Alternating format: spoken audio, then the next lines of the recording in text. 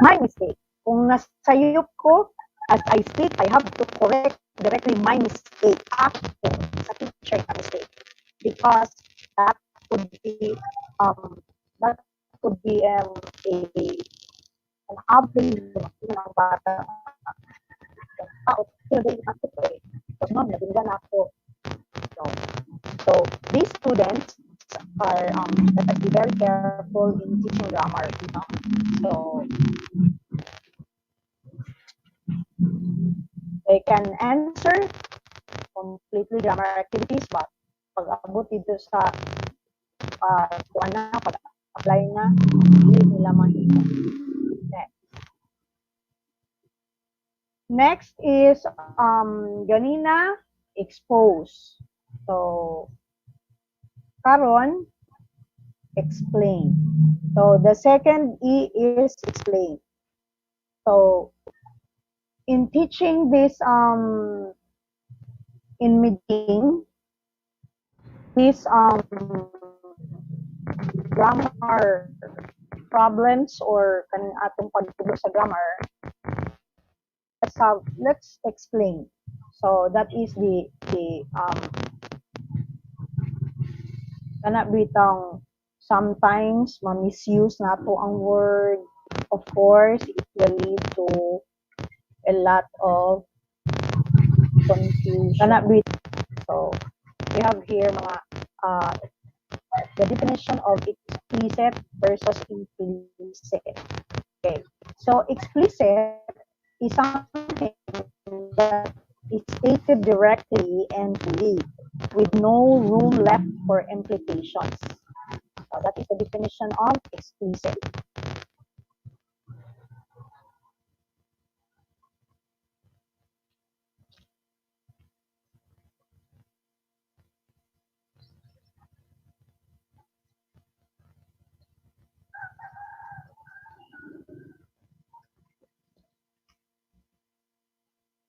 So explicit versus implicit, the instruction.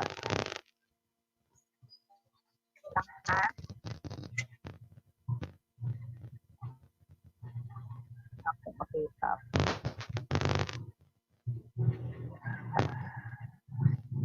I hope you are still there.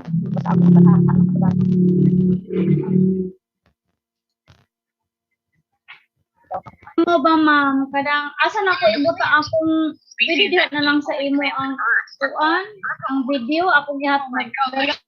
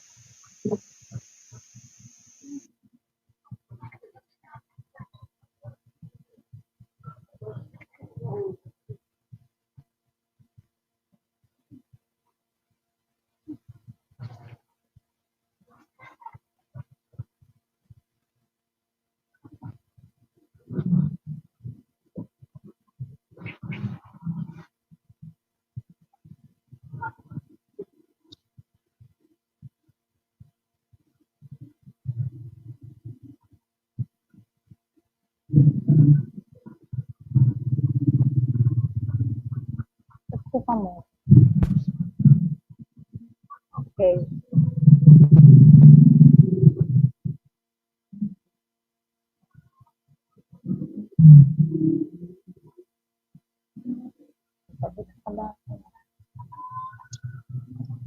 Sorry mga pips ha. Okay. Abi na kung nawala imuhang kuan. Audio. Naara ko No worries. kung dili na ako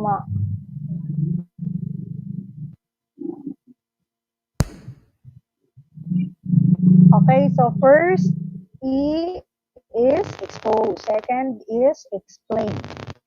So first on the word explain.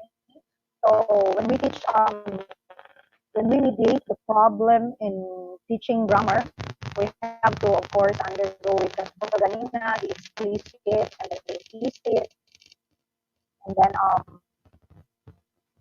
course we have to explain its form, its meaning, test, and then words that are we have to let them of course explain also mga minimal and then meaningful and then engaging. And then of course the third di na lang nakuha nun ha kay I was looking at the time because I still have part 2. The third E is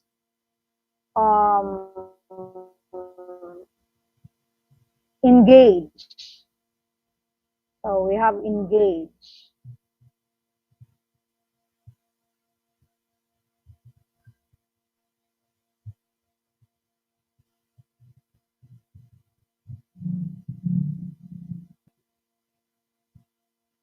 Okay, so when you say engage, so what we teach, of course, we have explained it already. We have exposed them. We have explained it already. So let them engage on what? Let them engage on, of course, mga activities, mga activities that are meaningful. The choice of relevant and meaningful activities that would help them understand fully what we are teaching. Of course, the specific topic that we are teaching. And then exploring them to grammar individually or with other students. So giving them activities that will be in groups, no? So mga activities nga naa sila sa grupo. Kay of course there are students nga mga maayo and then napo yung mga estudyante nga dili. So pwede na to atong mga maayo maka-help, no? So we dividing them into groups and letting them also learn. There are topics that will be learned individually and there are topics also that will be learned by the students as we are going to let them work as a group. Then,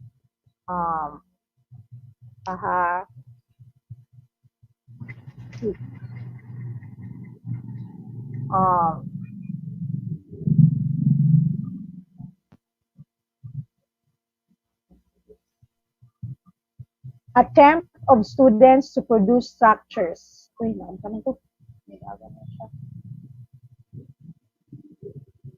Okay. So, attempt of students to produce structure in order to internalize. So, letting our students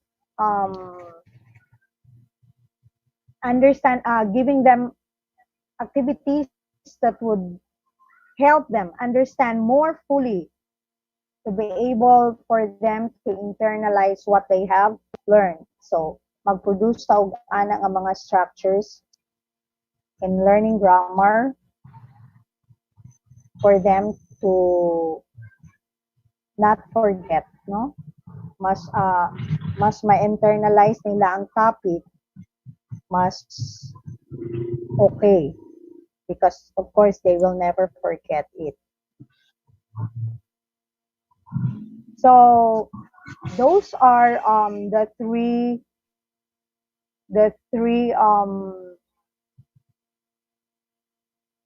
steps, no, imitating grammar: the expose, explain, and letting them engage. So let's have this communicative grammar presentation model.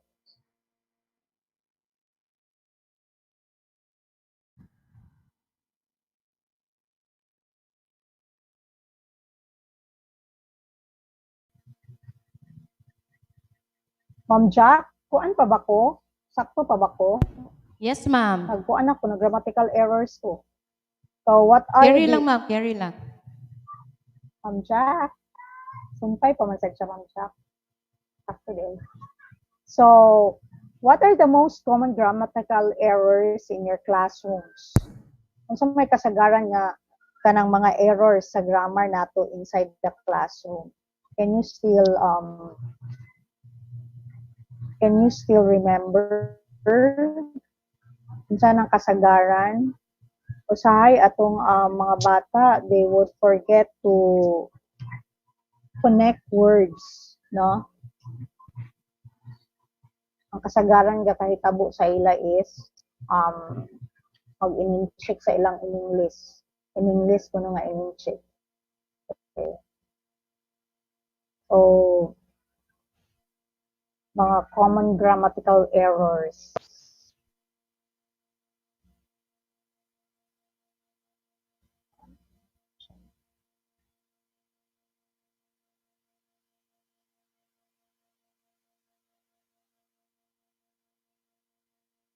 So, what are these common grammatical errors? Grammatical errors. Ano naman, nag-loading man ako.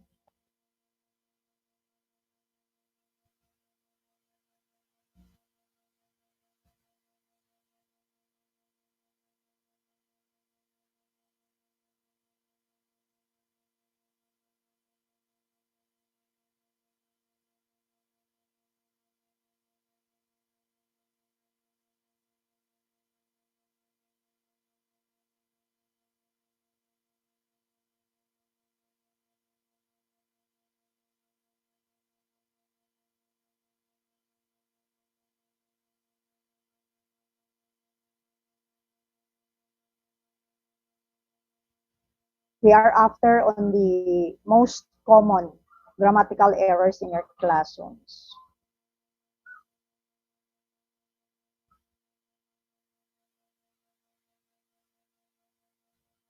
Di naman nagigamog eh. Latin lang ay frequent hinay ang Okay.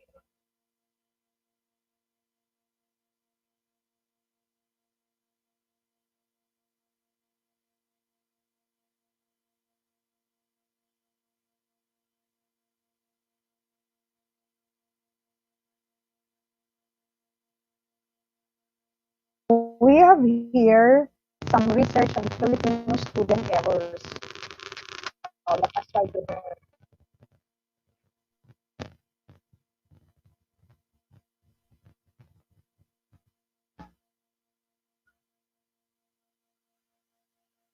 Okay, so common error one is they tend to shift in pronoun use in relation to gender. Tama, dili?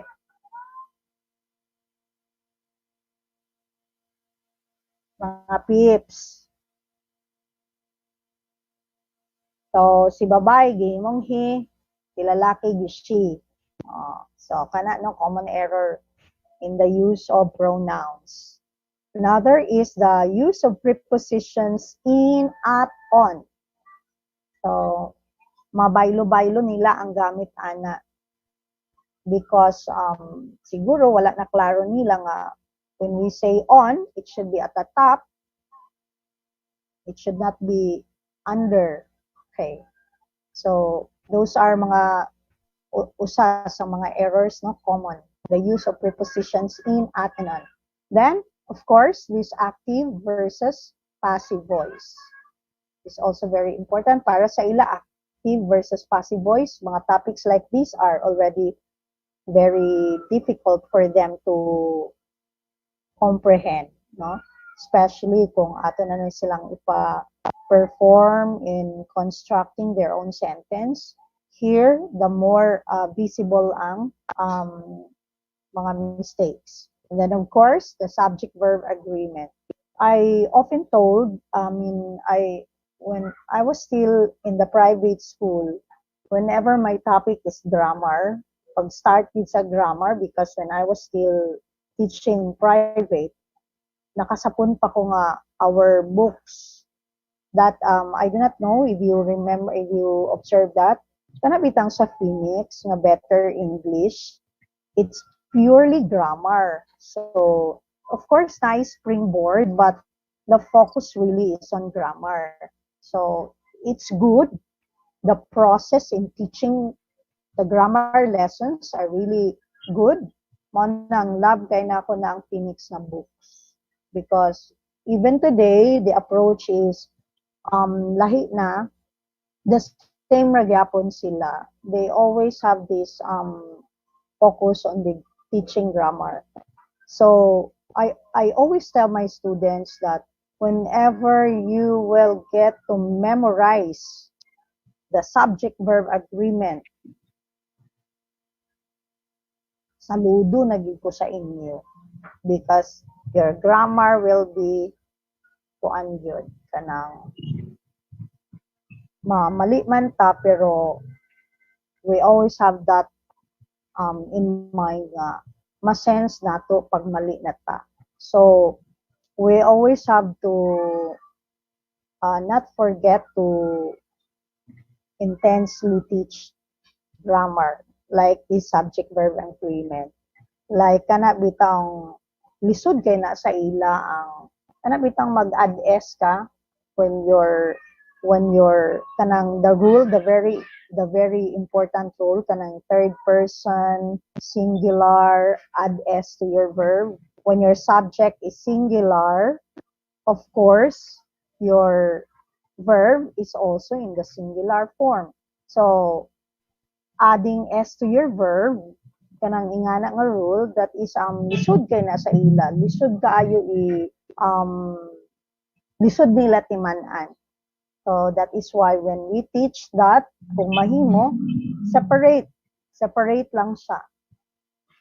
Kay karon kung atong obserbahan ang mga libro po, when they touch on grammar, ag-as kaayo ang topic. So dili para sa una nga kung kuan kanilang siya nga rule sa subject-verb agreement ang focus, ani lang ang focus. And then, more kuan na dayon, more practices na dayon, more activity, like board work, no? Para dili sila kuan. Dili sila nga boring ang grammar. No, it's not. We have to come up with mga activities. So, most common nila nga mistake one is subject-verb agreement. And then, observe correct noun, pronoun, antecedent. So, kanang antecedent for them, bugat kaayo nga topic. So, that noun, pronoun, antecedent is another errors sa mga Filipino students. Next, grammar presentation like pronoun shift. What is the woman in this picture thinking? Unsa kayang yunahuna?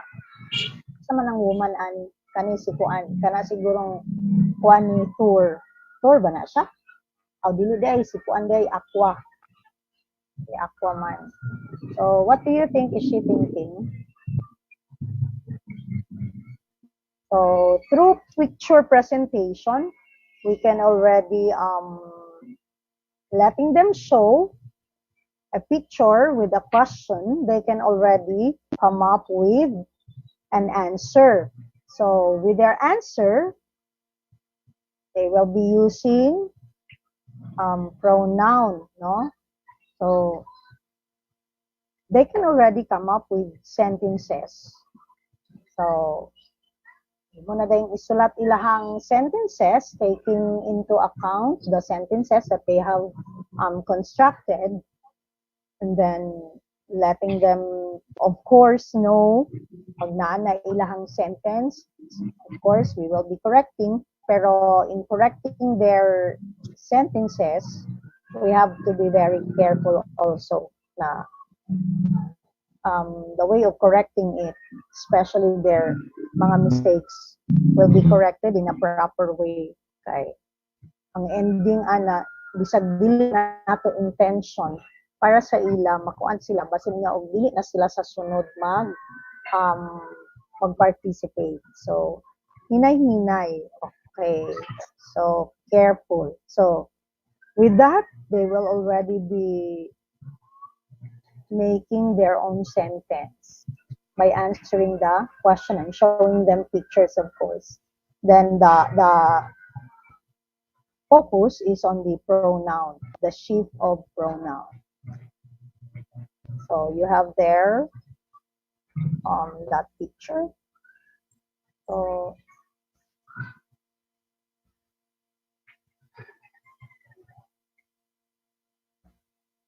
the woman might be thinking that she loves the costume, no? Likes the costume, his costume. Okay. So they can come up with their own sentence. And the next, what is the man in this picture thinking? That's another question. So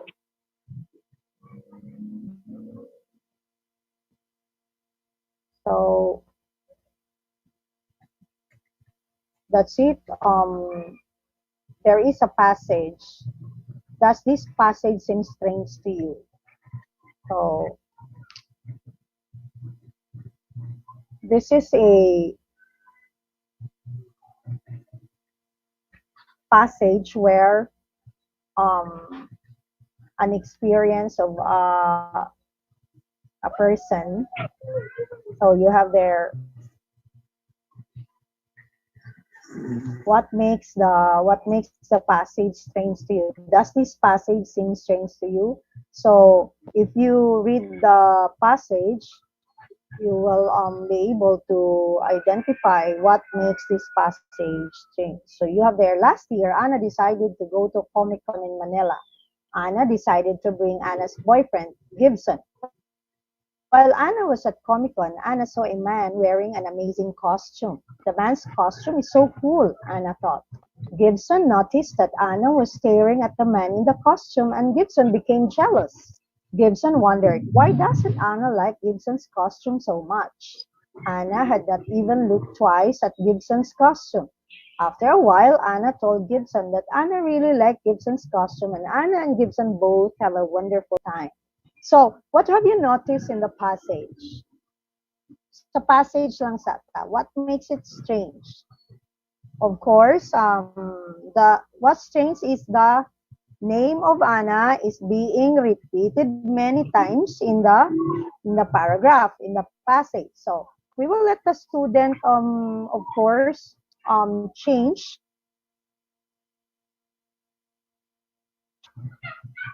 Redundant ang name na Anna. So we could tell our students that what should be the correct word para dili na magbalik-balik si Anna kay sumo kaayo. So of course we can inject to them the correct pronoun that should be used, no? So in replacement for Anna. Okay.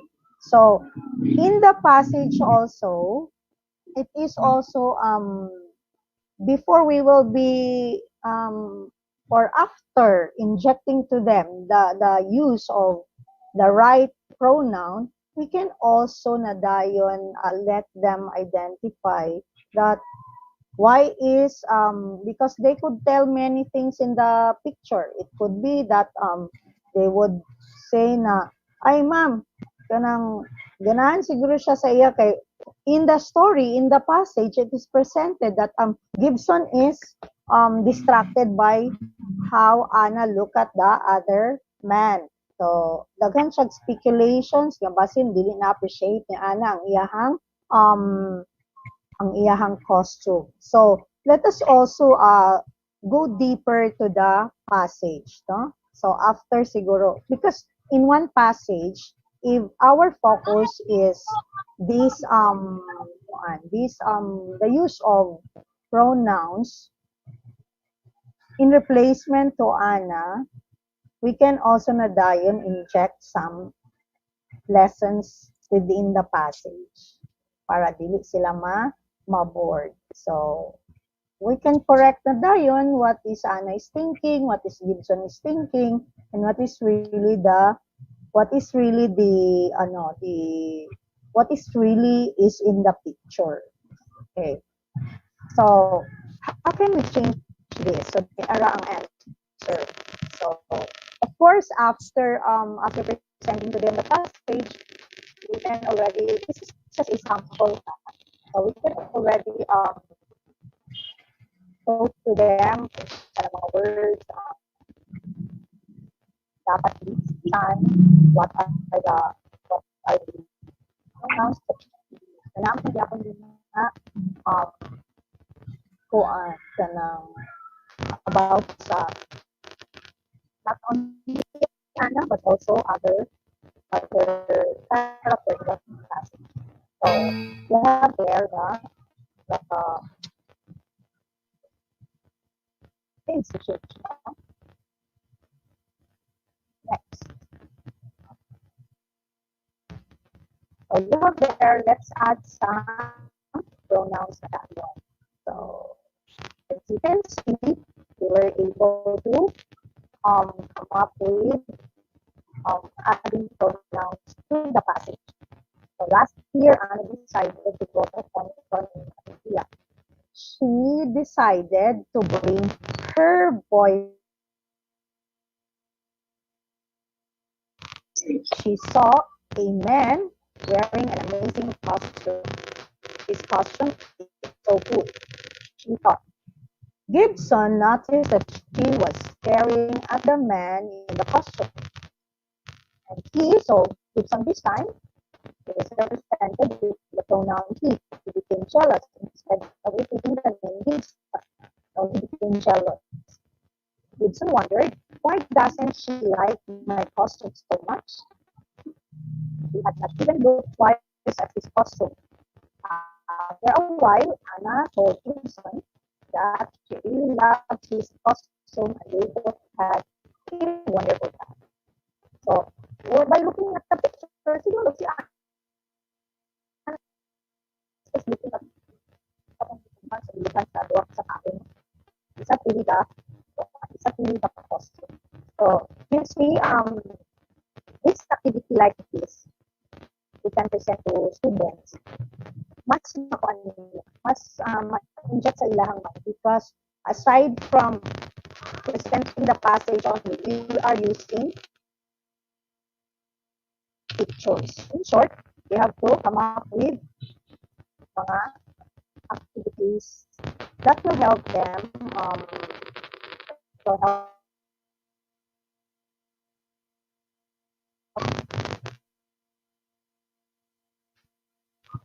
example, the payment topic.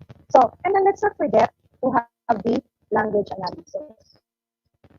So, of course, we have there, she decided to bring her boyfriend. She didn't even look at my costume. Let's have the language analysis. What pronouns are being used in the sentences? So, you have to throw questions to them. Because at this point, going deeper na tayo using the pronoun used in the passage. So, do they take different forms?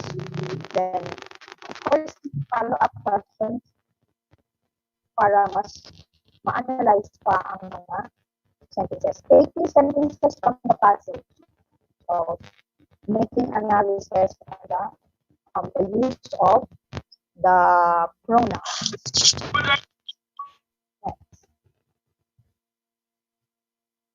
So, present mo dito the subject, the object, and the possessive pronouns.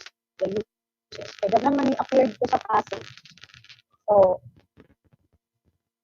in this way, mas ma-understand sa mga bata subject pronouns, there are pronouns as subject, pronouns as the object, pronouns as the possessive adjectives, and then you also have to present to them that these are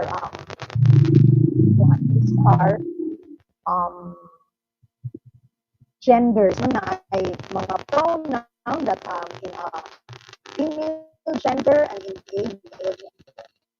And then in the language analysis, we have to let them understand, no?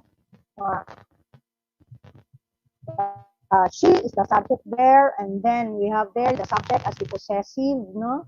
Mga pronouns, the uses. So, let us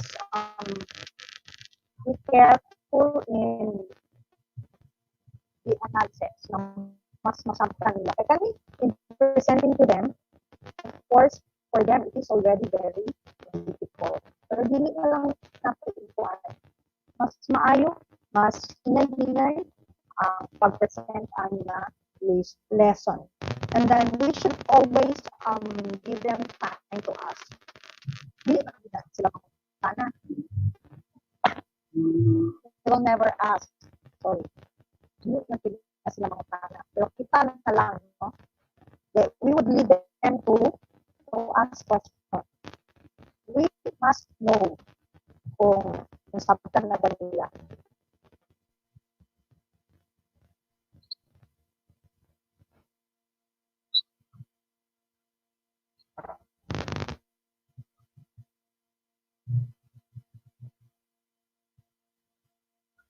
Okay, so that's it. Do it take different forms?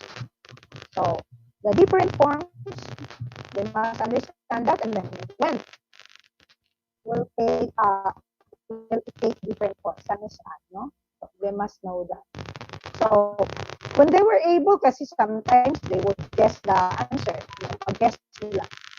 There should be a follow-up question. How did you know that this is the correct? Pag how na, wala na rin sila. They must know. That is why they answer the activities, but they could not put it into practice. They could not speak out. Maka-answer sila sa mga activities natin tinatagba. We will let them speak. Go on as we go, as they will be learning. Of course, we will give them mga activities that they're speaking and writing. So the time is gamay na lang.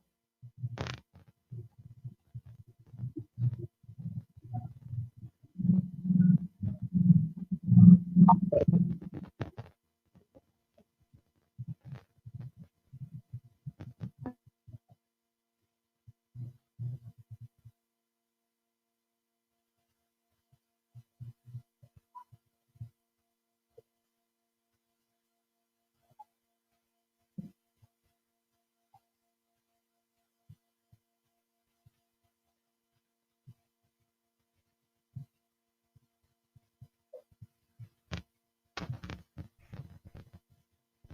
Okay, so what pronouns were used in the passage? So you have there the pronoun she. So those were the pronouns used. Sometimes kung nakikita mo yung isa, hindi mo makita ng ganito.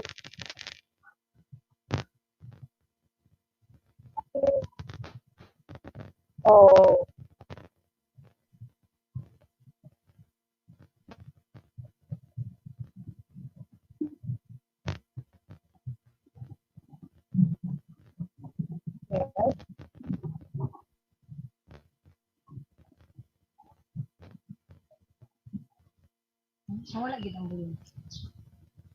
Your speaker is not working. Please check your internet connection or use a different speaker. Muna ka. Amil, Hello? Any concern? Can we Pinagdala? can we Katong request kwan, our participants BP. to turn off their microphone? Wala man. What forms they 100% will naman siya. take? So you have the subject, the object, and then the possessive forms. When do these forms using change? headphones mo na kung ituplok, okay da yun. Mm. Naman to'y pili nga mic in. Aliog ko sa mic. When do these forms change? Wala mo ayun. Karat. Depends on the Kung sabdan yun antecedents, kung gender, and position in the sentence. Okay. So, why? So, ang meaning, why? To identify who is being referred to.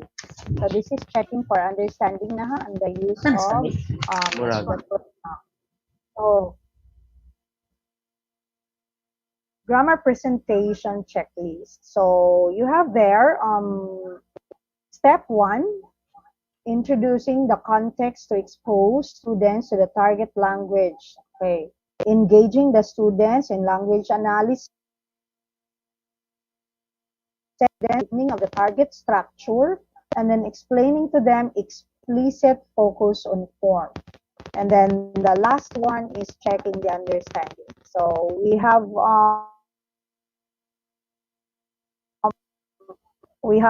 gone through with those steps. The role of grammar activities.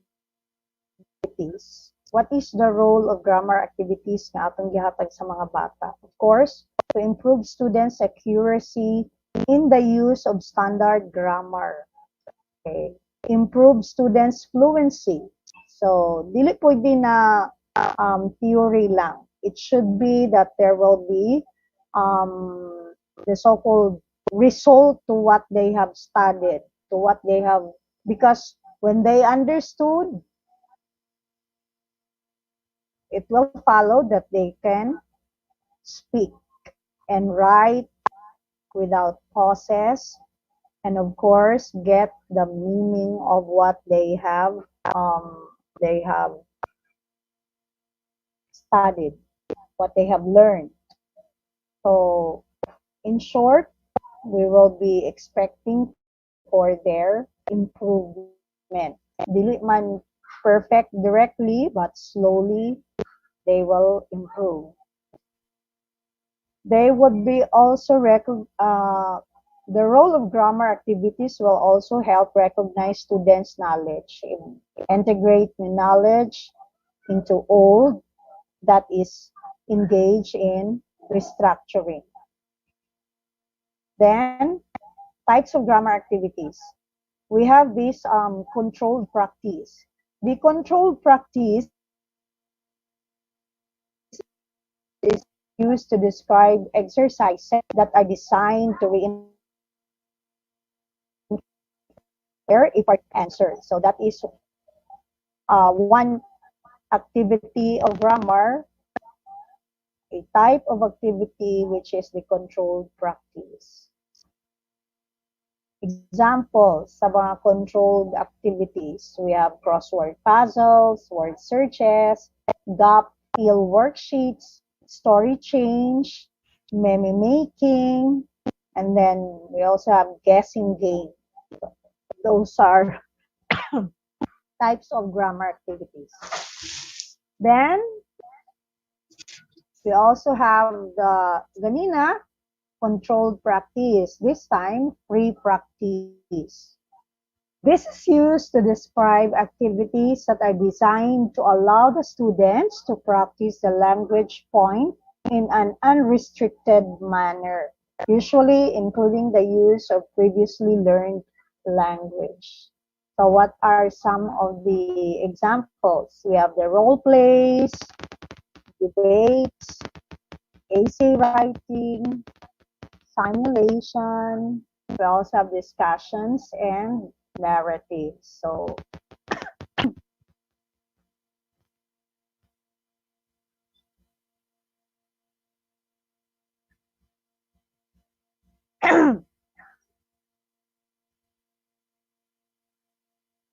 next.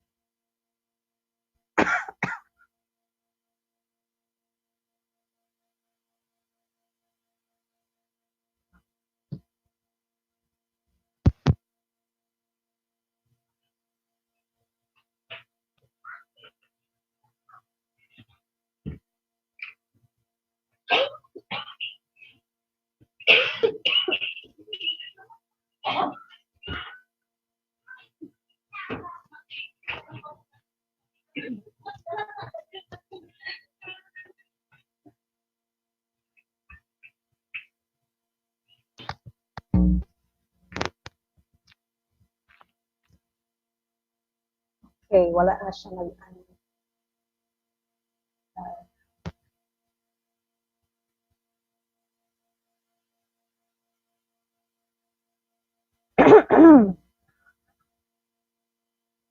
Ginubak na ang kuan.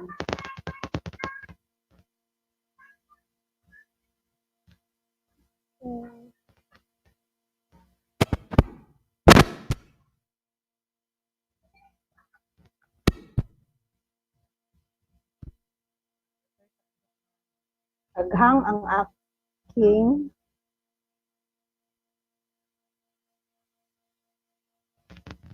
Okay, participants, if you don't mind, let's have 5 minutes break. Will that be okay, Ma'am Pearl? So that you'll be able to also... No, ma'am. Okay naman, okay Okay na? na po. Oo. So those are the two types of grammar activities, the controlled and then the free. I guess, Ma'am Jack, that's the one.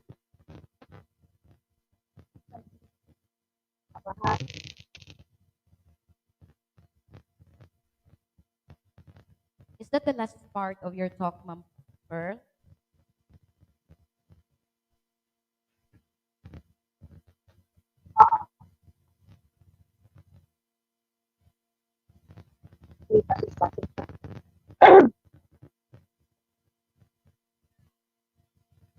If you have some I questions, guess that's the end of please reserve your questions so that you'll be able to answer on the later part in the afternoon, perhaps. Okay. And if Ma'am Pearl is done, are we done, Ma'am Pearl?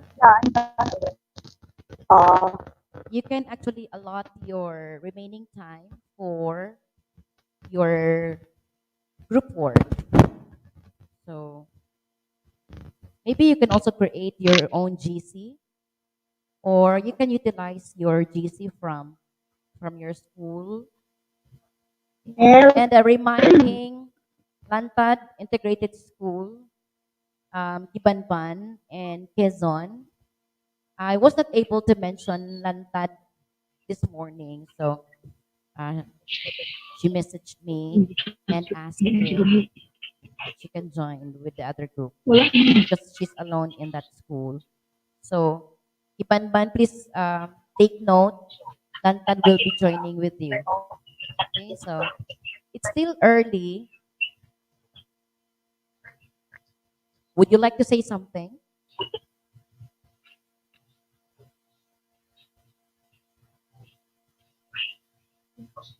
Hindi ko ano siya i-out na. Ano man ito. Unsa man, ma'am? Di man Ato na lang na ni sila lang. ipakuan, ma'am. Ipa-group na lang mo. Group na lang sa mo para nga dili pod mabuntusan kung sino mang gagawa ng inyong work.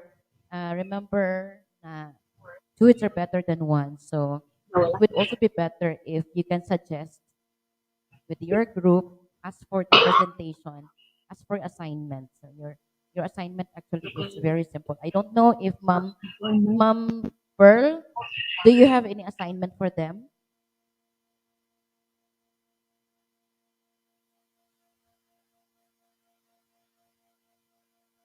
Parang nawala si Ma'am Pearl. yes, Ma'am Jack. Ay, yeah.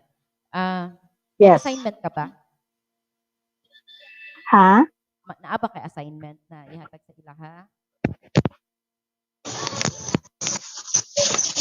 Okay, murag na man ni assignment kani nga part. Unless Naa, if, ma'am, naa. Pero sige. nag-log akong kuan. Later ha, ako sang kuanan. Oo. Ma'am, ang remaining Ako time, ihatag. pag-restart sa Ah, ang remaining time ato lang silang ipa-group sa sila ilang GC. Bahala na sila dito. okay. Let's give them autonomous power to exercise kung unsa ang gusto nila buhaton nga maka-come up sila sa ilang assignment. Especially katong activity. Anyway, iba pangayuan man ta sa mag-demo sa Friday. Oo. Kinsa man sa atoa. Yes, ma'am. Na etong MT diri. One Master activity teacher. per group. Master teacher ba to ang gipangayo ma'am oy? Then wala ya pa rin teacher 3.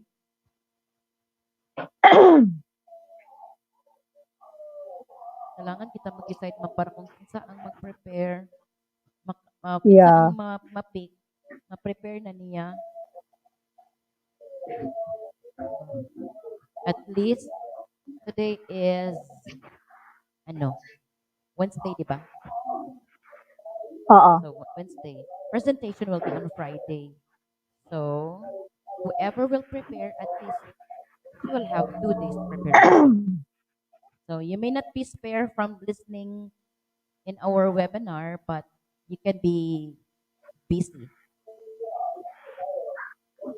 preparing Yeah.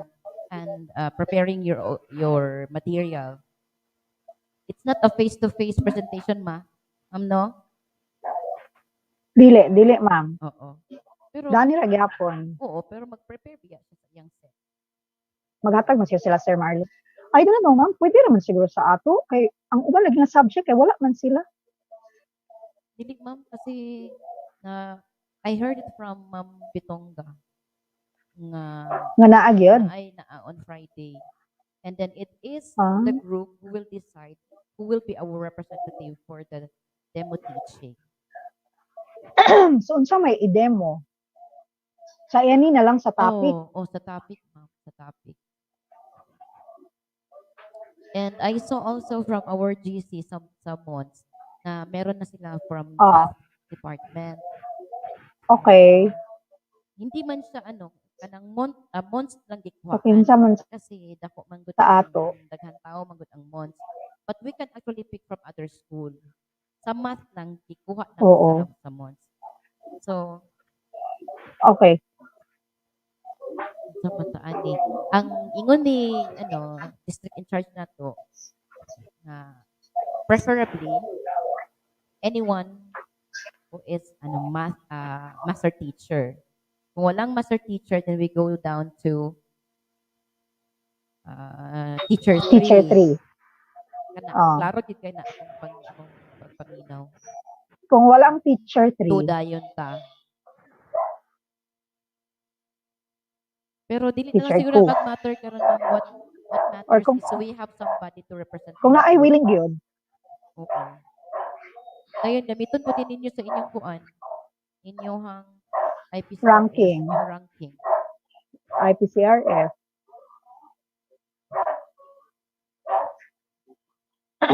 Sa man kay Anybody? can you suggest na lang? Can you suggest anyone from the group or katong naay mga ready nga naka-present sa mga kuan mga demo teaching. At least prepared na inyong lesson plan, inyong activities, and you only have to polish it Oo. according to the context of COVID-19. Preferably, in other group, magkadunggan ako, it's more on TVBI related activities. Kaya di ba? Considering that we don't have face-to-face.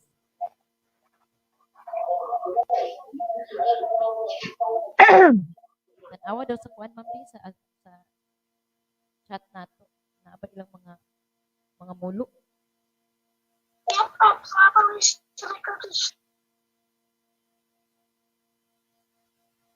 Okay. Sorry, Ma'am Abigail ha.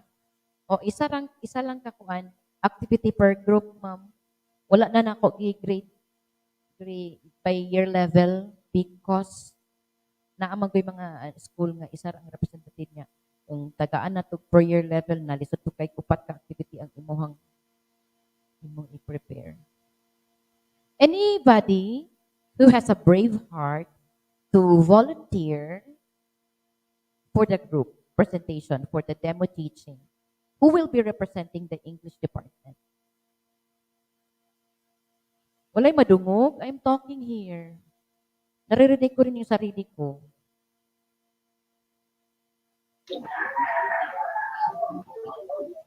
Wala daw nakadungog si Georgina. Wala nakadungog si Georgie. Naagyapon ka group. ng George. kalawag. Hala, napay kalawag, ma'am. Oh, naagani. So, Murag kada integrated, ma'am, isa ka participant. isa ka participant. So, kay Oo. isa-isa man gud na So, siya, usahon nato sila. Ibanban, Kalawag, Quezon, and Lantan. Lantad. So, 4 of them. Namong siguro mambayaan na. Integrated. Wala man ang senior high school. Wala man diri. Wala man. Si Takling, unta, wala man siya dani. Ang senior high school, si Ma'am Elsie, to ano sa senior high school yun. Oo, that's why. Wala si Ma'am Takling diri. Chelsea, ang cute nga bata. Chelsea, you'll be joining with Kibanban, Quezon, and Lantad. So, isang activity lang yon. Identify na lang nato. Identify na lang daw nato according to suggestion from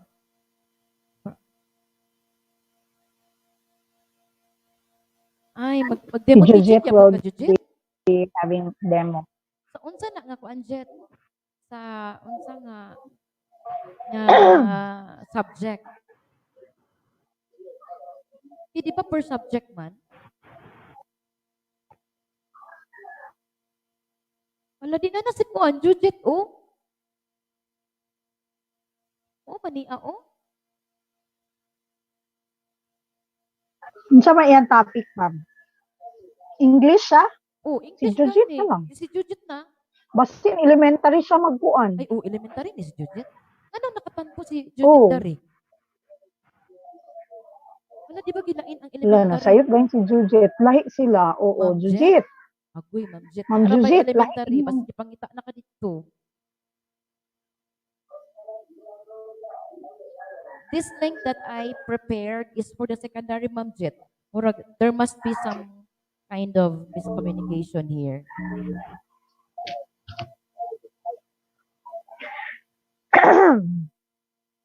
Sayop lagi ang nasudlan mo. Nawala ka ganina. Ayun. Agoy di ay. So that means we cannot use Jujet because she is from elementary department. So we really have to pick from our junior high school.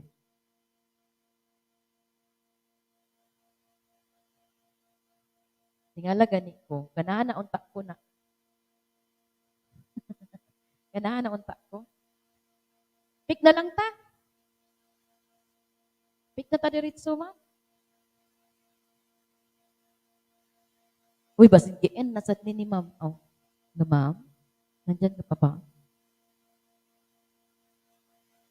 Oh, sabi na ko. Ma'am Per, mag-pick na lang ta mga isuon.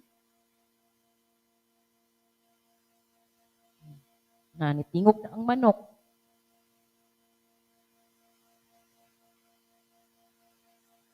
Tingog mo, unsa man inyong suggestion?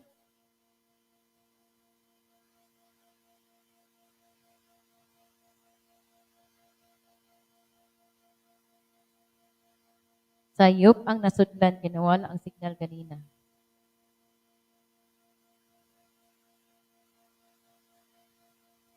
Tabangan lang po day nato kung kinsa ang mag-present sa ato. E pangitaan niya kita, sure po.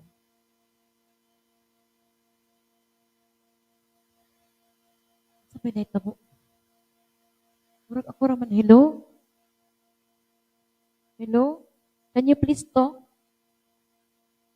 Napabay tayo dito. Ayun. Nga wala inyong signal kanan? Sige. Patingog.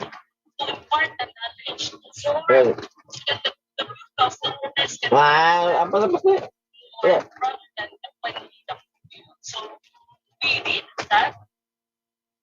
Okay. Napa man sad mo ha? Kitaan pa man sad nako nga online mo. Ano lang, wala lang siguro mo naningog. Ano natin yung mga chat, ha? Wala gid inyong chat. Sinitabo ninyo.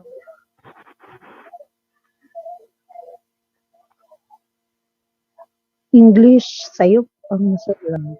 Oo. Ma'am Pearl, na, Yes, kinsa ma'am. teacher is diri sa inyo ha? Wala, Ma'am Jack. Teacher 2. Wala gyapon. Puro teacher 1. Pero si Roy gidani karon ang may tabuan ni sa amo ah. Ay Georgina, di ba teacher ano ka?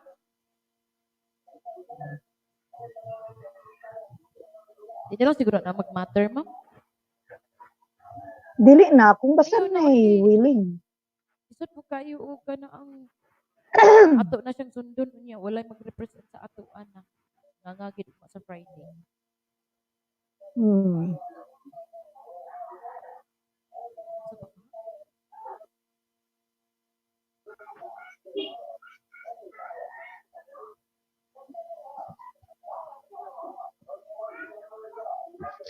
Ato na lang na hisgutan unya, ma'am be. Hisgutan lang na Sige, nato sige. unya, ma'am kay. Ito na sa Okay. Will you please open your cam? Okay, we will take a picture para sa ato ang kuan. Ato ang documentation. Right. Please open your cam. Okay, I will take a picture.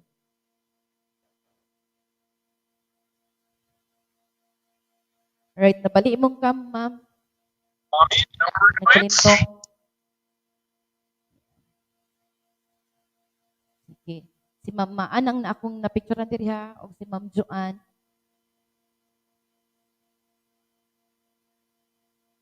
Next. Next slide. Next slide, Ma'am Pearl. Ang imuhang kuan. Ma'am Pearl Palinis, ang imuhang cam. Yes. Ibali daw na. Kita ning apay nimo. Da, si Esther okay naman. Torre Palma. Uy, adupli man gini yo Torre Palma. Duha day. Pearl Palinis gyud po Buta na sa gamit. kunan. Wala si Papa kay ni si. Isip. Ayan, okay. Okay, ha. Okay. Para naka-isend niya. Okay, next.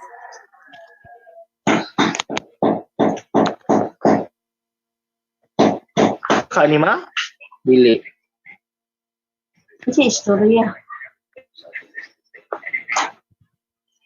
Ano okay. Ano ni? Kam lagi is INHS. Chelsea ang Oh, imuhang landay na ang eskwela. Di Murag ang amo. nagbalintong galing na. Di ko si Chelsea ang pangalan pero ang nakita na ko si Esther. Si Esther ba? Ma'am Pe, you're not opening your cam. Murag wala siguro ni cam. Si Ma'am Russell also.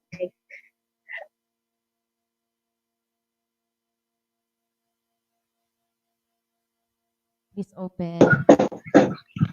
Sige, balang mandok-dok mo diya. Ito na makuha sa picture. Tawasan mo eh.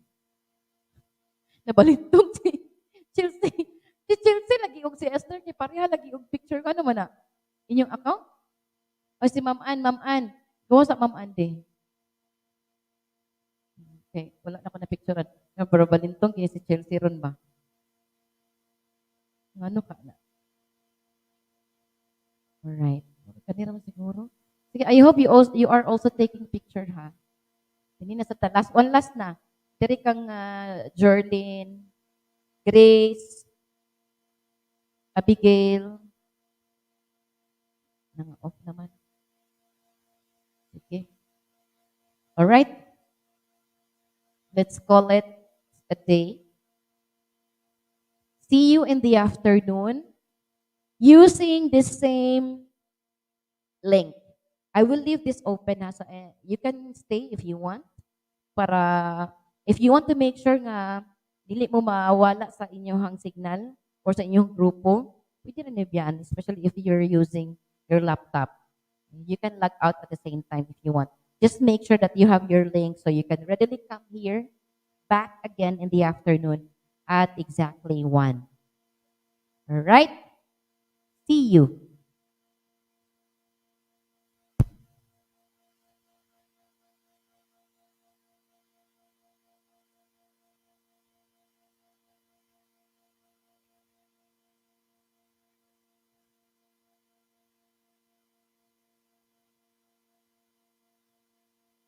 Naglag na gid akong laptop, Ma'am Jack. Okay.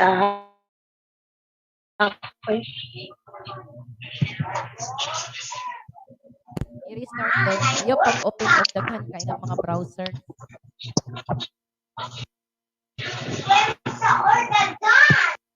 George, wala ta ka na picturean, George. Kadali lang, George. Day. Perlas, nag-PM ko Perlas. Sige, George. Wala. Oo. George, natina ako. Ako nang naong ang ni-appeal kang George. Tina lang. Ako naong, oh. Ako di kayo. Sige. Yan. George, kadali lang, George. Alright, sige na. Okay. Enjoy your lunch.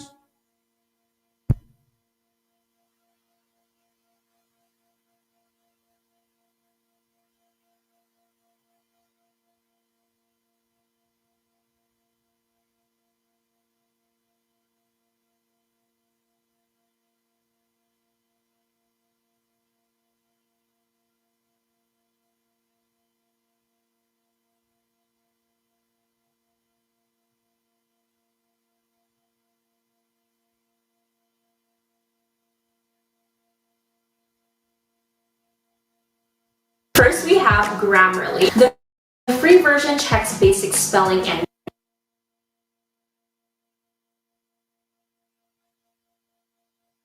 Welcome to Misamis Oriental National High School virtual meeting and webinar. Before finally getting ready for this event, here are some reminders to help you succeed in the online realm. Log in on time and sit in a quiet location where you will not be disturbed. You may not disrupt the presentation by logging in late, but you may miss the important information. Always wear a headset with a built-in microphone when presenting to others. Test the software at least 30 minutes before the webinar starts. This way, you avoid any software mishaps or issues before the webinar. Choose a suitable profile picture or display name just as you formally introduce yourself in actual meeting. Hit mute when not talking, and mute and speak only when it is your chance to speak. Be polite, do not interrupt. Some virtual meetings are required to keep the video on at all times. Make sure to dress appropriately. The way you present yourself also indicates professionalism. Keep your question minimal and on the topic. Webinars are focused. Avoid wasting time and lengthy introductions. And don't self-promote or spend a lot of time sharing your opinion before asking a question. You may also post your question in a chat box or reserve it for open forum. Don't use the chat room for personal chit chats. Just like you would not stand in the back talking with someone while a presenter was lecturing. Refrain from using the chat room just to socialize. Remember, a meeting is a formal venue. In the case of technical glitches, you may leave the meeting and rejoin as quickly as possible. And lastly, don't leave the meeting without informing the host. Thank the host, facilitator, or speaker before leaving the meeting. Thank you.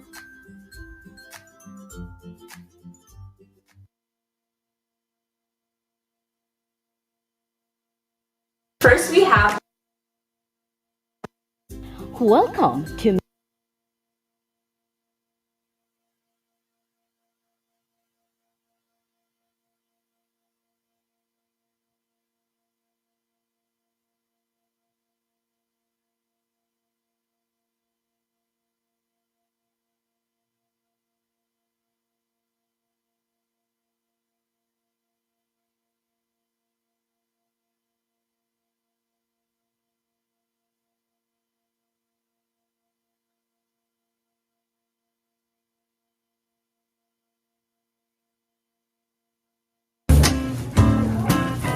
Different emotions are part of human nature.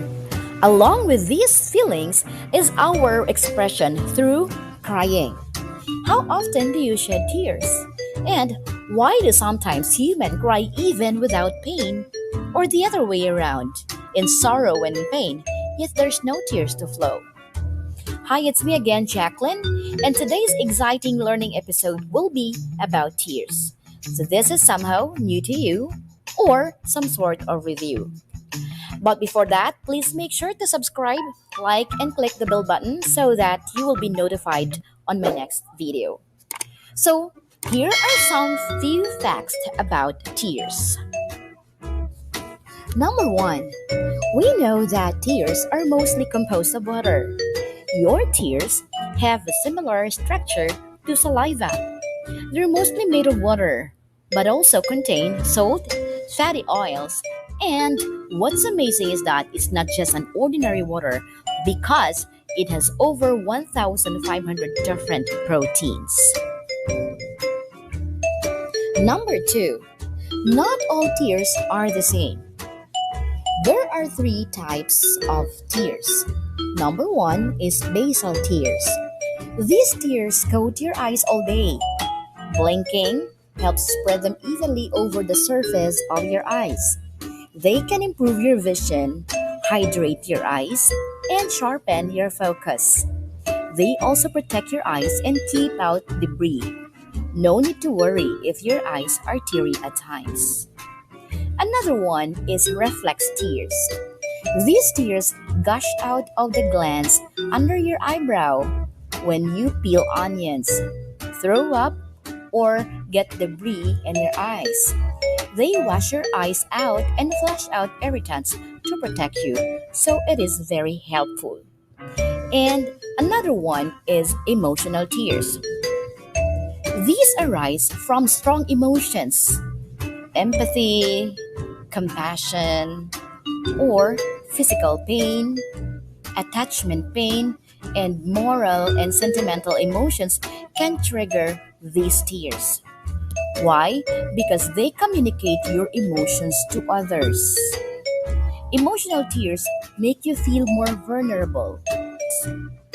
Crying often connects people, whether it's out of grief, love, passion, or another strong emotion.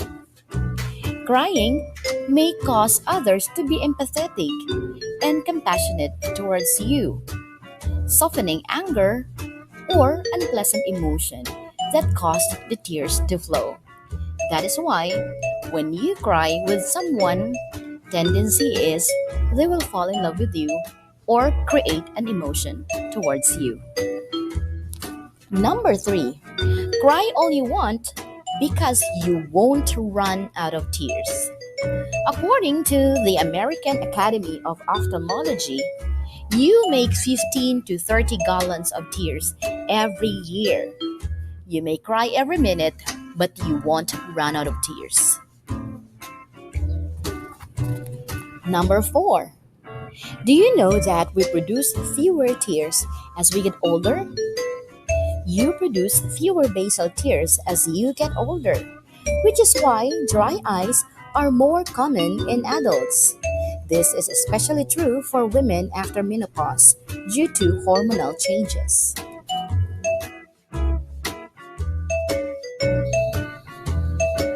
Number 5, why do we cry when chopping onions?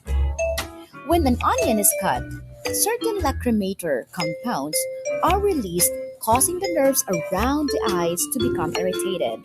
It's an propanethyl S oxide that gets into the air and comes in contact with our eyes. The lacrimal glands become irritated and produces the tears.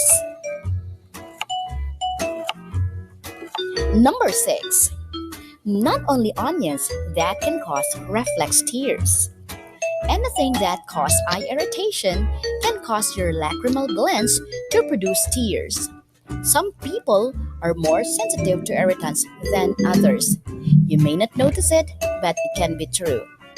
Along with onions, your eyes might also tear up from strong odors such as perfumes, bright lights, vomit, dusts, chemicals such as chlorine in cleaning products, too much screen time, and reading small print or reading for prolonged periods. Number 7. Tears are meant to drain down your nose and throat. Your eyes and nasal passages are connected. When your lacrimal glands produce tears, they drain downward through the tear ducts, which are also called nasal lacrimal ducts. This causes your tears to run down through the nasal bone and into the back of your nose and down to your throat. So when you cry, you produce many tears. The tears mix with the mucus in your nose, the reason why you have runny nose when you cry. Number 8. Do you know that emotional tears may actually help you? The purpose of emotional tears is still being researched, but it is believed to be influenced by biological, social, and psychological factors.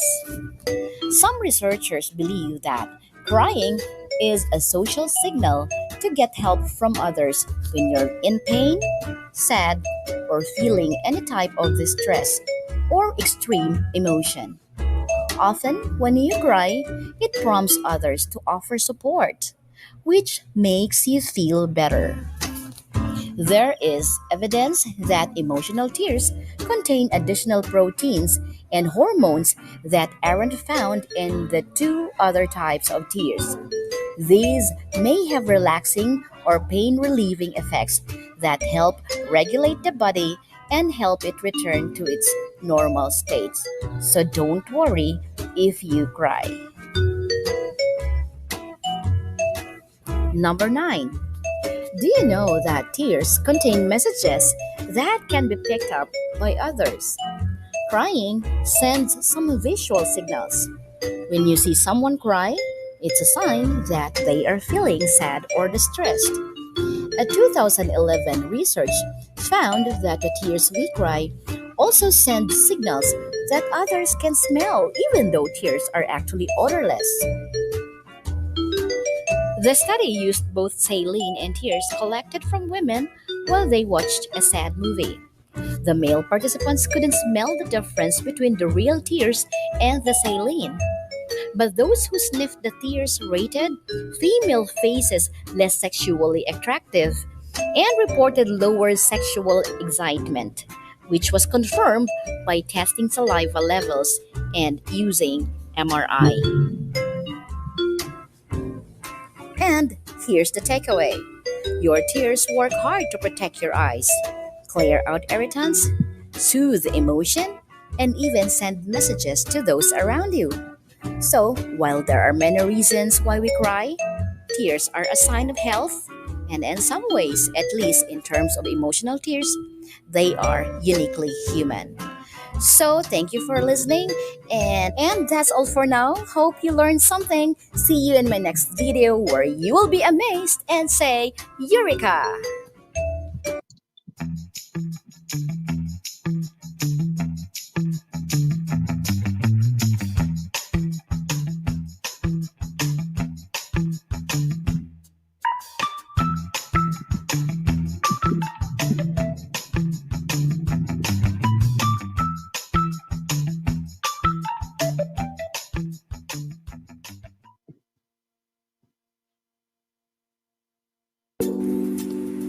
There are many strange places in the world which are a bit difficult to believe if they really exist. But when we come face to face with the truth, we are not only surprised, but it also gets us a sobering moment. Just imagine if you are told that there are such places in this world for 73 to 76 days. So what would you say? Obviously, you'll be surprised. So, it's me again, Jacqueline, and today is another exciting learning episode about places on Earth where night never comes. But before that, please don't forget to subscribe on my channel, like, and share, and we will learn together. The watch on your head would show 3 o'clock, but you are left confused if it's 3 in the afternoon or at dawn. You scratch your head. Even the locals get confused at times. At midnight, the sun glides down into the sky, emitting a yellow glow that illuminates the shoreline, towns, and cities, rugged mountain formations, and seemingly endless inland plateaus. I will bring you to 10 such places around the world where night never comes. Number 1. Hammerfest, Norway. Hammerfest is one of the northernmost cities in the world and one of the oldest in the northern Norway with a population of around 8,000 people. It has been declared a World Heritage Site by UNESCO for being part of the Struve Geodetic Arc. The sun sets in the city at 12:43 a.m. and rises again at an interval of such 40 minutes. Norway is a world famous for its beauty. It is one of the richest countries in the world. And not only this, but the people here are also very conscious about health. But the biggest feature of Norway among these features is its natural beauty. This country comes within the Arctic Circle. The sun does not set here for about 76 days between May and July. That's unimaginable. Amazing, right? Number 2. Iceland. It is the largest island in Europe after Great Britain and also the country that has no mosquitoes. In Iceland during the summer, the nights are clear and white.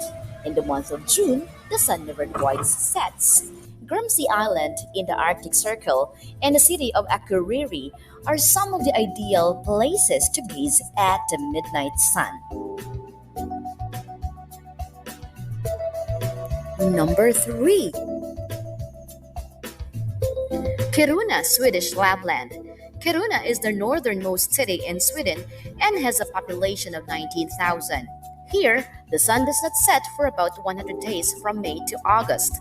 The Art Nouveau Church of Kiruna is considered by the Swedes as the most beautiful architectural work or piece in Sweden. Number 4. Nunavut, Canada. Located 2 degrees above the Arctic Circle, Nunavut is the city of just about 3,000 people in the Northwest Territories of Canada. During the winter, you experience about 30 consecutive days of total darkness. But the good thing is that you have 2 months of 24/7 sunlight in the summer. Number 5. St. Petersburg in Russia. With a population of more than 1 million people, St. Petersburg is the northernmost city in the world. It is at such a high latitude that for a month and a half, the sun does not pass below the horizon enough for the sky to darken. Number 6. Svalbard, Norway. It is the land of polar bears, which located on the latitude of between 74 to 82 degrees north. But not only that, the sun doesn't set for 4 months between mid-April and mid-July here. You can see the northern lights when visiting here. Number 7. Yukon, Canada. The city in the second largest country in the world, which is covered with snow for a long time in a year. However, the sun shines continuously for 50 days during the summer days in the northwestern part of here. Yukon is known as the land of the midnight sun with a glorious sky and infinite summer light. All these allow a virgin nature with wildflowers and a multitude of varieties of migratory birds. Number 8. Finland. Decorated with thousands of lakes and islands, Finland is quite a beautiful and attractive country. In the summer season, the sun continues to spread its light here for about 73 days. People here sleep less in summer and more in winter. Number 9. Qaanaaq. Greenland. The city is located in the extreme north of Greenland with less than 650 inhabitants. The period of this midnight sun lasts 2.5 months, during which time people must sleep with black curtains in order to fall asleep. Its winters are long and cold, and its nights are so beautiful that there are no human words to describe them. And number 10, Barrow, Alaska. Also known as Utqiagvik, is a small city of just over 4,500 residents, built below freezing, which results in very cold and windy winters.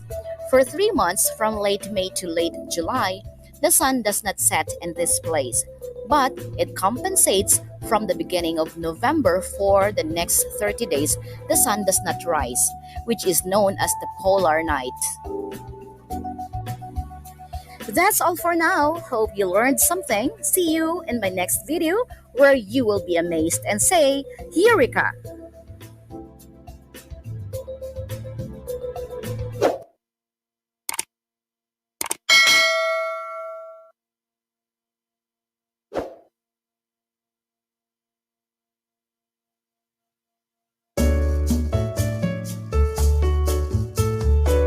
Where and what to prepare?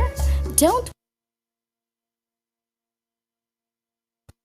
Who doesn't love a good mystery? The planet is dotted with places that are surreal, airy, and sometimes unexplainable. And while many of these mysterious goings on have logical explanations, others remain stubbornly unsolved. But before we continue, don't forget to subscribe, like, and share, and we will learn together. So it's me again, Jacqueline. Join us on a virtual tour from your sofa as we take a look at the stories and tales surrounding some of the world's strangest, mysterious, and abandoned sites. Number 1, Clark Air Base Hospital, formerly known as Medical Center of Southeast Asia, dubbed by National Geographic as the creepiest place all around the world. From a prosperous hospital to gutted and decaying ruins, how does one become the most haunted site in the world? This hospital is located at the Philippine Air Force Base in Luzon, established in 1964 for $6 million. It was used as refuge and savior of thousands of American military men and their families' treatment of soldiers during the World War II and the Vietnam War, and is recognized for its exceptional medical services. After the volcanic explosion of Mount Pinatubo in 1991, the hospital was covered by 12 inches of ash and left to ruins. It now lays abandoned inside the Clark Freeport Zone Airport. Clark Hospital Medical Center of Southeast Asia continued through the 70s and 80s, only to end with eruption of Mount Pinatubo that buried and severely damaged the hospital. Number 2, Bukor Hill Station in Kampot, Cambodia. Cambodia's infamous Bukor Hill Station was formerly used as a temperate mountain luxury resort and retreat for colonial residents of French elite atop Bukor Mountain in Preah Monivong National Park, about 37 kilometers west of Kampot in southern Cambodia. Built in a span of 9 months by Cambodian laborers, its rushed construction resulted to a death toll of almost 1,000. The site, which now lies in ruins, used to house a luxurious hotel, a grand casino, a church, royal residences, and more. Even its origins are rather macabre. The abandoned resort town was commissioned by French colonists and built by indentured servants over the course of 9 months, a testament to the cost of colonial grandeur, which construction on the resort town was finished in 1925. Over 900 Cambodian laborers had died in the process. Since its abandonment, the Eerie Hill was used as the location for the final showdown of the movie City of Ghosts in 2002 and the 2004 film Our Point. Number 3 is Tanawood Nook in Singapore, one of the largest private residences ever built on Singapore soil to date. This Tanawood Nook was originally owned by Zohor Sultan Abu Bakar ibn Daing Ibrahim. Over the years, the mansion was sold and converted to a general's quarters and military hospital. The majestic structure was subject to bombings and more recently, a fire. As World War II rolled around and Singapore was occupied by the Japanese, the mansion was converted to be used as both the general's headquarters and a military hospital. Many wounded and sick people were treated within the Stanwood Nook mansion. But a bombing in 1942 saw a massive surge in casualties. It is estimated that around 700 lives were lost within the property during this dark moment in history. Though it's not charted by any modern map and is considered off limits to outsiders, some brave few have made the journey through thick jungle and rough terrain. To date, the Stanwood Nook became favorite place for ghost hunters. Number 4. Mimaland in Malaysia. In 1971, Malaysia's very first theme park was opened to the public, and everyone was excited to finally be able to visit this highly acclaimed place. The name of the park Mimaland is actually an acronym of the word combination Malaysia in miniature land. Mimaland, the first theme park of Malaysia, was once a bustling tourist trap with hotels, a massive water park, and a giant cartoon figures. Located at Uluk Gumbak, it had a Jurassic Park, huge lake, a giant maze, and a big slide that kept visitors coming back for more. Its sudden closure happened after a guest had drowned in one of the resort's pools, and a landslide hit the property a year after. The management attempted to battle it out in court to no avail. It officially closed its doors to the public in 1994. And number 5, located in Sanchi, New Taipei, Taiwan, built in 1978 in hopes of being a luxury resort. The Sanchi UFO houses seem to be destined to fail. Just 2 years after the beginning of construction, the property was abandoned after a series of mysterious suicides by multiple workers and fatal accidents nearby occurred. In addition, there had been several car accident deaths during the construction, which superstitious people believed was the result of the project bisecting the Chinese dragon sculpture located near the resort gates in order to widen the road to the buildings.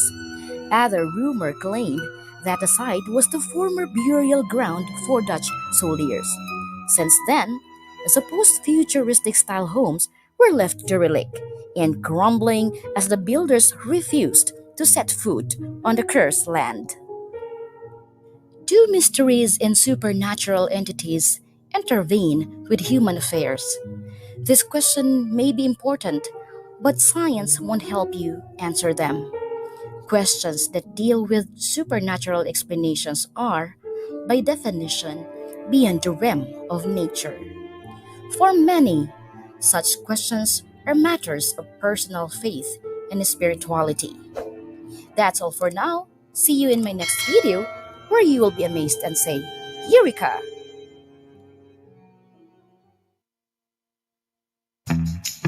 Hi, it's me, Jacqueline, and today is another exciting learning episode about our fears.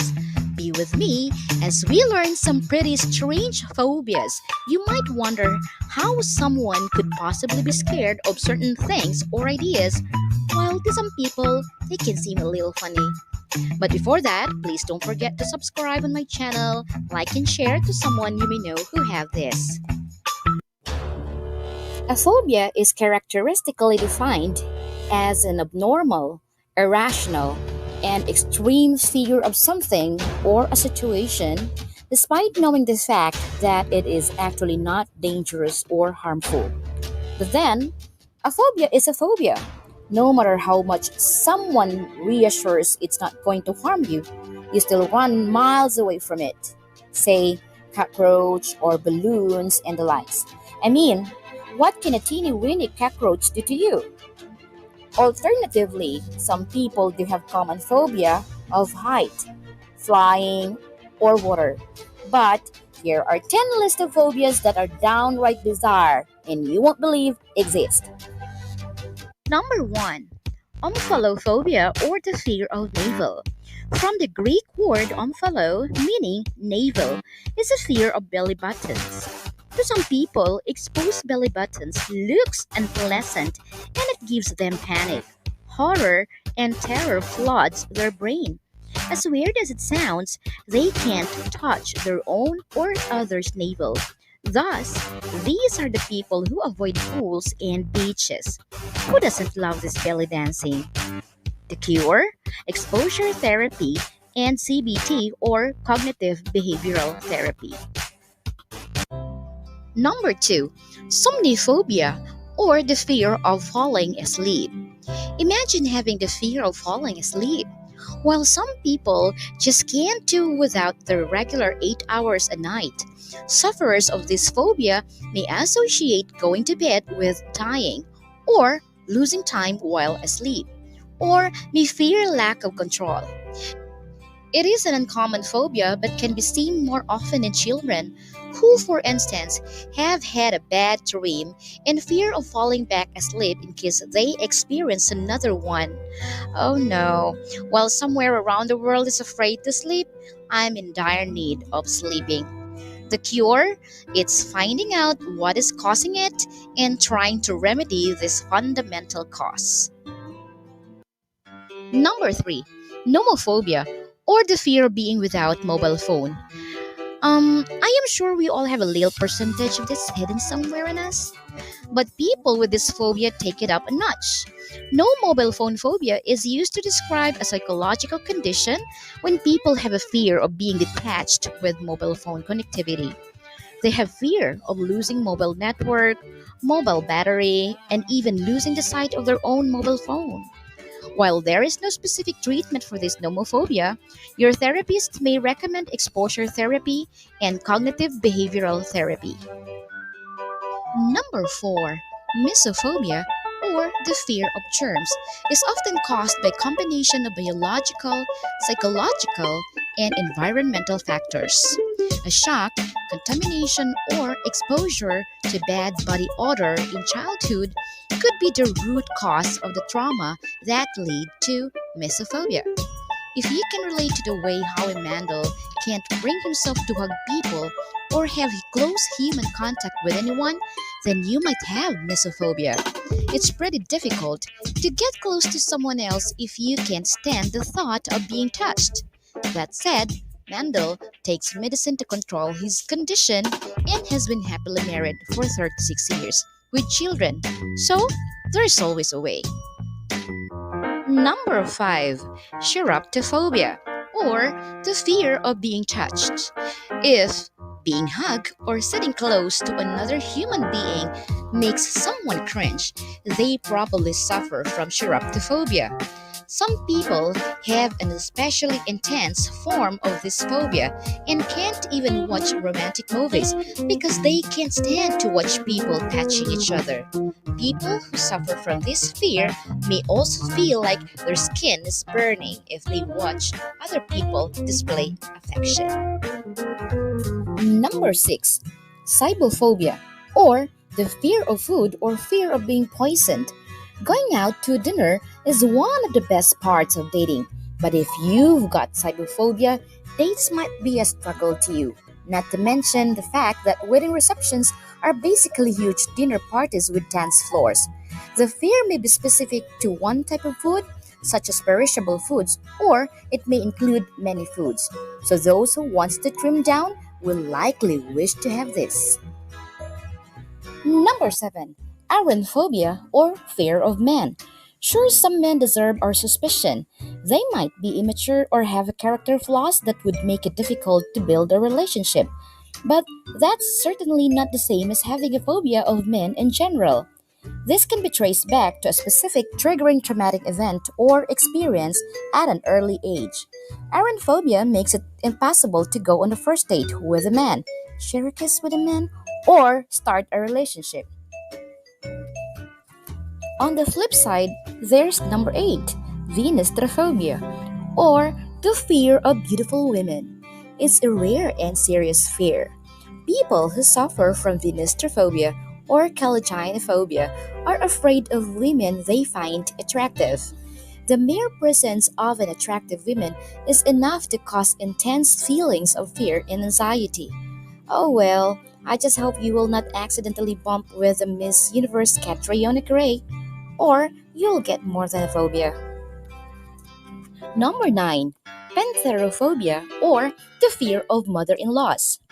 The sufferers of this phobia have an extreme fear of their mother-in-laws. It is no secret that mothers-in-law tend to be difficult to get along with. Thousands of jokes have been made about the poor relationships between a man and his wife's mother. And the trend seems to be equally common between women and their mothers-in-law. However, while an extreme dislike for this specific member of the extended family is uncommon, when that feeling of discomfort is taken to an extreme, a phobia known as pantherophobia is born. Well, better start looking for an orphan partner then. Number 10. Ablutophobia or the fear of water. This is an overwhelming fear of cleaning or washing. While others wouldn't stop soaking in a tub, there are those who fear bathing and washing in general, and it happens to kids and women more than men. Besides the issues with problematic body odor and being unhygienic, individuals with this phobia will quickly feel the social ramification of their poor hygiene when others distance themselves from them for obvious reasons, which can also lead to being bullied about the problem. This is oftentimes observed in children and continues to adulthood if not treated. It is a challenge to support someone with phobia. You are not alone if you feel overwhelmed at times. While you are trying to understand them, it is important to try to look after your own mental health. If not, it will be hard to find the energy and time you need to be able to help someone else. Always remember, mental health is important. That's all for now. See you in my next video where you will be amazed and say, Eureka!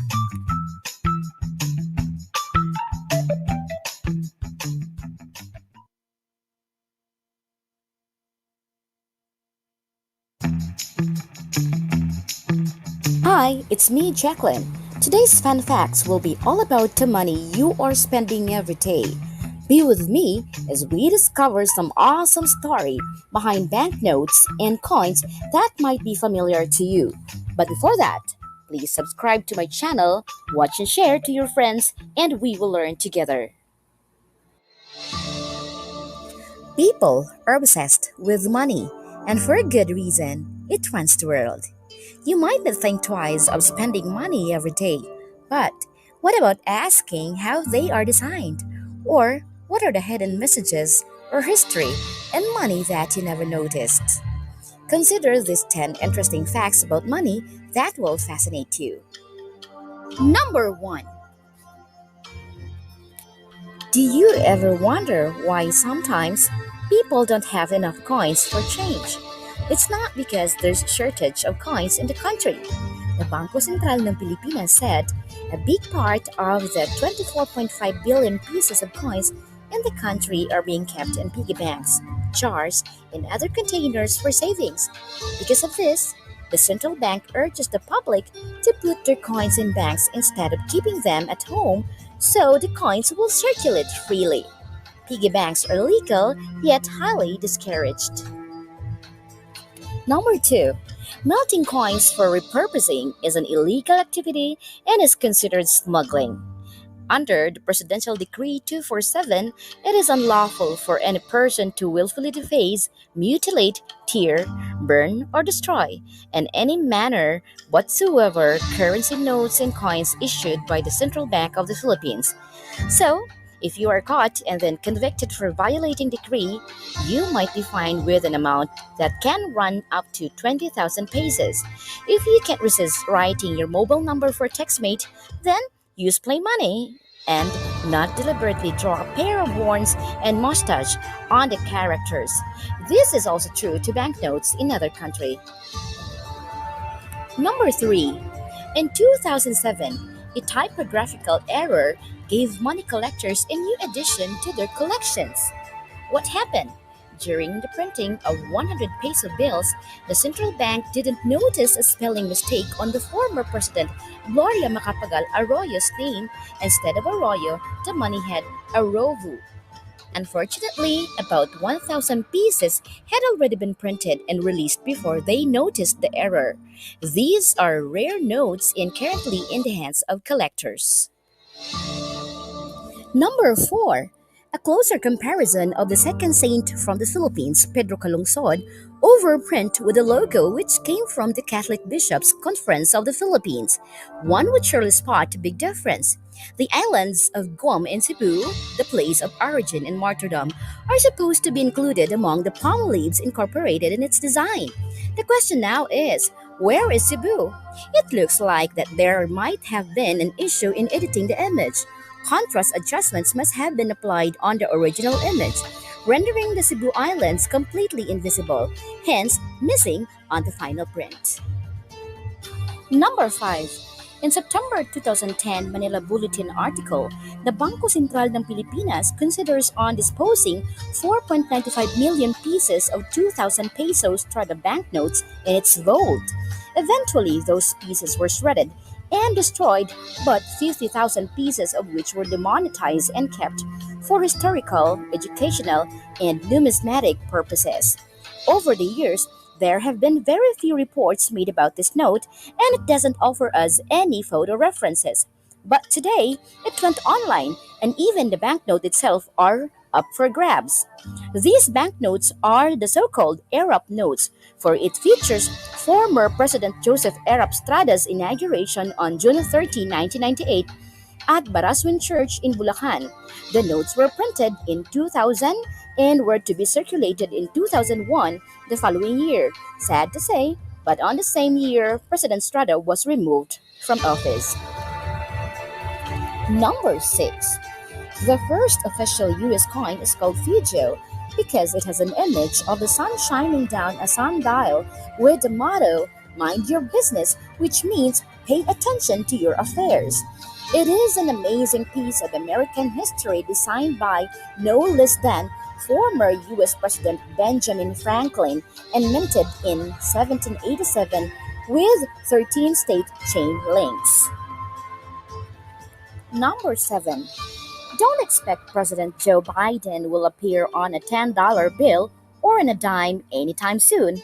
Legislation enacted in the 18th century forbids representation of living people on U.S. currency. Number 8.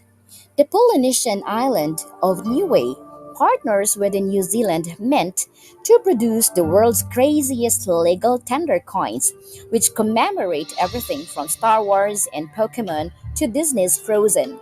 Niue is located in the triangle between Tonga, Samoa, and the Cook Islands. The island is commonly referred to as the Rock, which comes from the traditional name Rock of Polynesia. Niue is a self-governing state in free association with New Zealand, and New Zealand conducts most diplomatic relations on its behalf. As part of the realm of New Zealand, Niueans are citizens of New Zealand, and Queen Elizabeth II is Niue's head of state in her capacity as Queen of the New Zealand. Number 9. The ink used to print money is technologically advanced that it has trackable features. Many hackers may attempt to steal money and bring to other country, but traced because of the money's highly sophisticated feature. The ink is magnetic and with color changing properties. Optically variable ink that changes color as the note is tilted, as well as ink that reacts in near infrared light. And number 10. In the Philippines, in 1901, the U.S. Army Survey Team investigated suitable sites for collecting and segregating people with leprosy. The following year, the Second Philippine Commission appropriated funds to construct the leprosarium. In 1906, two vessels sailing from Cebu aboard were 370 passengers to their new home. They were no ordinary passengers, but the future inhabitants of Colyon, located at the Calamian group of islands in Palawan. Many of them were forced to abandon their lives and loved ones behind for a future in a place so foreign and isolated, to a place once known as the Island of No Return or the Island of Living Dead. In the absence of cure of leprosy, and with the erroneous belief that leprosy could be transmitted via handling of money, a special Korean currency was issued, which only inmates of the colony were allowed to use the leper money, and prohibited to use the regular Philippine currency. Being a national dumping ground for lepers, it was so dreaded. It had its own government, police force, monetary systems, and even own cemetery. The case of leprosy reached an all-time high of 31,803 by the end of 1980, the scariest health nightmare that would become the world's largest. Thanks to the Filipino physicians, nurses, pharmacists, priests, pastors, and medical technicians who left their families and traveled far, armed only with the mercy and compassion to help Colyon. In 2006, Colyon was declared leprosy free.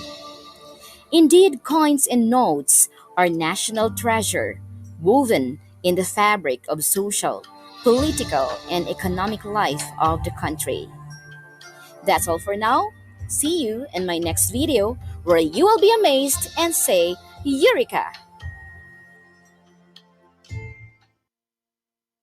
Before the educational reform of K-12 program in the Philippines, March has been the most awaited and momentous month when the graduates are excited to march on stage to receive their diplomas, awards, and medals. And because it's March, let's all be amazed on the different ways of celebrating and preparing for graduation on different parts of the world. But before that, please make sure to subscribe on my channel and tap the notification bell so that you will be notified on my next video. Number 1. In Argentina, it's a tradition, like a family affair, to throw really disgusting stuff to a graduate. Some people go extremes, but the usual are eggs, flowers, and paints, ketchup, cream, and any other sort of edible item to make their status as a graduate publicly obvious. Oh well, you better hide those, making sure that your family have nothing to grab on that day. Number 2. Trashing, as they call it. It's in Oxford that a graduate often showered with champagne, whipped cream, confetti, sprinkles, and glitters, and more disgusting stuff right after the final exams. You will be likely retrenched in milk. Because of this, the university had to pass ordinances to regulate it. Confetti has to be biodegradable, and trashing had to take place away from the main roads. Number 3. If you want to look different on graduation other than the black robe, then go to Kanazawa College of Art in Japan, where ceremonies look like a Halloween than a graduation. Students wear whatever they want, and attire has become outrageous that TV crews come in to film the ceremony. The 2000 graduation include giant cello, Iron Man, handmade armor, and a very well done Snoopy. The crazier, the better. Number 4.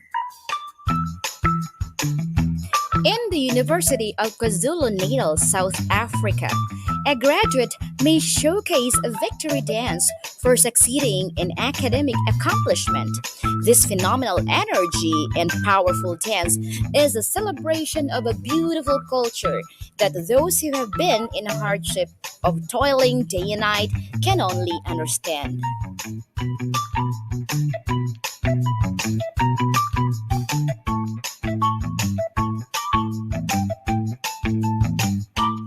And number 5.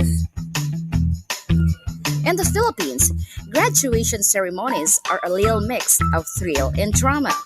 The processional march, with iconic orchestral music that is heard from ages, is played, while the graduate walk with the parents. Theme song makes it more dramatic as graduates sing in tears. Having received their diploma, they are honored with garland placed around their necks.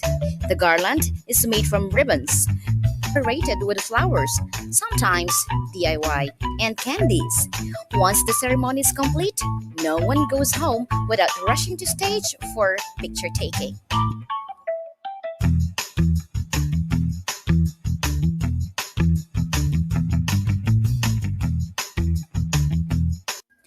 And no matter how graduation is celebrated all over the world, one thing is for sure is that point in each student's career where they finally leave the confines of their educational communities and start to venture out into the real world in order to apply their learning and confront new challenges. That's all for now, and see you in my next video where you will be amazed and say, Eureka!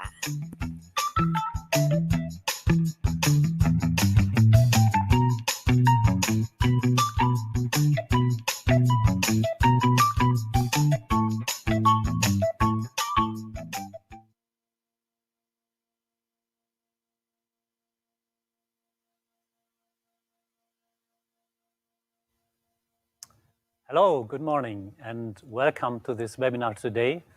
My name is Peter Hertwig. I am a head of unit in the European Commission's Directorate General for Research and Innovation. Today's webinar is dedicated to coordinators and beneficiaries, or better to say to future coordinators and beneficiaries of grants in Horizon Europe. Before the educational reform of K-12 program in the Philippines,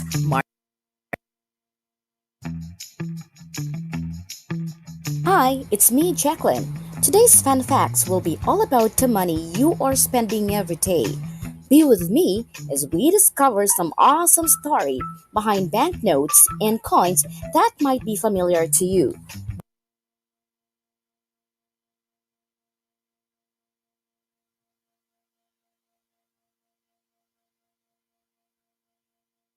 Maayong hapon sa tanan ug amo usab ipahibalo sa tanan namong mga stakeholders, internal and external, nga dili namo maabot ang among tanan nga kadaugan kung dili sa inyong suporta. So, we would like to inform you nga ang Misamis Oriental National High School ang nakakuha sa first place sa Brigada Eskwela 2021 in the secondary large category in the entire division of Misamis Oriental. So palakpakan na to ang tanan. Alright? And aside from that, nakuha pud nato ang duha ka special awards. Best Home Learning Spaces ug ang Most Prepared School. So that is an indication nga we are very much ready kung unsa man ugaling ang mga trials and mga challenges sa atong Department of Education. So, amo yung gipuy-an ang tagline niya nag-ingon, kung taga-Mons ka, the best ka. Right? So, gikan sa among kinauyukan sa among kasing-kasing, daghan kaayong salamat from Misamis Oriental National High School family. Maayong hapon. Alright, daghang salamat. Go Great Balingasag North District.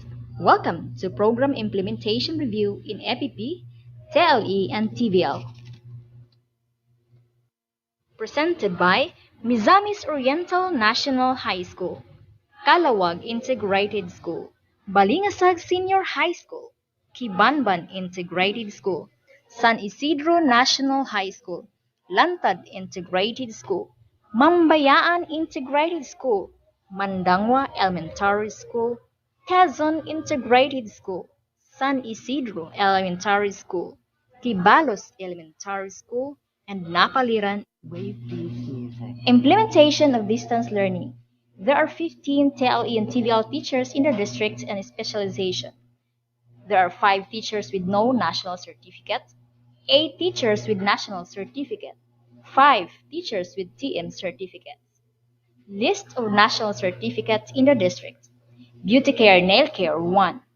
Organic agriculture production, 1. Food processing, 5. Cookery, 1. EIM, 1. Bread and pastry production, 1. SMAU, 1. Specialization, cookery, EIM, beauty care, nail care, household services, agriculture crop production, ICT, bread and pastry production, food processing, and SMAU.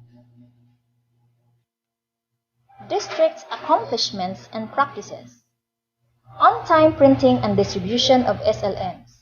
Checking of learning competencies of SLMs based from marks. Careful and consistent conduct and follow-up of written activities as well as product performance tasks.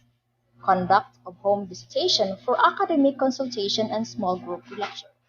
Creation and utilization of social media platforms to post updates, address student concerns, and monitor student performance. Distance learning resources. Best practices in the subject area. 3-1 SCAM. 1 subject, 1 module, 1 week. Bawat tahanan may gulayan. Gulayan sa paralan gawin sa tahanan. Mobilizing LDM Task Force, Responders Team for Unclaimed LMs. Crafting of summative tests and performance tasks aligned with MOUTs.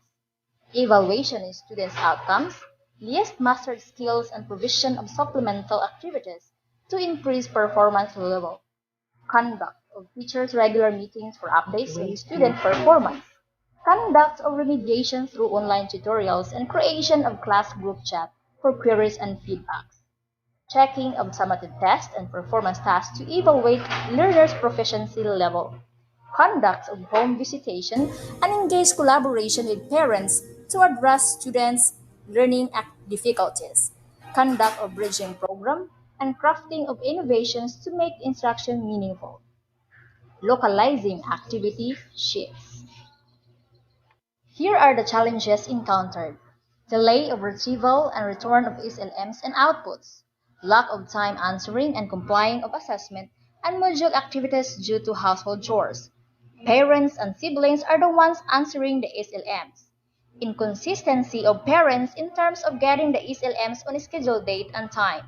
Low scores in assessment due to low comprehension and difficulty in understanding SLM instructions.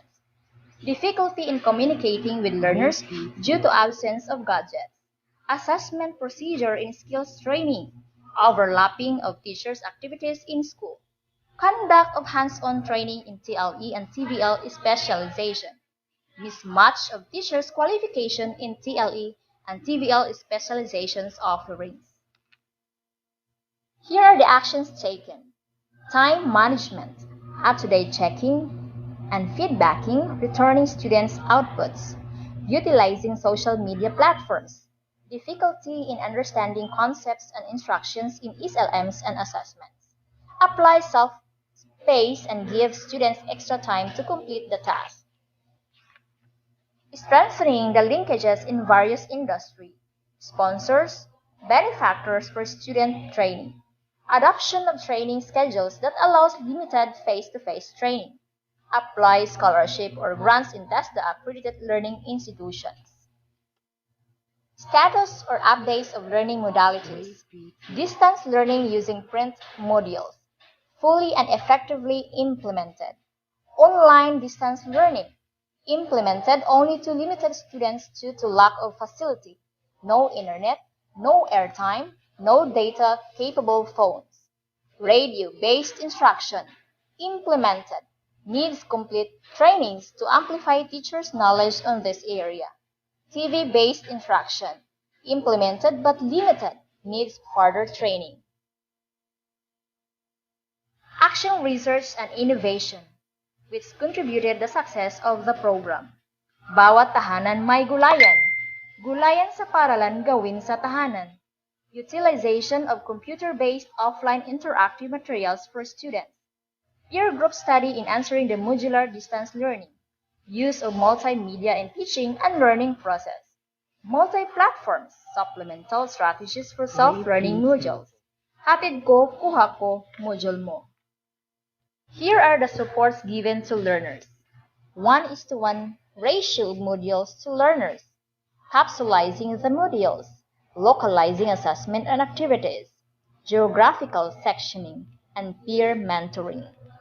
For teachers, regular slack, cooperative teaching, workload simplification, capability training online, unlimited face-to-face. For school leaders, capability training, regular management committee meeting. Supports given to parents, flexible time, and parents tutorial sessions. Assistance needed from the division office. First is the additional budget for TVL tools and equipment. Second, the implementation of limited face-to-face classes for skills training. Ladies and gentlemen, we present the pictorials of Gulayan sa Tahanan. Gulayan sa Paaralan, and the students' output.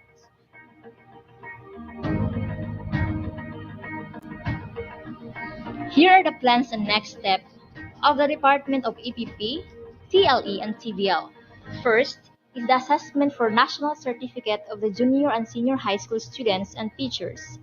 Second, capacity training in organic agriculture production. Third, Gulayan sa Tahanan implementation, selection of best implementer. Industry linkages, industry training, benefactors, and sponsors. Limited face-to-face, skills training for students and teachers. And the last one, Gulayan sa Paaralan, the search for best implementer. Thank you so much for listening. Good day.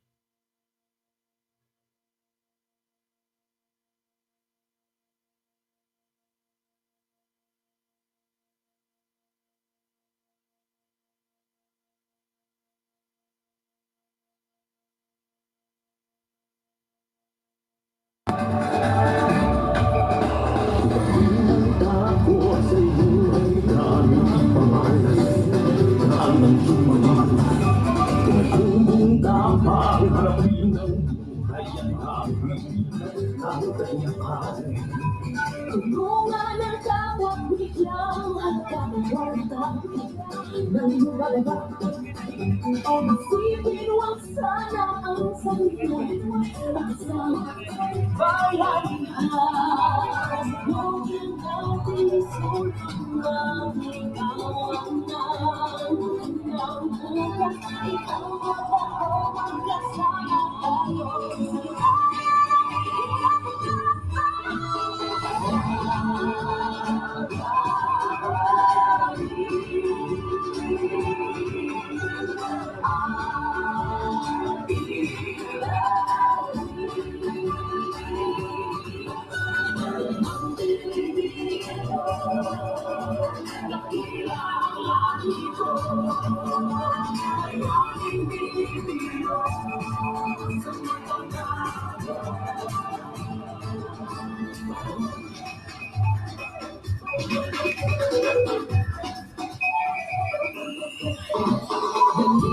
Kumitiyak na kung kamo sa kalampusan magtungan kita sa pagkakot. Malayo lamang kita sa magbalikan. Pagsalit sa Diyos ay namin manuhiyan.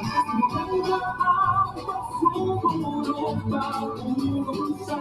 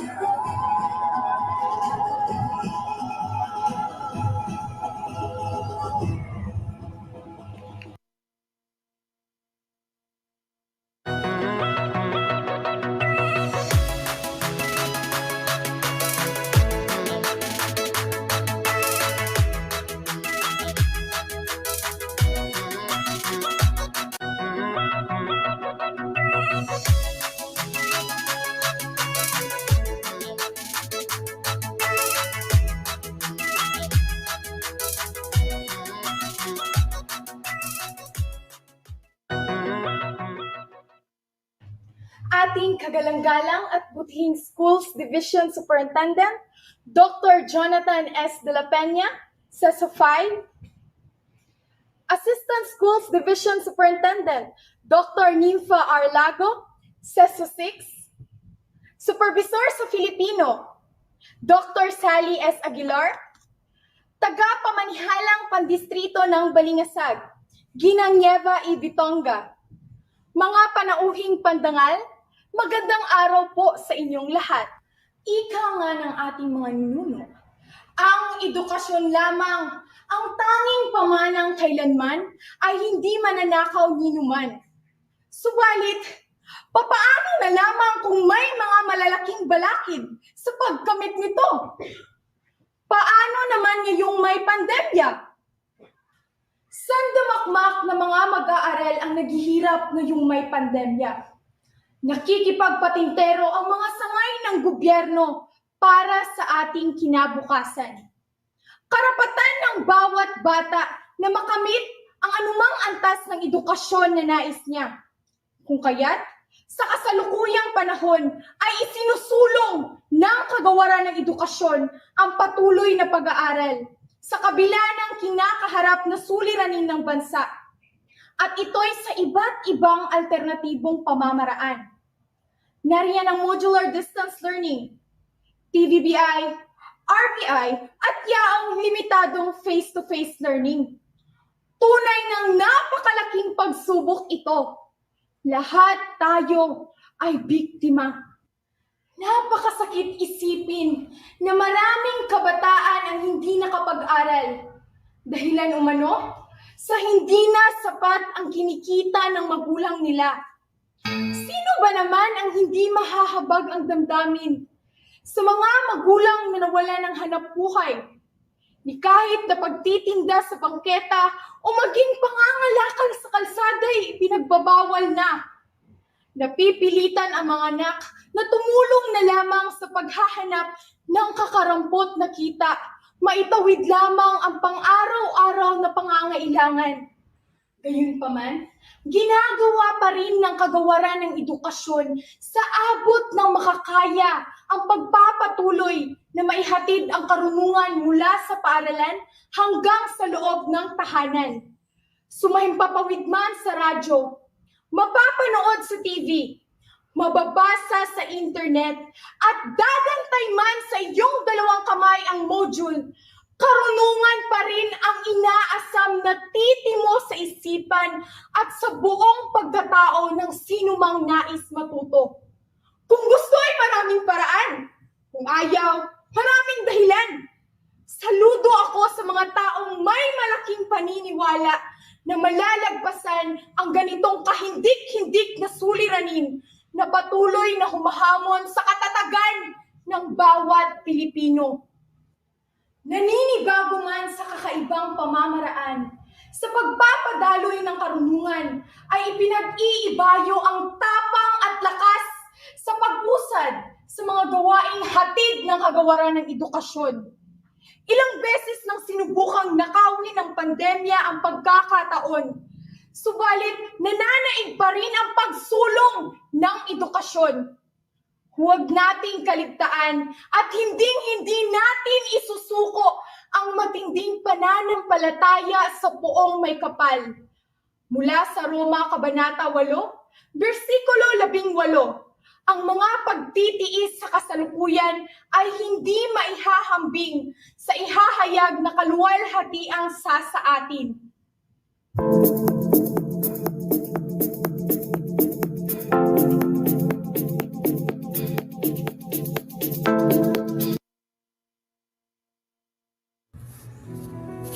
Good day to all. In the Philippines, National Reading Month is celebrated every November. The notion of commemorating reading and learning in the country started out in 2011 after former Education Secretary and Lasallian brother Armin Luistro declared the 11th month of the year as the unofficial month-long celebration. Coinciding with the two events are the National Book Development Month under Proclamation 1436 series of 2011 and National Book Week under Proclamation 109 series of 1936. During the fourth week of November, these initiatives were aligned with then President Benigno Aquino's Every Child a Reader program.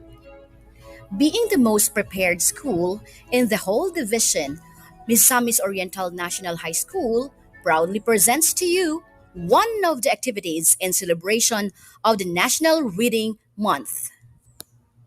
To start with, let's all stand and stay in solemnity for the prayer.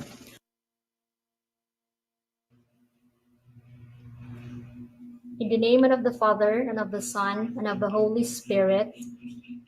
Amen. Dear Lord, as we gather before your name, we give honor unto you. We thank you for the gift of life and for the gift of talents for these young generations. Make us aware that we do this competition not for our own glory, but to glorify your name. Grant your wisdom to each and every participant that will value more the camaraderie and cooperation that would happen today more than the glory of winning. Allow them to learn that they are already winners because of their willingness to share their talents. Let the winners also learn that they are succeeded because of your blessings and guiding presence. Anoint us with your generosity and love to all of us present today. Whatever we accomplish in this competition, we offer all this to you. This all we ask in the mighty name of Jesus, our Lord and Savior. Amen. At this juncture, let's hear from Mr. J. Ford F. Pajaron, our month's reading coordinator, for his opening remarks. In celebration of the National Reading Month, the Misamis Oriental National High School strongly supports this program. Amidst the pandemic, we never cease advocating the passion for reading. because we believe that no virus can stop our individual and collective dreams. With this, open your books and start reading.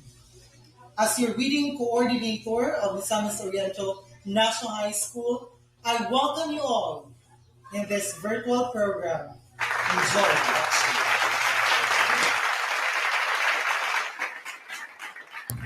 Let's now hear Dr. Pedro R. Stanio for his message. Good day, everyone. The more that you read, the more things you will know. The more that you learn, the more places you will go. Reading is fun and has many benefits regardless of your age. It's a key component of education and development. It is the fundamental building blocks for success. Over the past several years, school reforms have been too numerous to count. All have been well-intentioned. Thus, our school has high hopes that this National Reading Month will give each one an authentic experience that will accelerate reading and learning. With unrelenting commitment, Misamis Oriental National High School enjoyed the National Reading Month celebration and embraces the National Reading Project Hamon Bawat Bata Bumabasa, which is practiced in our school-based reading program Restent as Care for Mons Learners, Pagbasa ko, susi sa kinabukasan ko.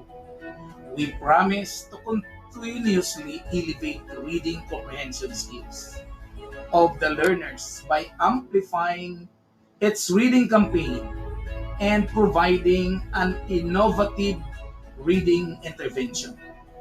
So enjoy this month, grab and access every worthwhile programs DepEd and Mons have in store for you. This is Dr. Pedro R. Estanio Jr. saying, reading is dreaming with eyes open wide. Together, let's reach our dream through reading.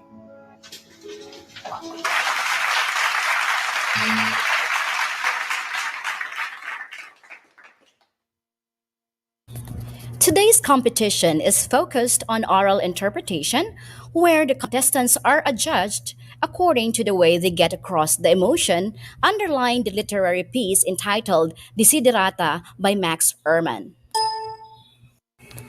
And to introduce our panel of judges, let's have Ms. Maria Consuelo Amor Y. Nebres.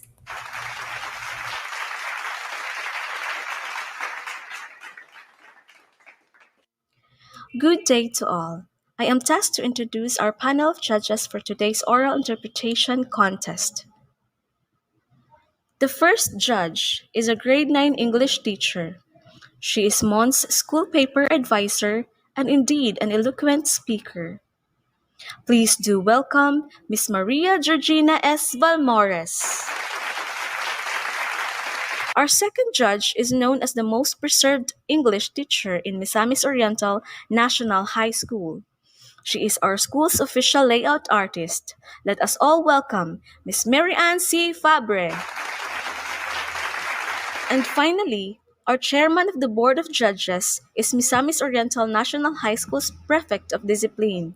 He is a grade 10 English teacher and a certified YouTuber who loves books as seen being a wide reader. Ladies and gentlemen, please welcome Mr. Roy R. Corregidor. A round of applause, please. May I present to you the participants for the oral interpretation. Kisha Kate A. Dalangin, Grade 7 Resilient. Princess Jillian N. Antiquera, Grade 7 Friendly. Cindy D. Dungay, Grade 7 Venerable. Savannah Gabriel M. Prestoza, Grade 7 Careful. Marian Char M. Reconoce, Grade 8 Responsible. Michelle May Mondihar, Grade 8 Active. Kisha Jade P. Vega, Grade 8 Cheerful. DC May M. Bioyo, Grade 8 Perseverance. Yadni S. Yanga, Grade 8 Trustworthy. Cheryl J. Igargo, Grade 8 Marvelous. Thank you. Before presenting the performance of the top three performers, here is the sneak peek of the elimination round.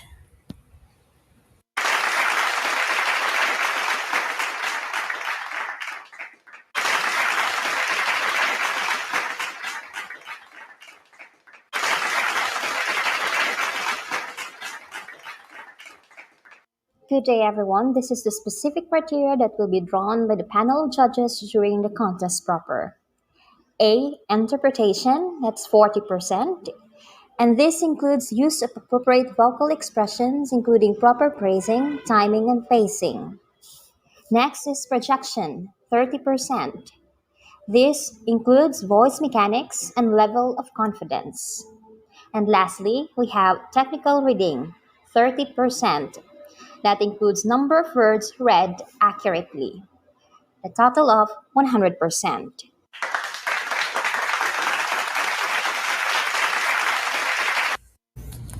And now for the announcement of winners for our oral interpretation contest for grade 7 and grade 8. Third place goes to Savannah Gabriel M. Prestosa, grade 7 Careful. A round of applause.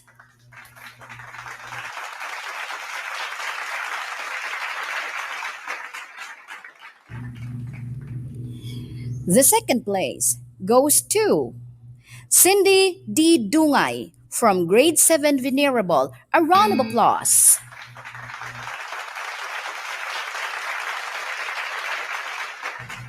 And finally, the first place goes to Yadni S. Yanga from grade 8 Trustworthy. A round of applause. Congratulations to our winners. Good afternoon. It's nice to see students participating and competing online amidst the pandemic. I want to congratulate these students on your diligence, and of course to our dear parents who are always there to support their children, like subscribing to the internet to be connected, since we do this activity online. It wasn't easy, but I hope you did learn and enjoy the competition. Now that the activity is done, my question is, what's next? Are we going to see each other again next year? Same month, same week, same competition? I hope not. Remember, reading is not only for reading months, but reading is every moment of our life. I hope that what you've observed and grasped during this Reading Month's competition will be forever in your memory and you will be able to apply it in your daily lives. I hope to see you face to face if God allows. Once again, congrats to all the participants and to our parents. God bless us all and keep on reading.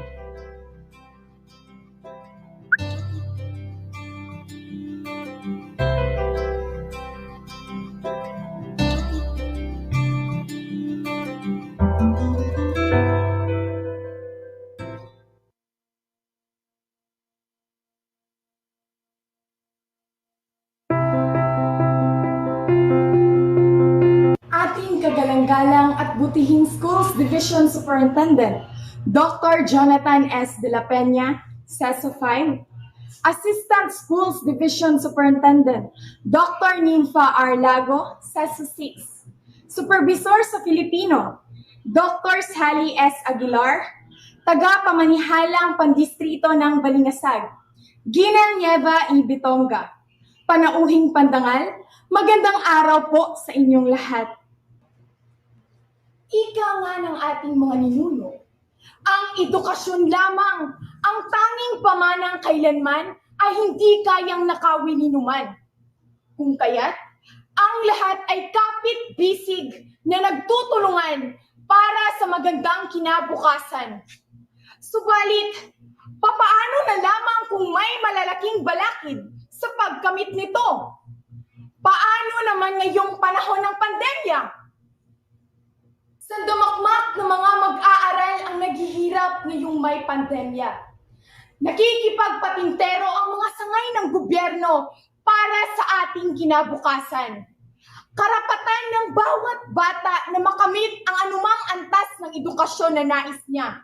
Kung kaya't, sa kasalukuyang panahon ay isinusulong ng kagawaran ng edukasyon ang patuloy na pag-aaral sa kabila ng kinakaharap na suliranin ng bansa. At ito'y sa iba't ibang alternatibong pamamaraan. Nariyan ang modular distance learning, TVBI, RBI, at yaong limitadong face-to-face learning. Tunay ng napakalaking pagsubok ito. Lahat tayo ay biktima. Napakasakit isipin na maraming mga bata ang hindi na nakapag-aral. Dahilan umano, sa hindi na sapat ang kinikita ng mga magulang nila. Sino ba naman ang hindi mahahabag ang damdamin sa mga magulang na nawalan ng hanap buhay? Ni kahit na pagtitinda sa bangketa o maging pangangalakal sa kalsada ay ipinagbabawal na. Napipilitan na lamang ang mga anak na tumulong sa paghahanap ng kakarampot na kita. Maitawid lamang ang pang-araw-araw na pangangailangan.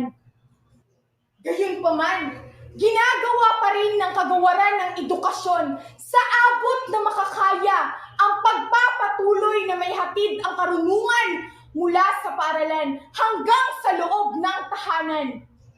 Sumahing papawid man sa radyo, mapapanood sa TV, mababasa sa internet, at gagantay man sa iyong dalawang kamay ang mga module, ay karunungan pa rin ang inaasam na titimo sa isipan at sa buong pagkatao ng sinumang nais matuto. Kung gusto ay maraming paraan, kung ayaw ay maraming dahilan.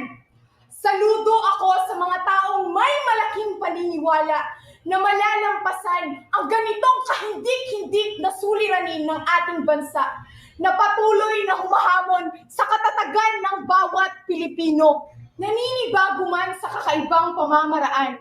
Sa pagpapadaloy ng karunungan, ay pinag-iibayo ang tapang at lakas sa pag-usad sa mga gawaing hatid ng kagawaran ng edukasyon. Ilang beses nang sinubukang nakawin ng pandemya ang pagkakataon. Ngunit sa huli nananaig pa rin ang pagsulong ng edukasyon. Huwag nating kaligtaan at hindi natin isusuko ang matinding pananampalataya sa Poong May Kapal. Mula sa Roma, Kabanata 8, versikulo 18, ang mga pagtitiis sa kasalukuyan ay hindi maihahambing sa ihahayag na kaluwalhatiang sa atin.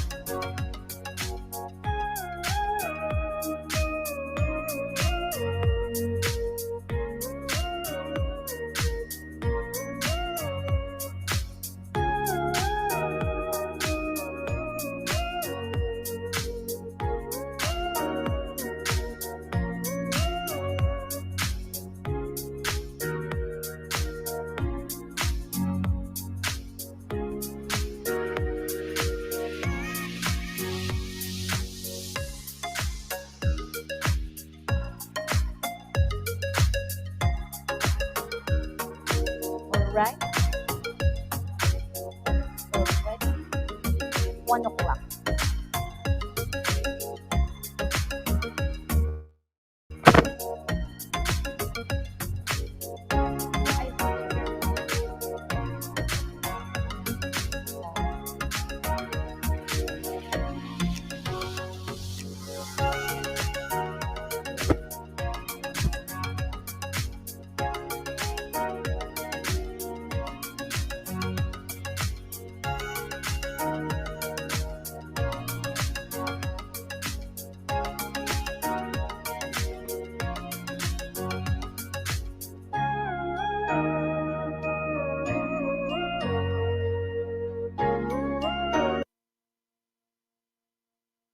All right.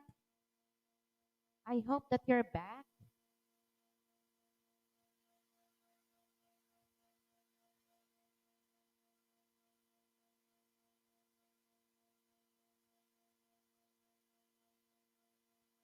Okay. Give me time, Pearl. Let me just make myself the host so that I can share to you. Okay, wala na ikuan ako ni ang ako. Wala na ko gi-host.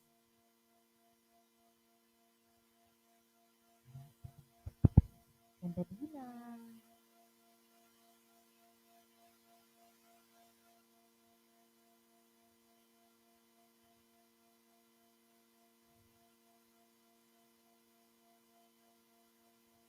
Okay. And then, isa ani, Mons. Oh, Mons.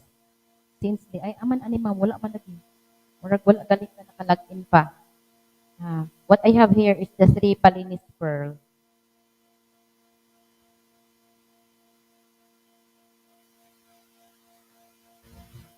Kana Ma'am Jack daw. Kaning imong istorya karon? Oo. Oh, si 3 Palinis. Zero. Dili sin. Oo. Okay, Yes, ma'am. Alright.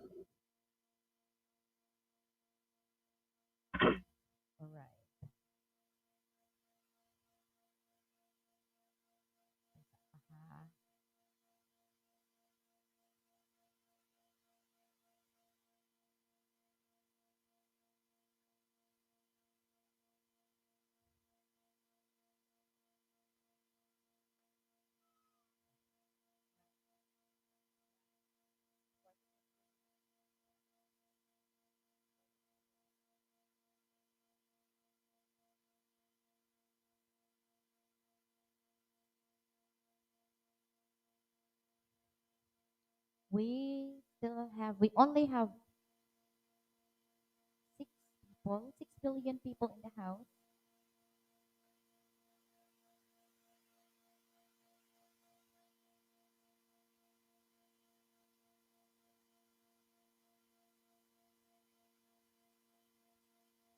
Na?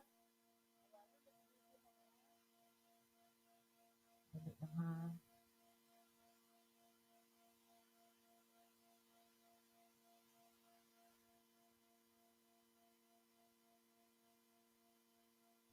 Okay, please type in present. Say hello to everyone.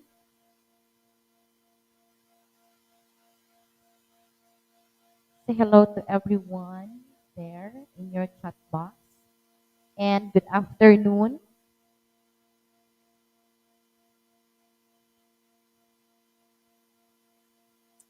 All right. So we have Apple. Good afternoon, everyone. According to Mom Mary Ann Fabre.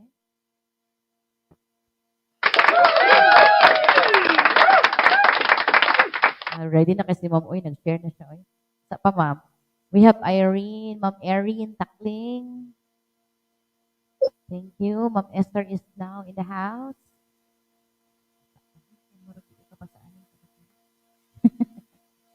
Hindi ko sa akong phone magbasa.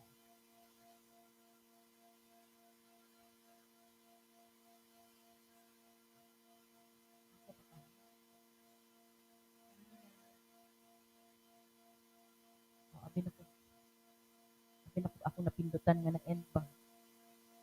So we have my Ma'am Erin, Ma'am Apple, Ma'am Esther, Georgina, who never left since 12 o'clock, and Ma'am Mary Ann. If you have access to your GC, or please call them or text them. Ano si Ma'am Mary Ann?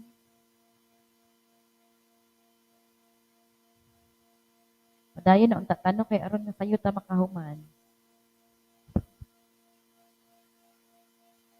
Okay. Na, maura de ang sulod ma'am no? Ay, dili, Yes, murag- ma'am. Mauna gid na iyang Murag nabalik lang gamay. Dili sa tanan. Dili sa tanan. So, maayong hapon. Kapaniudto na ba? Gamay pa taman na. Gamay pa.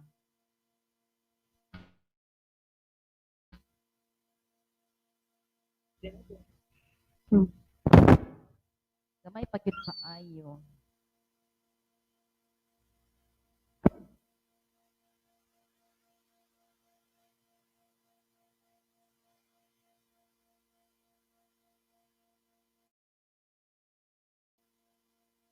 Katulad sa lang siguro tagamay ma'am.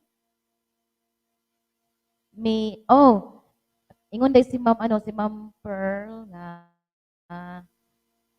it will be Ma'am Apple Wave Kabasa. Sabi apelido ni Apple karon.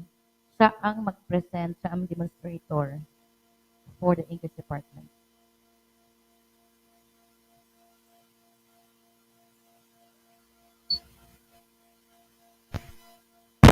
Ana ra ba siya, ma'am, nga kanang master teacher daw? Ako na Apple. Paul. Wa man tay master teacher good. Oh, wala bitaw ta.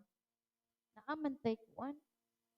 Naaman tay T3 yata. Pero Kasagi lang pang kuan ba, pang IPCRF, pang ranking.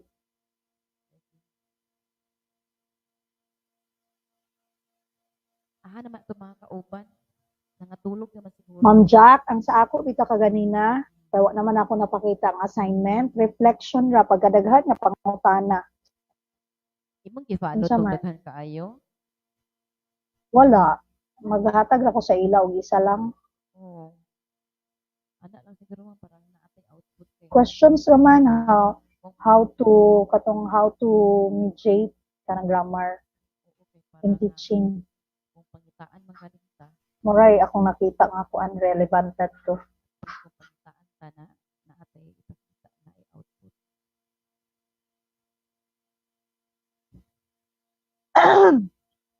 Say pagpasabasa sa diya ma'am. Mag-start ka at Kasi nakatulog na ang uban. 1:20 ma'am. 1:09 naman karon. Okay na. Okay, Saon gud ang months ma'am nangadto pa na sa school. Ako lang may ipakalupad kay sanay pa ako. Na i-require mo sa sir.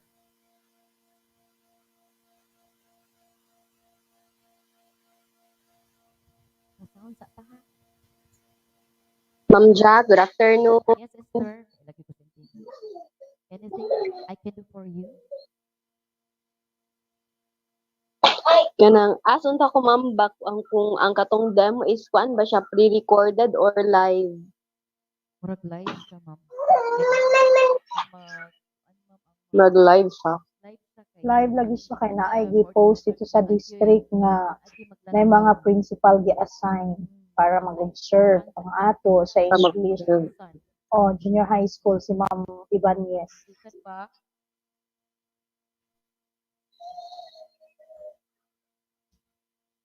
So bisag unsa siya nga topic sa kuan Grammar. sa grammar. Ano lang Sa grammar Paul. Teaching Okay, grammar okay. effectively. Kay murag mo magud ang in karon. Tapos ang ako nakita sa uban, business ako na nakita ng mga report sa mong GC nga TVPI ang ilahang TVPI inspired lessons. Dili gid ingon nga TVPI. Pero inspired to that kind of activity. Base na si Amor Paul na iya. Charot.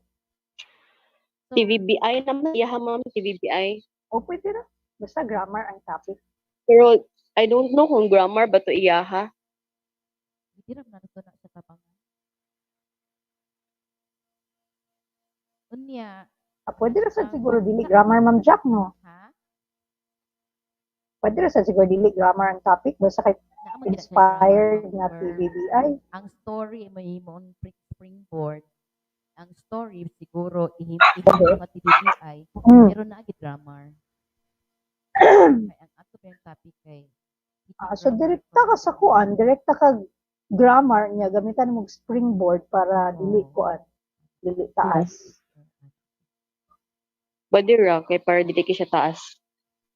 So mura siya TVBI ma'am. Oo, Ana, Pero naagi magkuan, po ka. mag-record na lang ko. Nagyapon ka mag-hosting, yapon ka. TVBI gid siguro. Teacher man ka. Isa pa, kapa akong storya kay duha ka ako kapaminaw aw tulo. Dini sa akong dani. Ang kaning akong dani. Kira ko nga wala man naka-off man akong konti. Naka-off ako ang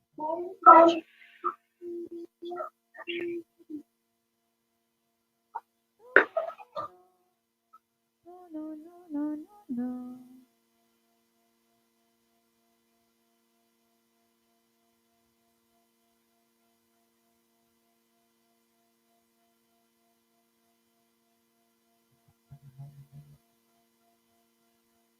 Ay, bakit kita siguro ba? Bugay kasi klik. Una ko. Ako magaling din gamit. Anyway, naa ka as teacher, kaya ikaw man na mag-demo. Pero katong TVBI actually is katong imong i-present nga topic nimo and springboard nimo. Ay, oo. Mura siya part siya sa imong presentation ba? So part lang siya pero naagid gihapon ka magkuan, mag-present. Kay di pa kung mag-TVBI sad baya ka kay dili pa ingon nga mo present ka diretso sa imong video. Nabaya di ka nga mag-intro. Oh, naa pa siya kuan. Naa pa siya intro. Oo, so mura ka Na siya intro. Oh. Mura ka nagtuturo. Pero pre-recorded mo gud gihapon to akong gibuhat sa una. Pwede man siya actually, ma'am, no? Siguro? Kanang akong kay katong sa senior high school namo man ba nga nagbuhat ng TVBI sa una. Pwede ra gid ka isa Paul. Ang problema lang ani kay wala Ingat, ka kabalo ingat sa mo siya. criteria nga gihimo sa kuan kaning itong panel.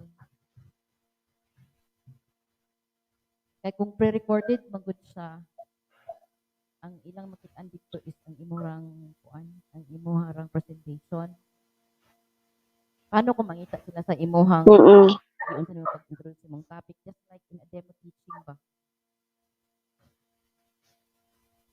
Muna nga, mo suggest yun ko nga nakakadadto as a teacher. Nga naa gihapon. Ka. So, sama sa nagtudlo ka nga face-to-face, mag-check yung pag-attendance, and then, before ka mag-one, off the record before ka mag-start, may lugar ka nga, this is presented in Messenger, perhaps in a group chat. I-anak lang mo daan nga which naagya po prepared na video for those who cannot be online. I-anak siya. I-anak lang mo siya. So that means for those who will not be around during that very hour kay walay data, they can ask for the MP3 or MP4 file. Naon ko nimo. Okay. Para ko ano po ba? Nag-demo ka pero hindi sila mag-question dati. I-ready na nimo daan nga these are the possible questions that the panel will ask. Okay. TVBI man kaha niya. Naamang ka nga nag-introduce. So, prior to that, ano lang nimo nga nakaset na ang schedule. So, There are things beyond our control na dili naka-online ang bata, walay data perhaps, or walay signal, kay mo man gyud ang reality. When their parents will go to school to claim for the modules, they can be given kanang USB pa karon. Or pwede ma-send na to ang MP4 file. Kaya ang MP4 file, pwede na siya MP4 file, oo. messenger. And once it is Mm. downloaded, dili na kailangan og signal. Ma-download na rin siya, oo. Playable pa gani na siya sa flat screen. Na mag-iupan nga na ay kuan data capable phone pero walay data that moment. Mo play pa Pwede gyapon ra ma'am naa yes. diba? So inanaon mo pag-defend. Ana siya. Ayan, present Okay. please write present. Please chat. Send your message at the chat box. Yun. Anyway, kung naay question ni mo, Paul, i-PM lang ko ni mo, Paul, maka-assist man ko, ha? Yes, ma'am. Lang taka ma'am ha. Thank you. So for those who just came in, we're talking about the activity and the possible things to prepare during the demonstration. And it will be Applewave Tabasa who will be representing our English department. Okay. So, Thank you po. Naka-sign in na ba mo sa attendance nga gi-float this morning? Kanang sa whole district yun? Dugay na pa Yes, ma'am. sa English ha kay na napugos tuon sa Google Sheets. Ay hara ko nakahimo nga nahuman na. So na ako gi-send diha ma-access man na ninyo. Ya tan-aw lang pud nako diri sa notification kay sometimes maingon man na siya nga share with. So ako lang din yes. Kapalo man ko kung kinsa diha naka-screenshot man ta pero formality na lang din na kay pasin pangitaan pa ba. Anyway, can we ask pangita ko para for our prayer?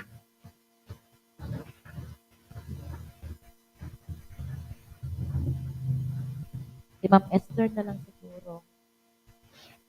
Ma'am Esther. Siyempre, ikaw mo nakatingog kanina. Kanya, di po ko sure kung ang kanang uban na abay isakto nga signal.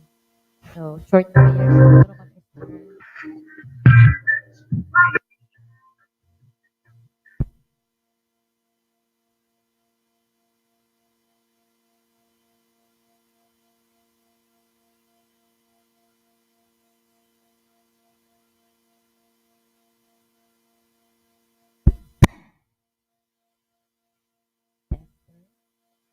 Wala, Ma'am.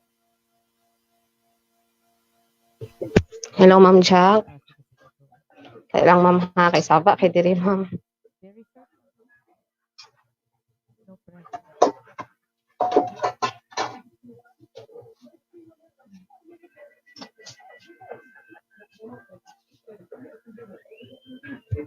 Good afternoon, everyone. I heard po. Hello? Good afternoon. Perfectly. Loud and clear. Okay, let us pray in the name of the Father, the Son, the Holy Spirit. Amen. Dear Lord, thank you for the goodness and mercy that we receive every day. We thank you that we have found employment at the same time enjoyment.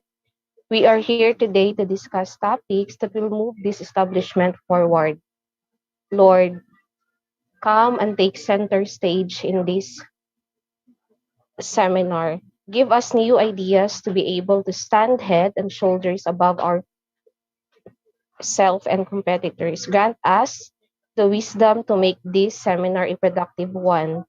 Remove any distractions that will make this seminar unproductive. We start with you and we will end with you, Lord. Thank you for the answered prayer.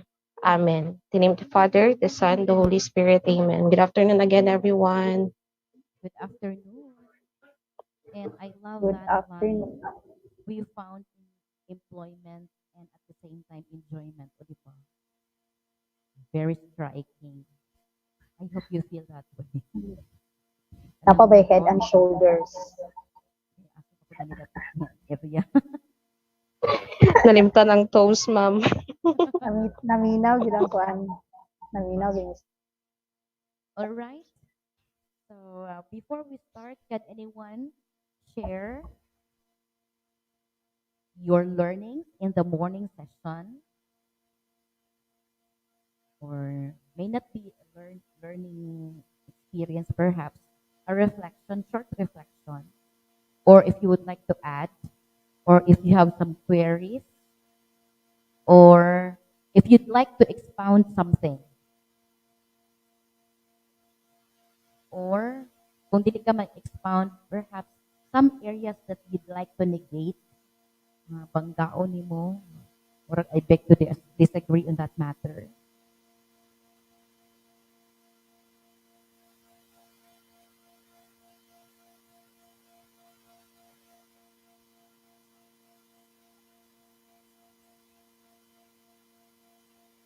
Can anyone share to us your wisdom?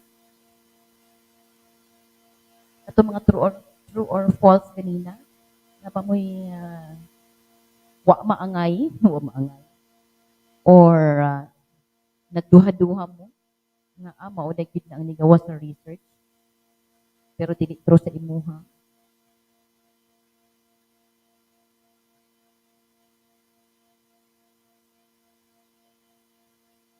Wala naman siguro. Can we have checking of attendance?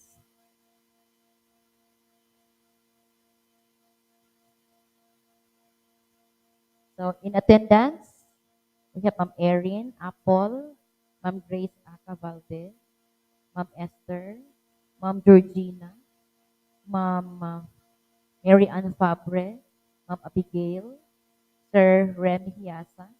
I'm looking for Sir Galimba. And Sir Roy is here. Ma'am Russell Fabro, Ma'am Joanne from Sins, Ma'am Maan also is here. Isa pa ba ang wala?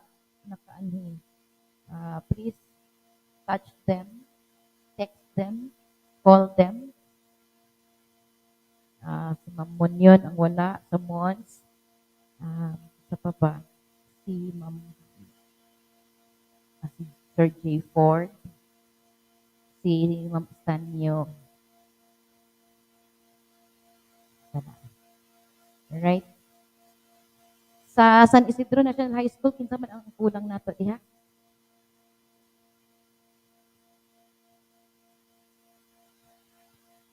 Any representative to give us update and status of your attendance?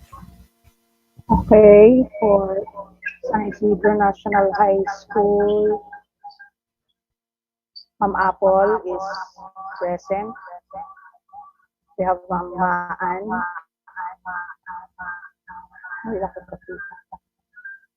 Okay, and of course ako, pinagtingog ko. Ma'am Joanne. So complete me. Okay. All right. Representative from Lantad Integrated. Si Ma'am Russell yata to kanina. Can we hear the voice of Ma'am Russell?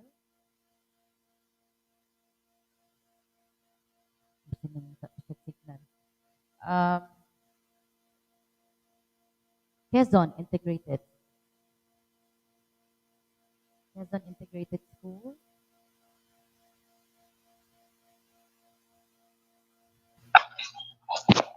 Good afternoon, everyone.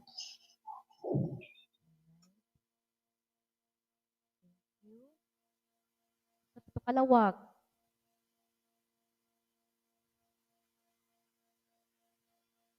Please type in ang mga wala na tawag din. I think ang Kalawag akong wala na tawag din. Si Ma'am Irene, asa pa rin sa Ma'am Irene nga takling? Di ba sa senior high school siya?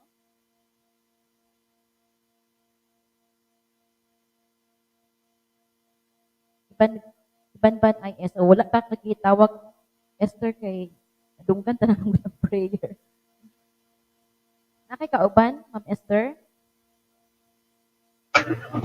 Ako ra, Ma'am Jack.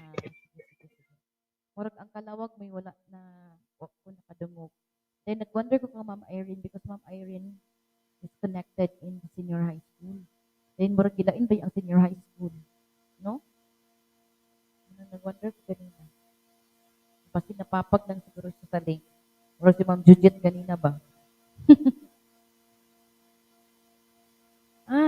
So asa pagkika na is Georgina si Ma'am Erin? Kay English major ba na siya? So whatever it is, let's just wait for them to come back in our house. Okay. So wala na mo yung mga reflections diha? Wala pa mo kadugang mga sharing? So let's now give the floor to Ma'am Pearl Palines.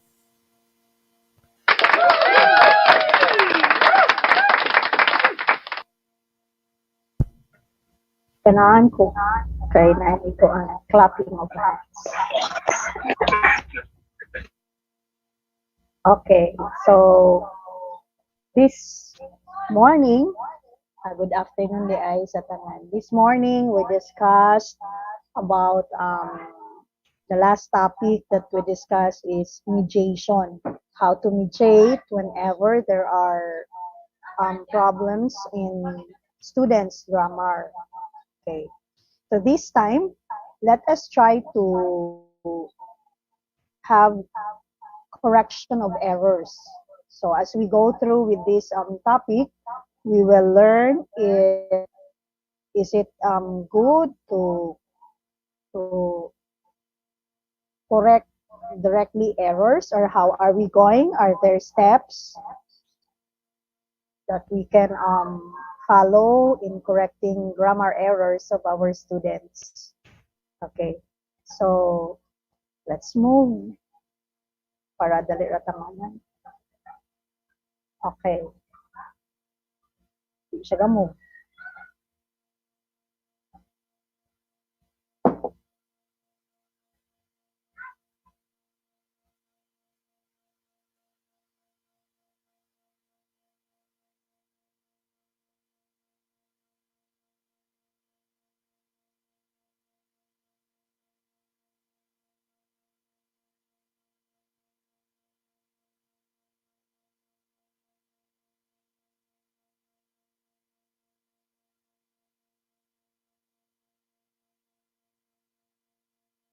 Okay, so in this webinar, we will have the following objectives.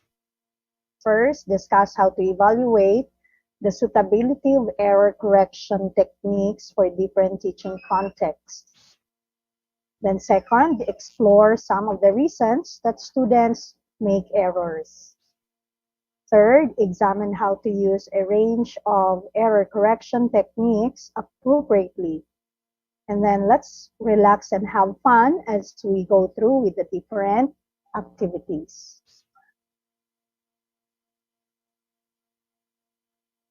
Let's also review previous webinar sessions. So this morning, Ma'am Jackie was able to discuss with us some of the the ways in how this English grammar taught in the Philippines setting, no? And then, of course, we also have learned that we need to have also some steps on how to mitigate these grammar problems of our students, especially in teaching the grammar. So this topic this afternoon will also be an avenue to learn some of the techniques, the steps, and what to follow in giving corrections to the grammars, to the mistakes made by our students when it comes to their grammar. Okay, and then of course we also have to have research on feedback techniques and then mga feedback activities.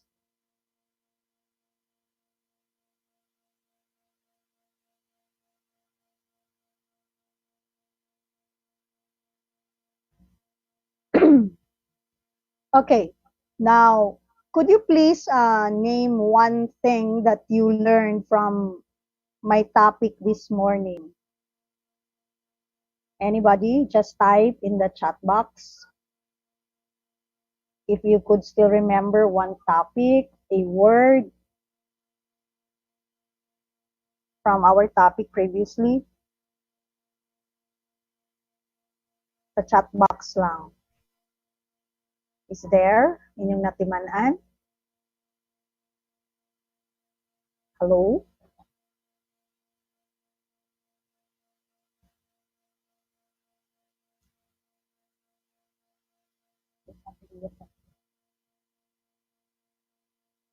Hello, ako ra ba? Naa pa ba mo diha? Mga igsuon?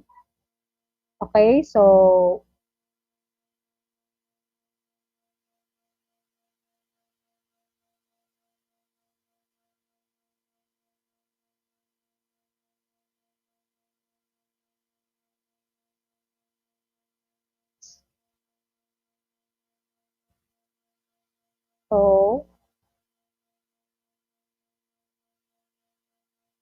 I have an unstable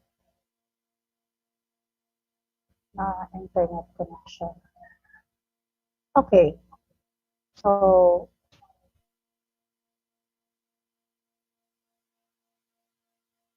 you have there the 3 E's, no? So na-remember ni Ma'am Abigail the 3 E's. Ano itong 3 E's? If you can still remember, the first E is, okay, from Ma'am Esther, you are right, the 3 E's, expose, engage, and explain. Expose, explain, and engage. Okay, so those are the 3 E's. So importante to siya, so ato itong timanan, especially in our mediating with the problems that we encounter in our students' grammar. And then Ma'am Maan also here commented the importance of subject-verb agreement in polishing our students' grammar. Yes, that is right. Okay, so subject-verb agreement, as what I've said, is very important. Okay, nadaghan na ba kayo na? As far as I can remember, there are 24. Napay additional ana. Okay, so when students make errors, do you always correct them? Just type yes, just type no for those who are saying no.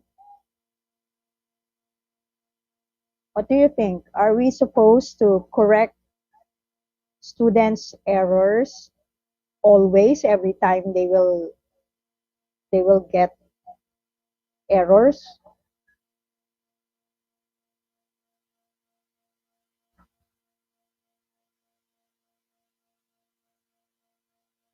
Anybody? Pwede ra i-type sa chat box sa inyong answer. When students make errors, do you always correct them?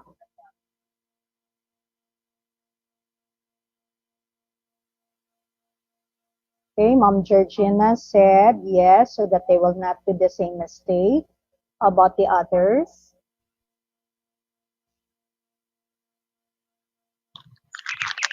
No, according to Mom Estanio, no. So nanatay 1 yes, 1 no. How about the others? We are 19 participants right now. Minus 2, a 4, a 2 di ay kay si Ma'am Jack ug ako duble among gigamit. Napasige duble. Okay, anyways, let's try to see if it is a yes or if it is a no. Okay, according to Miss Tanyo, no, because they get embarrassed and will have anxiety. Okay, so let's check as we go on with our topic. So what are your students' most common reactions to your corrective feedback? You have there A, they do not notice my attempts to correct. B, they become embarrassed. C, they are grateful or encouraged. So what do you think is the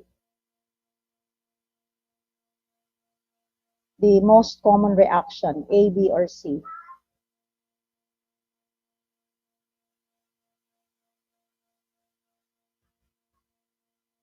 So pag nag-correct ka sa ilahang mistakes, what do you think is the common reaction sa bata? They do not notice my attempts to correct. They become embarrassed. Could be. They are grateful or encouraged. So most of your answers here are letter B. Okay. Let's move.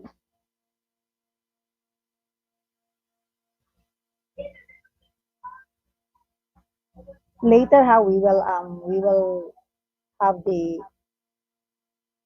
answer. So let's have the pre-assessment. You have a student who is at the intermediate level. She has no knowledge of grammar terms like verb, adjective, etc. She is engaged in a controlled communicative grammar activity that is focused on observing correct subject-verb agreement. So you overhear her say, my mother goes shopping 2 times a week. They always bring me something home. Which error would you correct? The first sentence, the second sentence, or both? Write down the exact words you would say to the student when correcting. So, asa man ana inyong i-correct. If it is both, then write the words.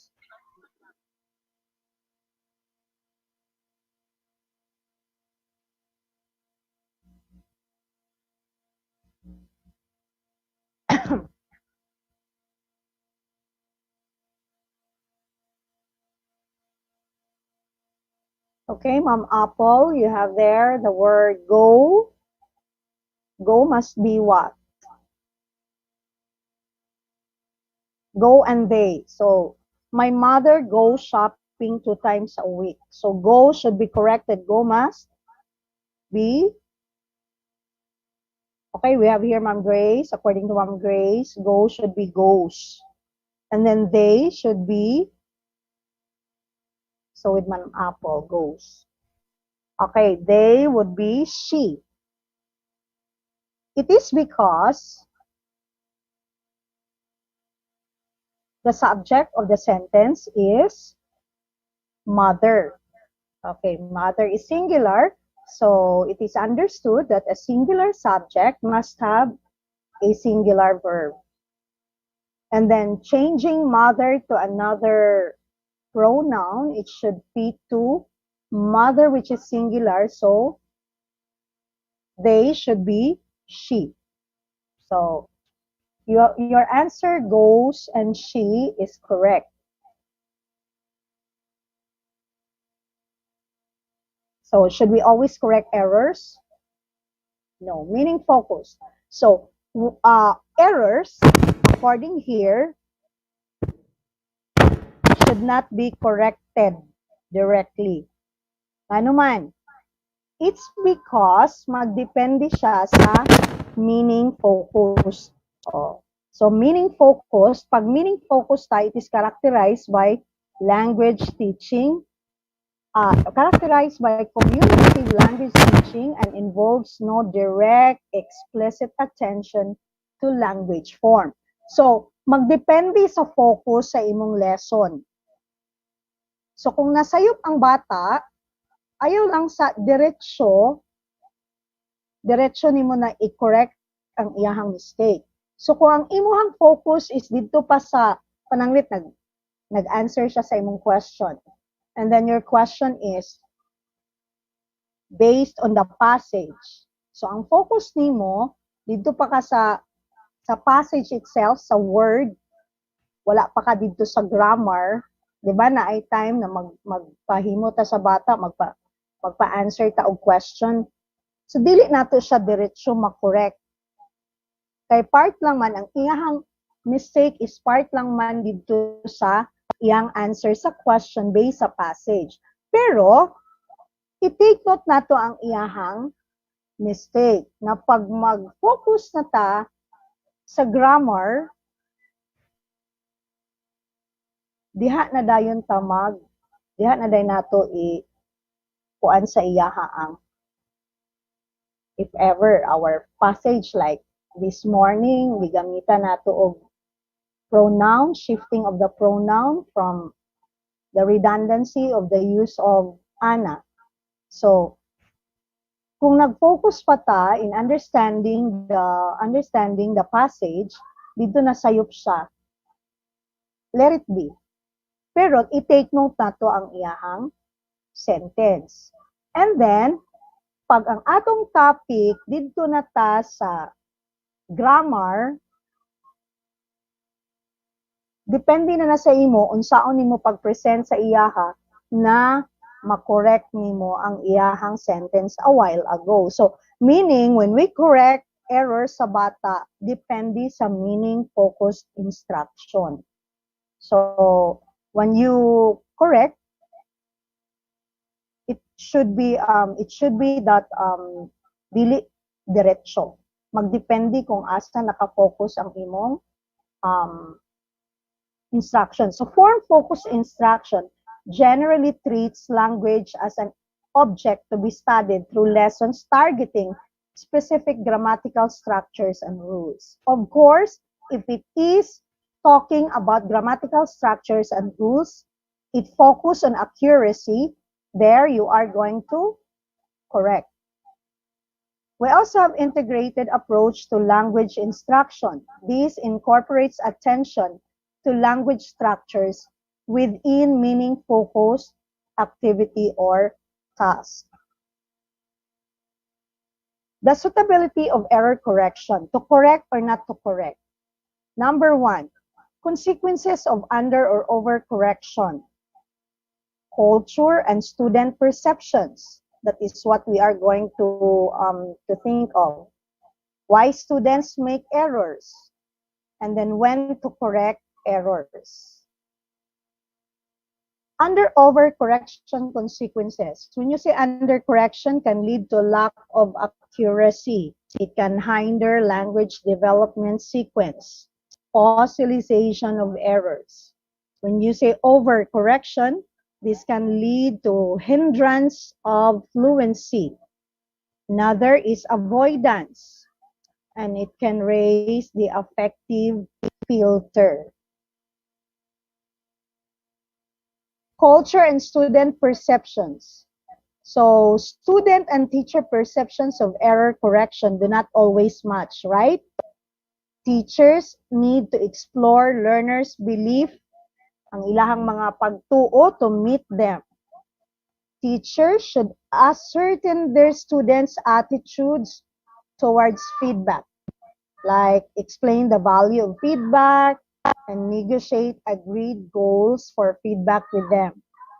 The goals are likely to vary according to the social and situational context. Okay. Why students make errors? Kaya naman mag-errors man sila in their grammar. Like for example, sa grammar. The developmental sequence in English, similar to that of posted in our resources, no? Na dito. You have there the transfer from L1. Not all errors arise from linguistic transfer. Experimenting with language. So, mahilig sila mag-experiment sa language. Overgeneralizations. That shows that the learner is trying to apply rules. So, that would be. Then, of course, students don't study. That's why they make errors. When to correct errors?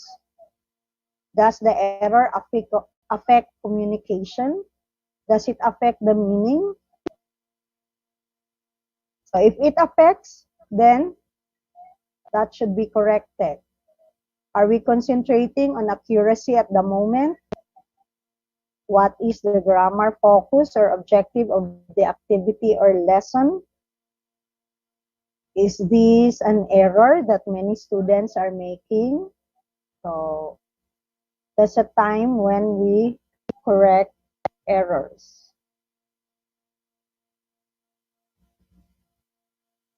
Your students are engaged in a free communicative activity focused on fluency, but a few students are making the same SVA error or the subject-verb agreement error. What question might you ask yourself to determine whether to give corrective feedback? So what do you think is the question that you are going to ask sa imong self? Ano man ako mga estudyante, sige man magkarong ani.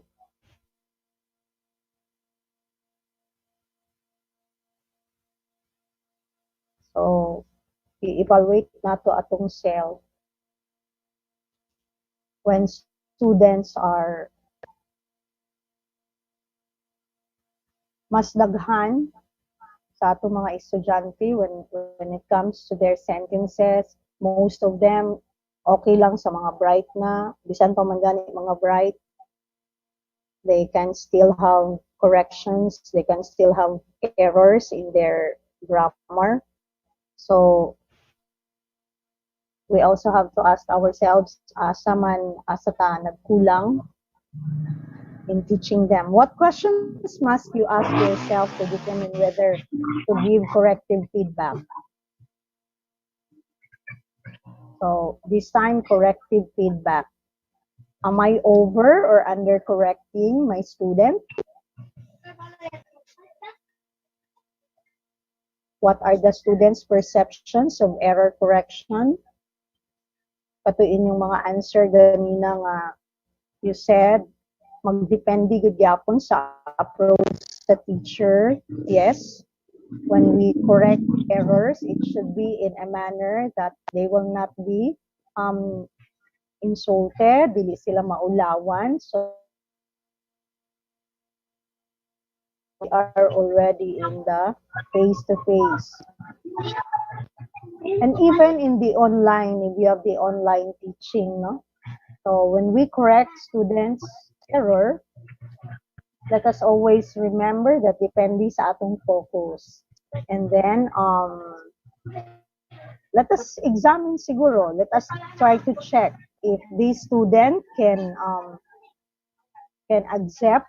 Kaya magdepende man na sa atong approach, yun sa nato pag-approach ang iyang error. So we always have to consider the feeling of the one being corrected. Why are they making the error? Is it interfering with comprehension? Nagka-problema ba sila in the comprehension? Did they not understand? Mali ba ang ilang pagka-understand? That's why they make error. What type of activity is it? Ang atong gihatag. Anong nagkamali sila? Mga anong daghan sila nga nagkamali? Then, what is the objective of the activity? Or is it an error many students are making? So, common error ba siya? Pero kung sa lesson, almost everybody got the correct answer, correct ilahang activity, and there are few making errors, siguro something is not clear to these few. But of course, that is the reality in the classroom setting or even in the online. Why students are making errors. Sometimes, grabe na atong paningkamot, pero wala lang day gyapon. That is why when we ask question, is there any question? Is it clear? Walay mo tubag.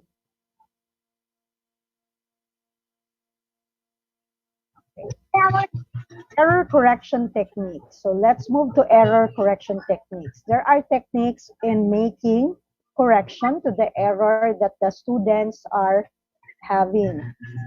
We have here the explicit versus implicit.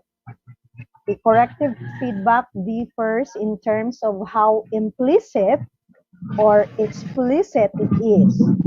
In the case of implicit feedback, there is no over indicator that an error has been committed, whereas in explicit feedback types, there is.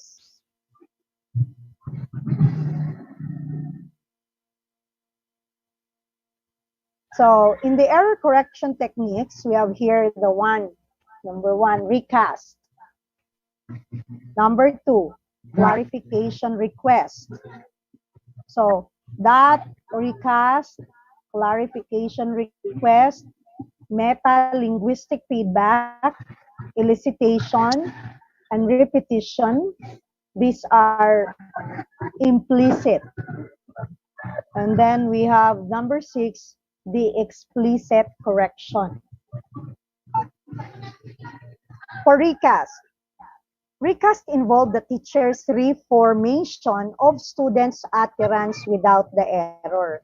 So we repeat, no? So sa recast, we repeat the students' utterance. Ang iyahang gihimo, atong gi-repeat without the error na. Like when you say, the students say, why don't like Mark?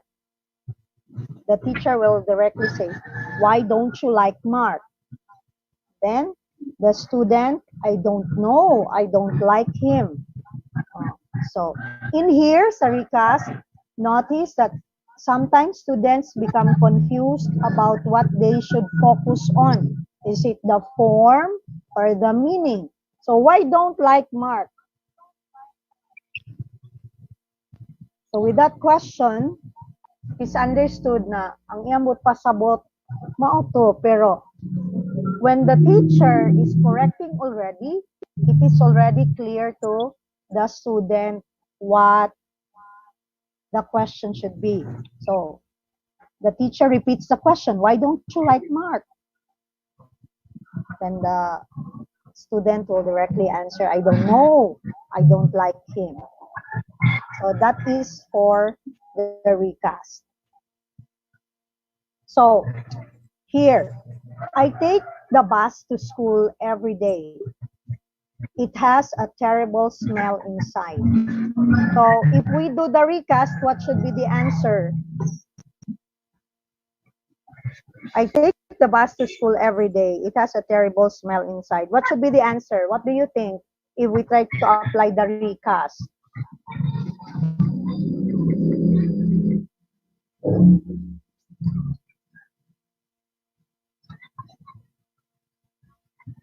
If you want to answer, then do it in your chat box.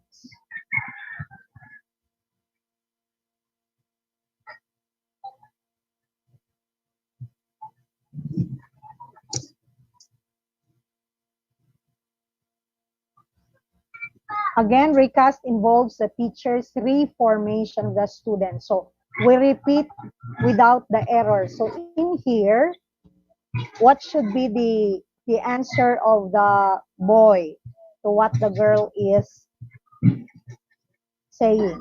I take the bus to school every day. It has a terrible smell inside. What do you think?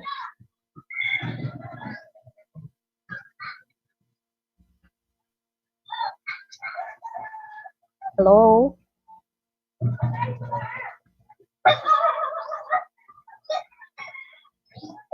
So simply the boy will directly repeat what the girl is stating, no? So how would that be? Anybody? 25 na kakabuo. So any answer?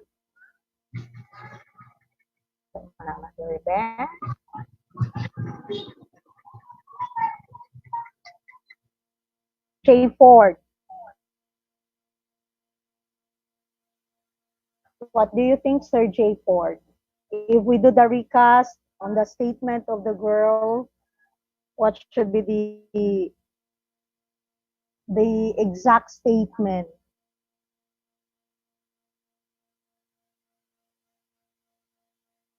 Hello? Anybody?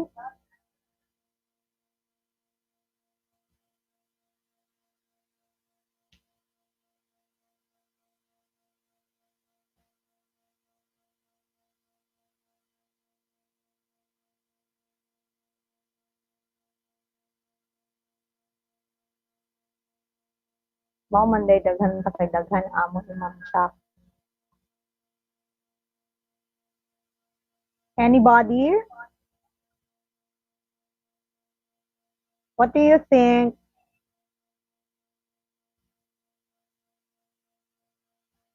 Na kay maura ba ni atong assignment?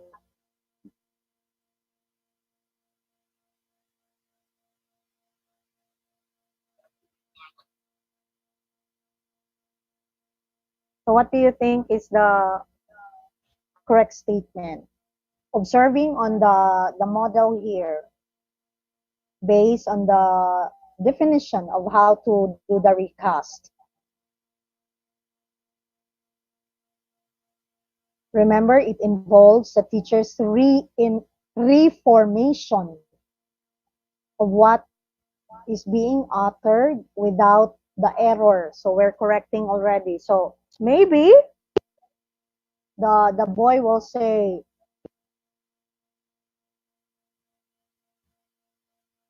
because the girl said, I take the bus to school every day. It has a terrible smell inside.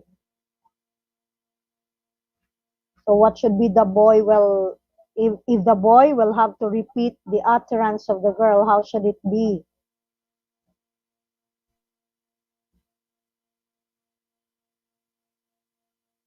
Sir J. Ford, about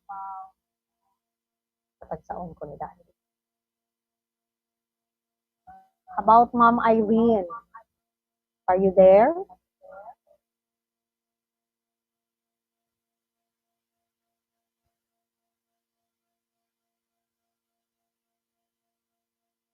Hello? Ma'am Esther?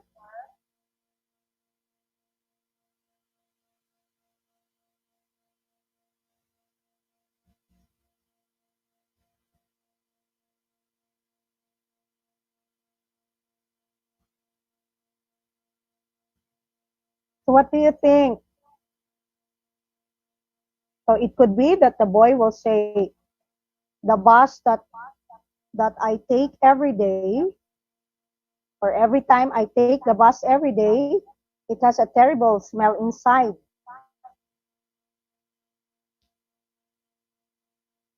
What do you think? Any other? So I take the bus to school every day. You have to try to observe the statement. I take the bus to school every day. It has a terrible smell inside. Will the boy correct that? Dugay kita ani pag di mo mag-participate. Uy, this is recorded. Anybody who would like to give their answer, Ma'am Esther? Kuan, ma'am, I took a bus to school every day. It has a terrible smell inside. So the take is being changed. I took a bus. I took a bus. Danyahang- So, yes, ma'am, go on. Ang it's dayon, ma'am, is dili siya kuan, ma'am. It lang siya, ma'am. Okay. It has. Okay. So, how about the others? Do you have the same answer? So that is right, no? So you remove the S in its because you have there has, and then you focus on the word take, that becomes took. So repeating the utterance, you are already without the error. Just always remember that recast is taking the error. As you repeat the utterance, there is no more error. So that's one technique in correcting an error. Diba we do that in the class? Mao siguro ni inyong buti pasabot ka ganina na you correct directly, no? You correct directly the what's this? The error of a student. Okay. So next, you have clarification request. Clarification request involve the teacher asking the student questions such as, Hello. pardon me, Hello, ma'am. Sa or bahay, dahil ko mauno, waday ko what nadunggan. do you mean? Yes, ma'am. Di ay, kuan ba, kani ang, just additional information of what recasting is. It's Yes. letting the person talk without obstructing without obstruction while he or she is talking. Instead, you add and repeat with the correct one. Yeah, that's it. That's Oo, it, no? additional Ang lang to nga recast. info kay basta naglibog mo ba unsa ka ang isulat dadto. Yun lang.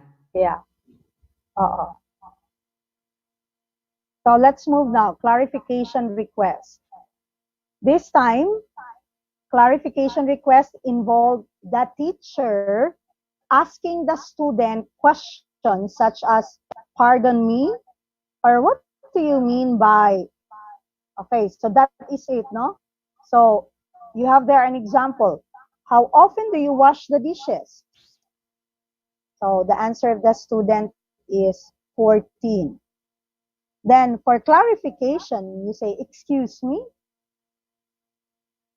Then, of course, with that clarification request, the student will directly say 14 for a week.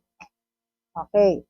Then you can also do the recast this time.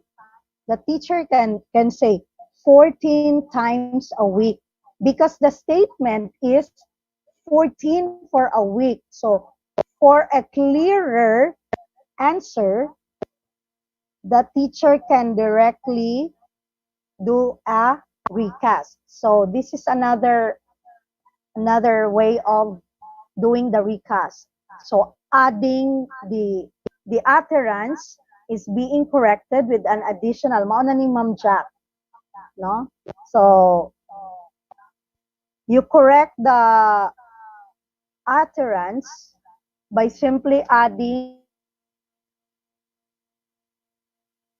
So clarification request, you simply tell them that to repeat, you wanted them to repeat their answer in a clearer way.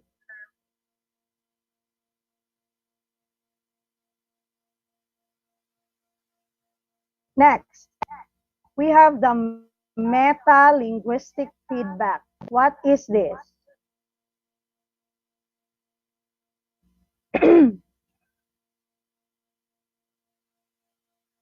The meta-linguistic feedback involves comments or questions that suggest an error has occurred without explicitly correcting it.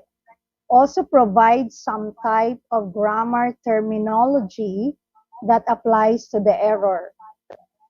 Okay, for example, we look at the people yesterday.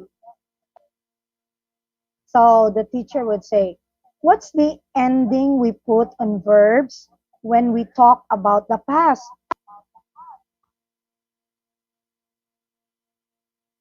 Then the student would answer ED. This time, this meta-linguistic feedback, if this is the approach of the teacher, it is understood that our students are grammatically what? That they are grammatically right, intelligent. If this is the way of correcting, right? So this meta-linguistic feedback, we can do this if our focus is we are in the grammar. Kaya madumduman man na dayon nila diretsyo.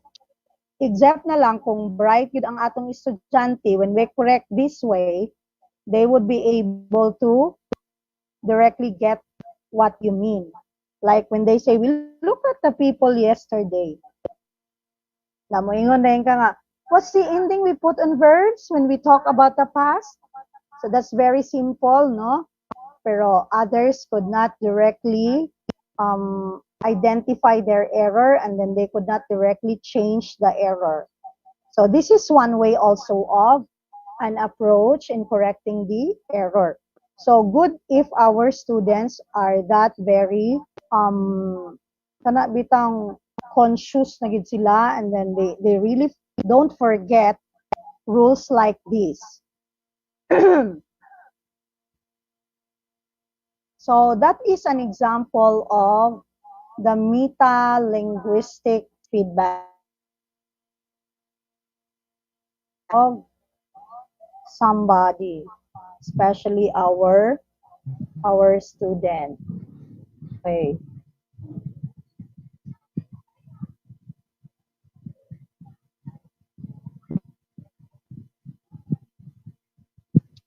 Lang ha. Okay. So here, an example. I love when we spend time in the garden. So kindly do the meta-linguistic feedback. What do you think is the answer?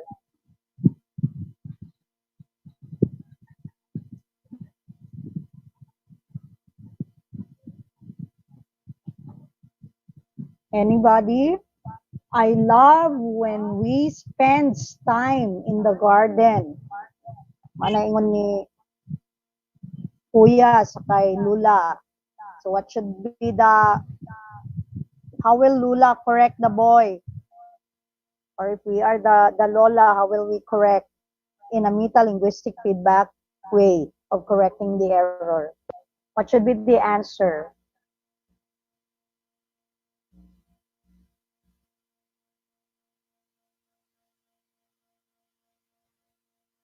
Anybody? Hello? Kindly type your answer. Taas-taas para ba ni?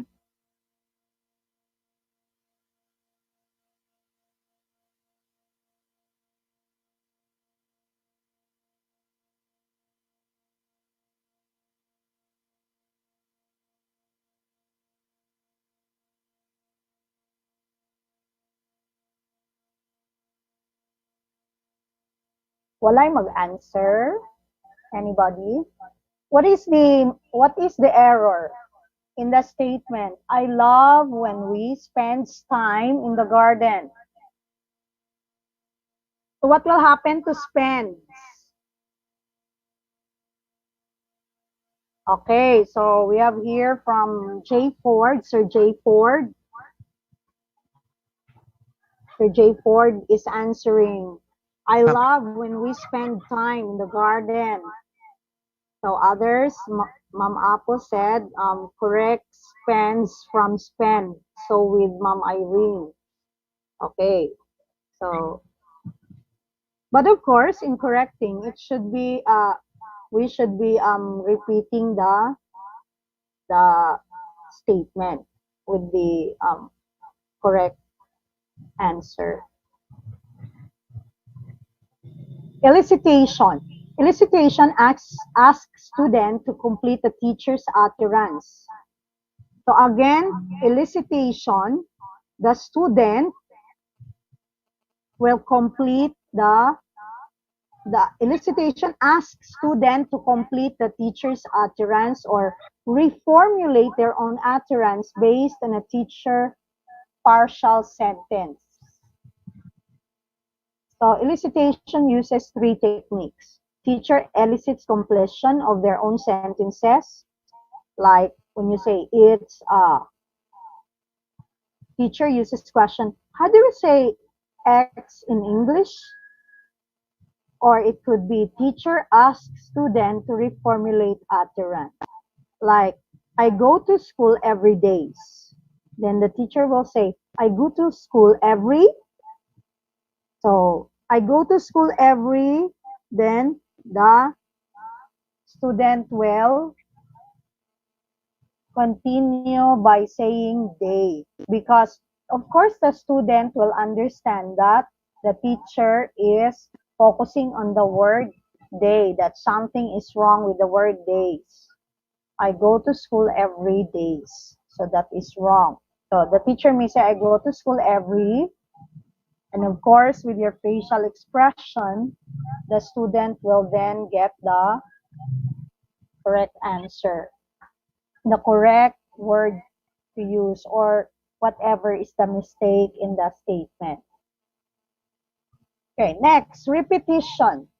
Repetition means that a teacher repeats the student's utterance, including the error, but with emphasis on the error and often with rising intonation. So, to form a question, no, rising intonation is used to form a question. We is. So the teacher may say, we is. And then, of course, with that intonation, the student will then get what you mean. So the student will say, we are. Okay, so that is repetition. Mag-activity kay Dugay kaayo ang kwan. Number 6, explicit correction. Kay 50 pa ni ka-slides po. Explicit correction. Explicit correction means that a teacher directly tells the student that they have made an error and provides the correct form of the utterance. So like, provides the correct form of the utterance, the correct form. The dog runs fastly. Says the student. Then the teacher would say, fastly does not exist in English. So fast does not take ly. So in English we say, the dog runs quickly. So that is explicit correction. So again, correcting the error by providing the correct form of the utterance. Like kung wrong ang iyahang, kaya wala gid siya sa kanang English, it does not exist. Or kung wrong ang iyahang word use.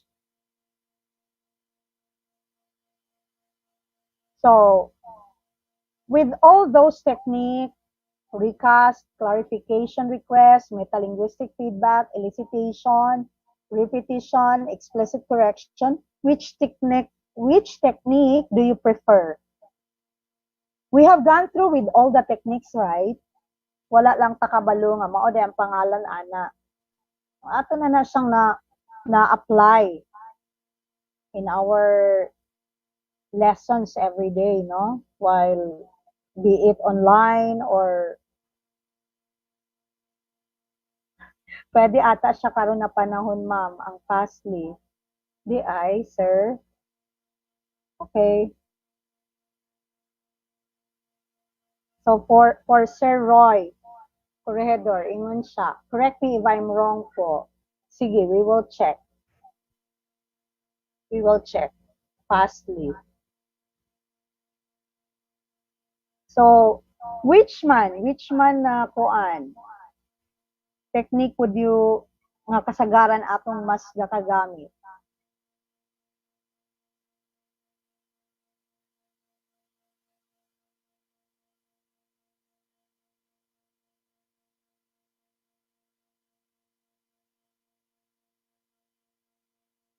Okay, so which among the techniques would you prefer in correcting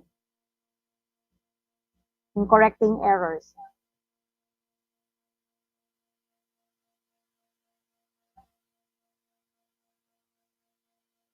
So Sir Roy, I was checking. There is no need for fastly daw because fast is both an adjective and an adverb. According to si Google akong gi-refer. So in here, the existence of fast as an adverb does not preclude the future development of a word fastly, but it does hinder it. Ayang imon. So, depende siguro sa answer, no? Sa gamit. Okay. So, I said, most of the technique, we have already applied them. Naka-sense na mo ana, no? Makaingon din mga, ay, nagamit na din nina ako. Walang kakabalo nga, these are the really techniques in correcting errors. Okay.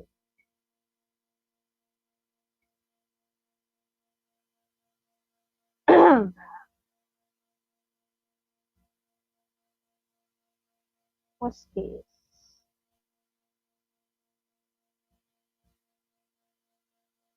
Uptake and repair. Uptake, a learner's observable immediate response to corrective feedback. Apa ha?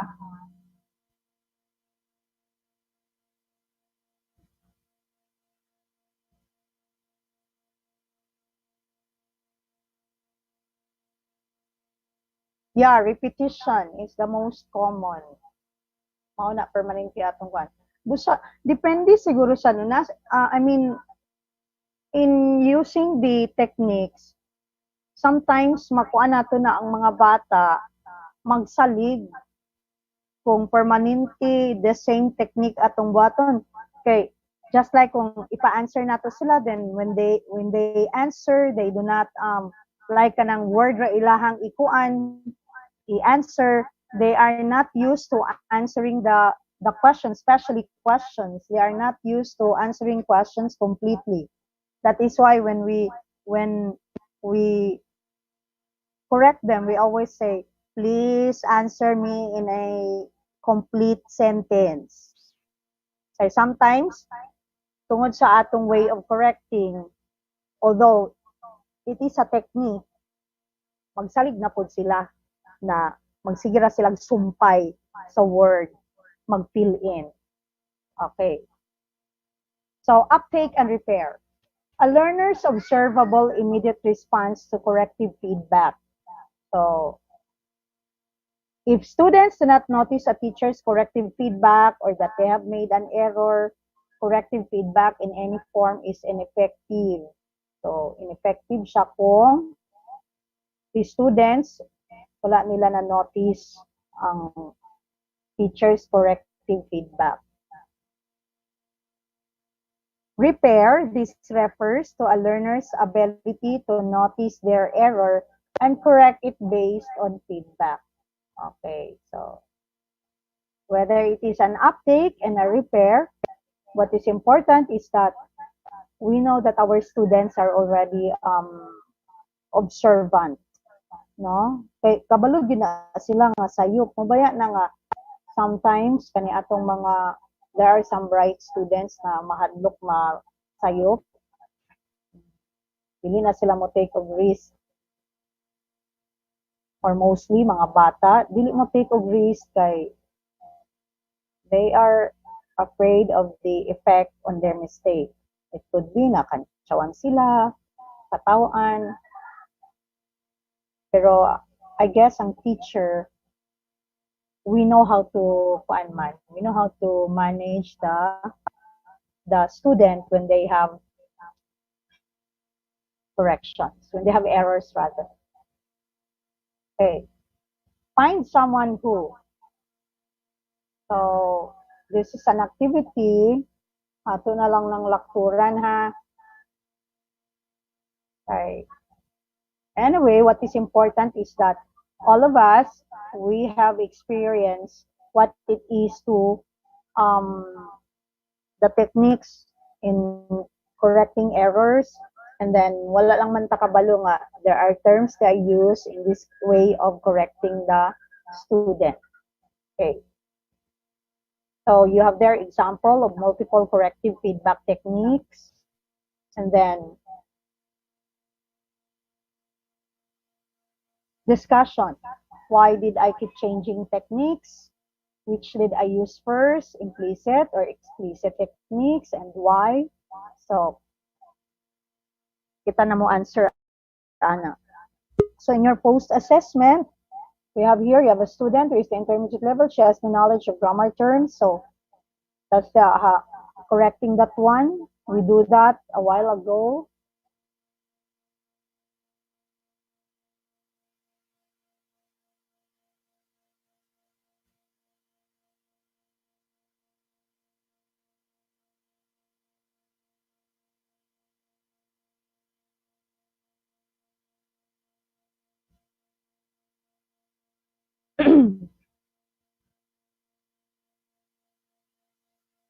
Okay, research on feedback.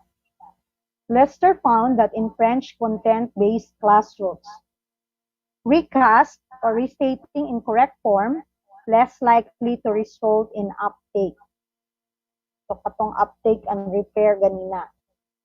Then clarification requests, metalinguistic feedback, and repetitions were more effective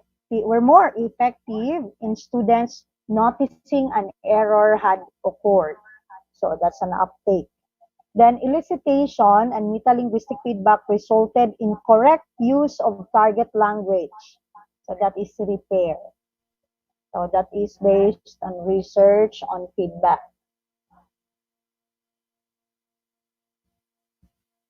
Secret to feedback and error correction. There is no secret. Feedback and error correction are teaching skills that take practice and develop over time. Okay, so depends on teacher context or culture and students' language level, of course. Then it depends on individual students' attitude towards error correction. So kato inyong ingon ganina na it depends on the approach. So that is why some teachers or almost all of us are careful in giving corrections to students. Siyempre, kung ang atong approach is maulawan ang bata, so it could really affect their feelings. And then it could be a result to that they might no longer participate, that they will be afraid to participate in the discussion. That is why most of our students, kung dili ta manawag sa ngalan, dili gid na sila gawas na lang atong mga gutsy magka-error. Because siguro they have the experience na when they are being corrected, nga usahay ilang classmate ang pas kay mag-correct nila. Dala pa kantsaw. Okay.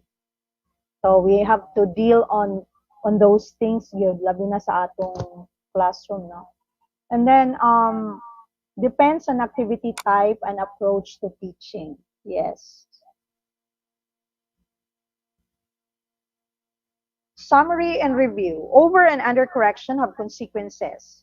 So find a balance. Negotiate a plan for error correction with students. Try to understand why students are making errors. So we should not just leave the errors, no? Let's try to understand also kung say reason why are they making errors. It could be that the instruction is not clear, that the lesson is not clear for them. So we have to understand. Of course, we are like that. We are always understanding. There are multiple questions to ask to determine when and how to give corrective feedback. So let's not get tired of throwing questions sa ila until we could come up with um, until they could express why such errors, magbalik-balik, what is the problem? Kaya kung magbalik-balik na ang ilang error, that means napagidili klaro. Okay, so let's really ask them. Uptake and repair are essential for effective corrective feedback regardless of technique. So si uptake and repair, essential siya. So let us use that uptake and repair. So this recast, clarification, request, metalinguistic feedback, elicitation, repetition, explicit correction. These are the techniques that, again, as what I've said, we've been using already, pero karon lang na klaro sa ato nga, we have already used some of the techniques. And then after knowing that these are techniques good in correcting error, so pwede na nato asa taan ni kuan. Pwede na nato ni apply with our students depending on the situation. And then, yes, considering their belief, considering their culture, no, mao man na dito kaganina na mention na, and as what you have said in your chat box, you have there shared na kanang no ma'am, kanang magdependi gid sa bata, magdependi sa sitwasyon. So, as long as we are, ang pinaka-importante, we should not just let the mistake go on. We have to correct. So, last one, thank you. So that's it. Salamat kaayo. Jack. Hello? Hala, tulog na mo?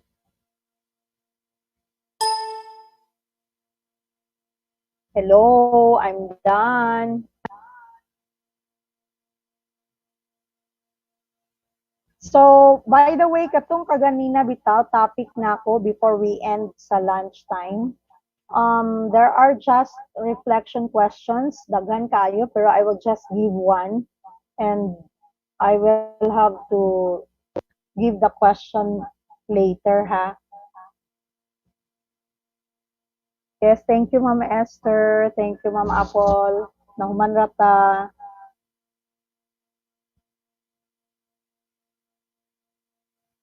Ma'am Jackie. Hello.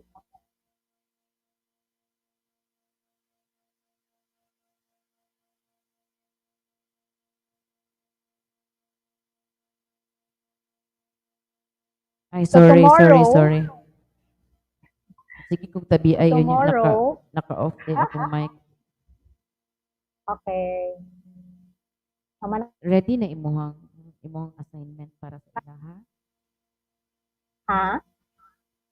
Na-ready na ba Ma'am Jack? Na-ready na imong assignment para sa ilaha? Again, Ma'am Jack? Na-ready na ba imuhang assignment para sa ilaha? Assignment? Oo. Tapa ha? Oo, kadali ha. Para mas screenshot ninyo.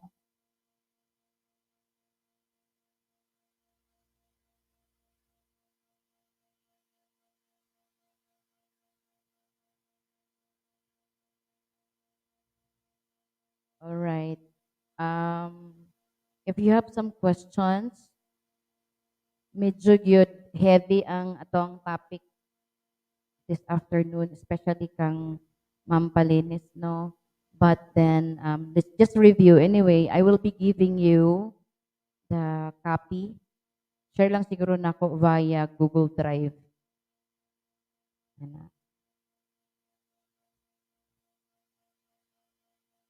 Ma'am Pearl is also preparing for your assignment. And I hope also that the remaining time we had this morning was allotted for your assignment making with the group.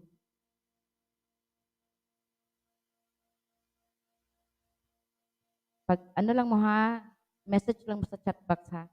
Mabasa man po na nako. Aron makita na ko kung unsa inyong mga kuan, mga query.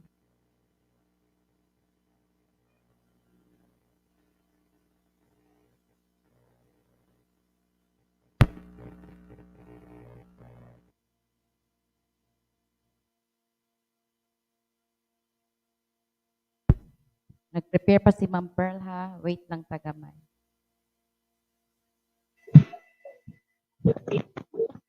Ma'am Pearl, if you hear me, ato pa silang pahimon sa kuan, lesson plan. Ma'am? If you hear me, ato pa silang pahimoon sa lesson plan.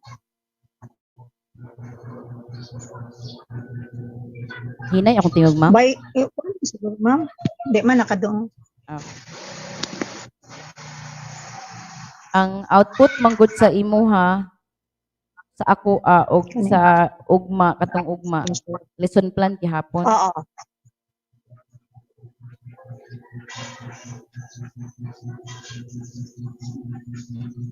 Di na siguro, Ma'am Jack. Lagi? Kay kani ganing ako daghan ipa-choose ra nako sila. O inana lang ma'am, ipa-choose lang sa pero complicated ba kayo ang paghimo ana sa ilang output no?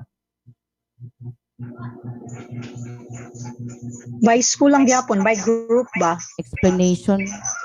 Example, Para dili daghan. Nagkuha mo og isa ka technique. Tapos make your own example and then ways of correcting using that technique. Pwede ka. Kaya mo naman gyapon na atong gibuhat.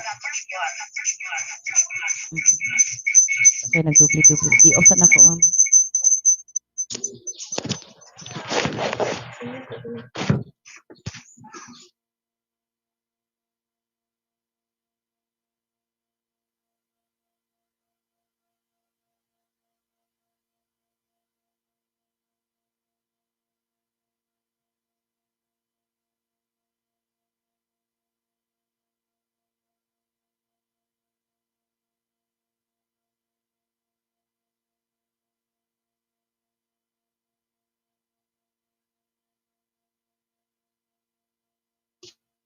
Okay.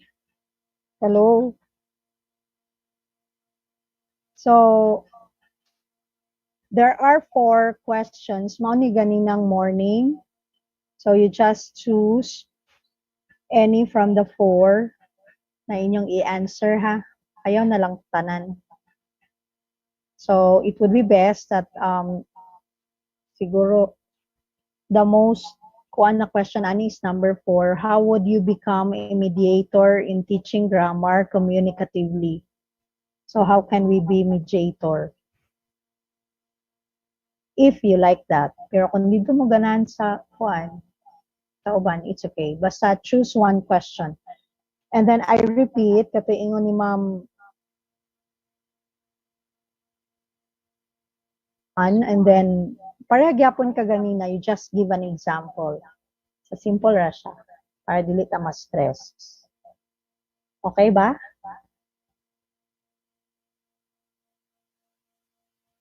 Jack?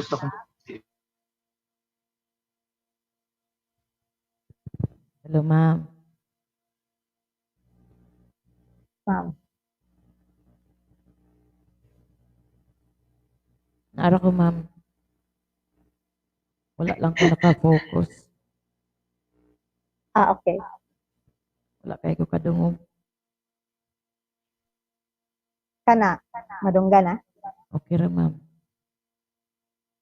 Okay, so I said a while ago na they would just choose on the reflection output either 1, 2, 3 or question number 4. And then for the topic a while ago, they would just choose one technique and then give an example. That would be all. One per school? One technique. Ay, tisa pa. Yeah, ma'am. Oo, one per Parehara per siguro group. gyapon no kanina. Oo. Kay daghan man gud sa mons. Unsa pa ka? Kay kung mag Okay one, naman siguro. kung one, Pila mo kabuok gani? 8. kuan, 9 ka book, ika-10 ko.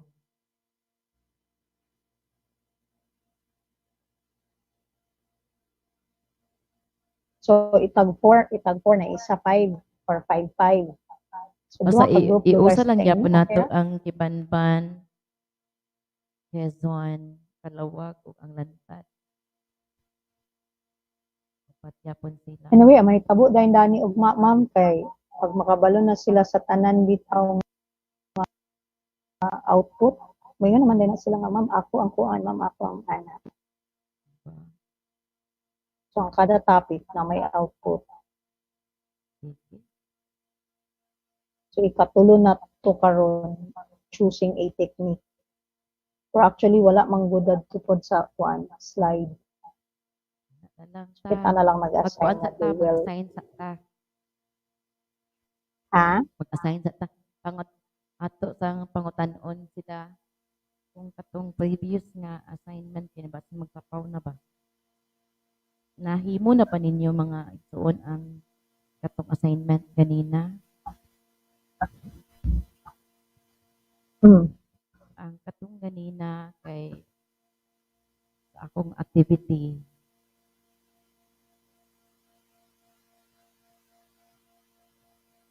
dayon nahatag di mo ang imong assignment ma'am sa last part sa morning.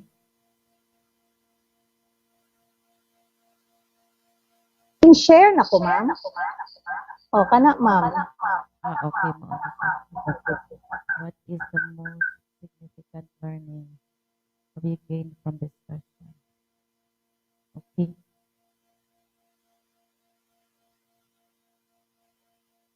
Sige. So, mag-assign na lang ta. Isa na lang ma'am, kay ano, kana ang isa na lang per school, no? So, per school na lang. Pagsabot na lang mo, Mons. Kinsa ang mo answer, ani? Kinsa ganina sa inyo, Mons? Isa, tanaw na ko inyo ang chat, ha? Kinsa sa inyo ganina ang nag-prepare sa 7 and 8? Atong activity. Nga, how do you introduce grammar communicatively? So, sa grade 9 and 10, nauna ko. Naglanta ko sa inyong chat ha, please answer. Kay para makita po na ako nga basin mabuntusan ang isa ka tao ba.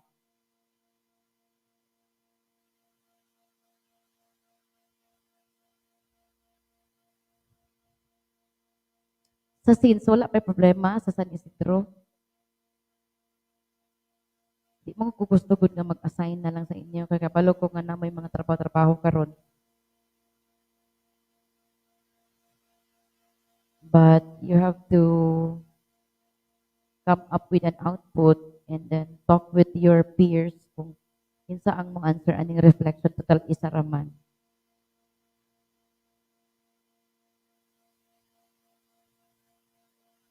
Pag sa pag-feedback lang mo ha. Eh, duha na ra ba ni? Duha na ka-assignment. Ang sa uban school, siguro duha lang ninyo. Ang sa ito output ni Ma'am Jack? Ang ako kay ano lang siya na ako'y katong template nga gyatag kanina. Name of the school, tas name sa topic, itong introducing grammar, teaching grammar communicatively. Ayun, na the name of the activity, tapos ang direction of how to facilitate, how to introduce the activity. Prepared by Dayo. So, ang sa ako kanina sa Mons, 7 and 8 isa ang mabuhat. 8 and 9, isa po ang mabuhat. So, I wanted to know kung kinsa ang naghimo sa 7 and 8.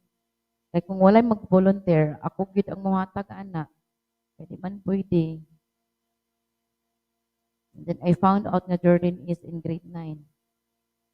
So ang magsabot ra gid si J. Ford o si Grace. Grade 9 and 10 ang magsabot si Mary Ann, si Jorlyn. Dagan-dagan sila sa grade 9. Mary Ann, Jorlyn, Georgina, and si Sir Roy. Si Sir Remy, murag kuan grade 7 na si Sir Remy. So, karon kani ikaduha na pud nga assignment, munang gusto na ko may balaan kung kinsa gid ang naghimo para basin baya gid og maora ang isa ka tawo nga naghimo sa assignment kanina sa buntag. Wala siya sa grade 7 and 8. So, si Jorlyn ra og si Grace. Si Ma'am Jorlyn na lang siguro. Total simple raman to ang ako Para pag-abot ani, total isa raman sad. Kinsa man mo himo ani. Anybody who can volunteer. Kasi gusto maghimo ani. Upat raman nga question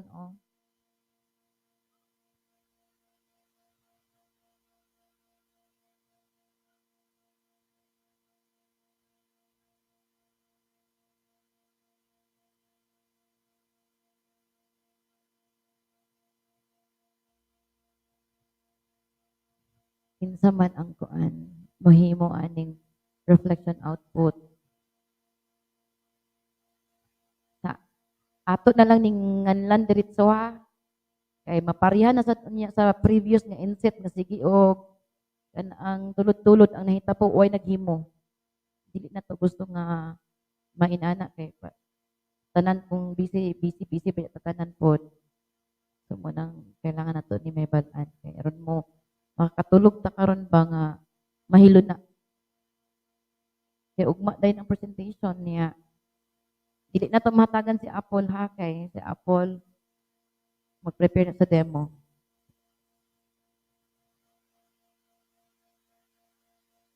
So Ma'am Pearl, ikaw ang mag-decide para sa inyo diha sa SENS. Dayon. Ako lang gikuan. Ma'am Pearl. Yes, ma'am. Ikaw na lang pala sa SENS na lang. Yes, ma'am.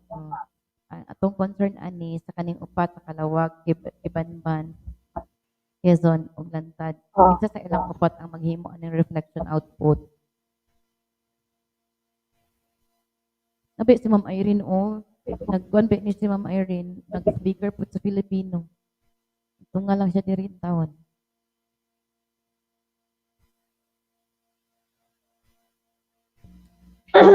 Ma'am Ann, Ma'am George, pakiingon ni Jorlyn nga siya ang sa assignment nako sa morning kato ang activity. Ang reflection din total isa raman sa ato kinsa man. Tong kanina ra to Jorlyn kana ang simple raman to.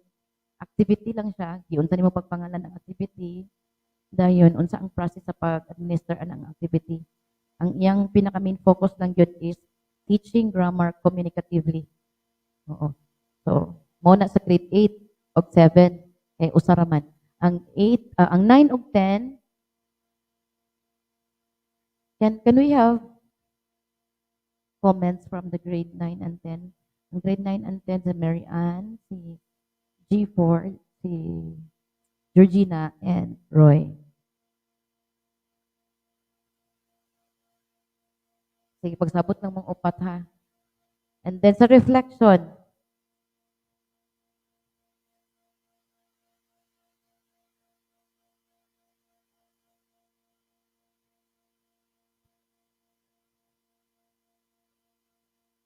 sa pakamaayoan na ninyo, B, pag-volunteer mo, B.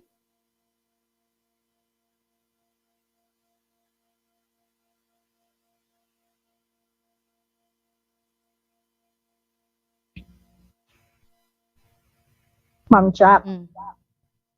Kanang output ba? I-present pa na? Pangayuan ta. Okay, so dili na need ka i-present. Katura ang i-demo ni Apple? Katugid kang Apple. Huwag ito demonstration. Preferably, coming from the activity nga gikan sa ato. Pero makasulod man yapon perminti kay kung correction of errors kay sikahon naman ni Apple. Diba? Sulod man permanente. Nya kung grammar sad dito naman diretso sa activity niya. So wala problema. Kaya pwede rin nato na i-defend. Basta niya kisulod unsa nga topic. Ang output lang nato. Oo, ma'am. Naguna-una na ko sa akong topic di ay tuod. Oy. Naglibog biya gid ko kay ngano ang imong tingog kay murag si Esther. Kuan di Correct ay. ba? Nangutana di ko, ma'am. Nangutana di ko Oo. giday siya live, giday siya. PowerPoint lang di ang i-present namo. Oo. Sa live siya. Dili din siya pre-recorded kay So, gitanaw na. webinar gyapon siya. Oo, live giday siya. Webinar siya Apple. Pero live siya nga makitaan ka. Or face to face. Kaya ako nabad-an kay mura siya webinar gyapon. Pero live ka nga nagtudlo, dili siya pre-recorded. Mura kay nag-set up sa imong kugalingon ba? Para ani ato karon ba ang imo kung inyo ko nakita niya nag-teach ko in front sa inyo ha virtually. Oo. Ano kay gyapon? Klaruha lang na Paul. Yes, ma'am, nawala ako. Kaya ang Gahagila po kong signal tayo sa wait. Kaya ang akong naibadaan lagi Paul, mura pag para sa amo ba nga open cam, then the listeners will be the panel. Oo, yes, ma'am. O, ana. Tantan lang siya. Live yapon. Na din mag-observe Dili lang siya Oo, face to live face. yapon siya. Okay, sige. Ato na lang reflection ang atong sulbaron. Isa ra may maghimuan ni. Ma'am Mary Ann. Okay ra ba ka sa imo Ma'am Ann? Kaning reflection nga upat. Tabangan ta lang kapag answer, ma'am. Kaning upat, Ma'am Jack? Oo, upat. Or mag-choose lagi sa ani, Ma'am Jack? Upat siya. Akong problema, wala mo ko ganyan ng morning, Ma'am Jack. Uy, katong nagsangid ko kang sir. Okay. Nag-adto man di ka sa kuan. Nag-adto man di ka sa doktor. Dili dito magpili lang og isa ani, Ma'am Jack? Magpili. Lahi sa itong correct. Ani siya tanan, Ma'am Jack? Lahi po to mag-choose lang ni isa, Ma'am Jack. Error.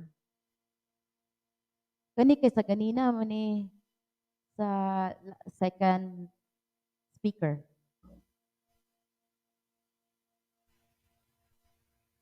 Ma'am Pearl, correct me if I'm wrong. Yes, ma'am. Di ba mo Oo. ganina, di ba? Kami mao ni ganina. Oo, maning ganina. Wala ko nahatag. Nga, isa ra ang maghimo. Dili na ko mahatag sa imo katong- kay wala man ka na. Katong technique mo magpi. Oo. Isa gihapon to no, so murag tulo na katawo ang involved.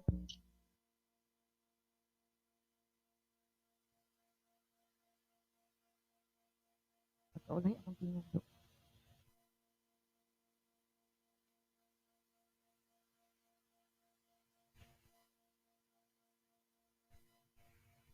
Mauna to. So, dili lang ka, Ma'am Ann. Pwede ikaw ang sa afternoon, Ma'am?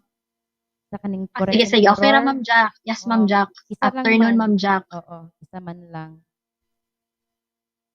Ang kato lang sa morning, naaman siguro si, ano na to, bi? Tanaw na ko kung unsa ni ka simple. Kung simple ra, pwede rin na to ihatag diretso.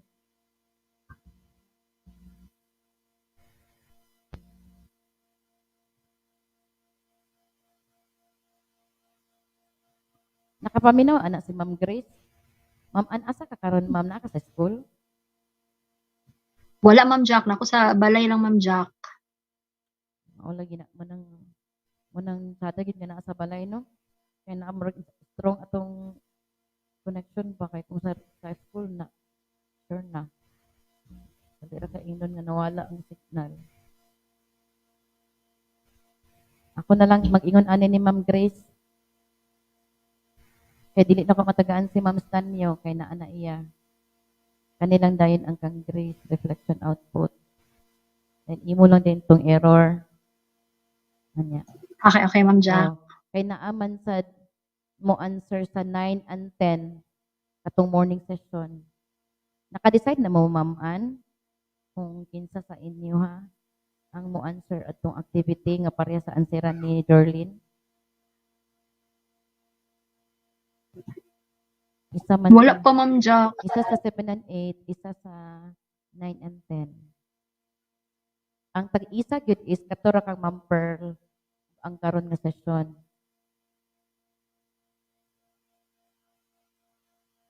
O sige, pag-decide lang mo, Ma'am ha. 9 and 10. Di, pa naman to, simple raman to. Okay. Pwede ra gyapon nato sila, Ma'am, ipahimo sa ilang kuan karon, Ma'am, sa ilang GC, Ma'am. Ay pwede ra kani sa ilang GC mismo sa school. Kaya aron makadiscuss sila dito kinsa maghimo. Pwede ra. Ana ra.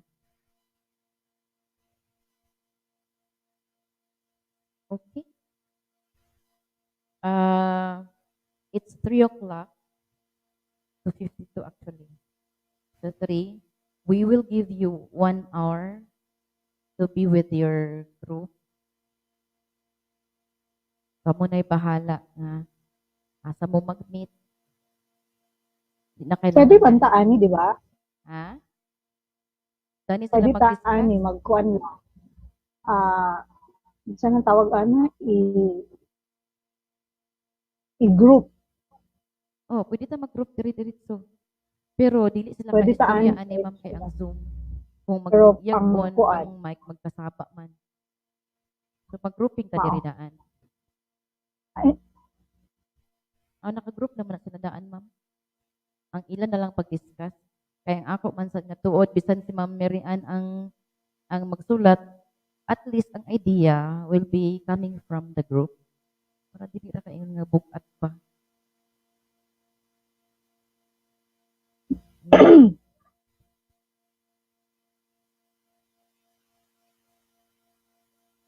Ana.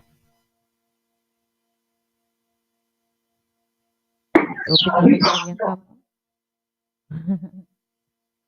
Kusog imong internet diha, ma'am.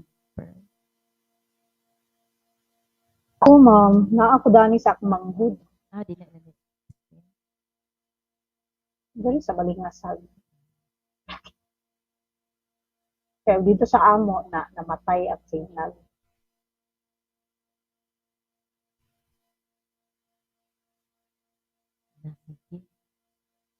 Apa man sa mga activity Oo. Di ba, ma'am? Hindi lang nato i-carry karon.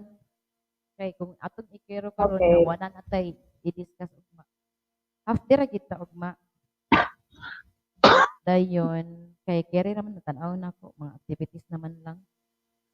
Dayon pagka afternoon mga presentations na dayon aning mga assignment nato. Yan na. Pero mas maayo man gud nga karon mo mag-talk 3 to 4. Kay 3 to 5 man ang ato ang schedule yun. Ay 5 taman atong schedule. Pero kung unya namang good mo, di na to ni i-follow up mo, balik ta sa big group, magsikyaman mo pangawala na di na gid mo magkuhan, di mo magkita. Kay tanan ra ta nagipanghimo.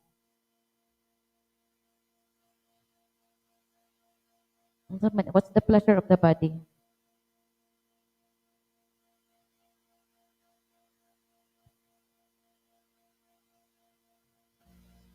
Ma'am Jack. Ma'am. Di ba pwede ta mag-breakout room dani? Pwede mo, good morning. Kay Zoom man eh. Unsaon? Dili siya, ma'am, kay kanang gawas gid sa ma'am. Ang breakout na to is gawas dito sa Zoom. Nya balik din ta, maingon lang din ta na pag 4 o'clock balik ta. Kita ta 4:30. Okay. Ang 4:30 na to, kuan na siya murag. Dili na ta mag-discuss kun dili report na lang unsay nahitabo sa inyong pag-talk. Dili na to sila kayo i-pressure na lang. Basta kay ha, Pwede mo maghimog GC. Connected man mo sa Facebook, di ba?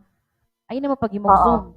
Kaya ang Zoom, manginahanglan mag-insakto nga data. Di man sa mo kailangan magkita ay. Ang importante raman is pag-discuss ninyo na ideyang isa, na ideyang isa. Ang katong mag-present, yan ang i-collect ang mga idea from the group. Ana.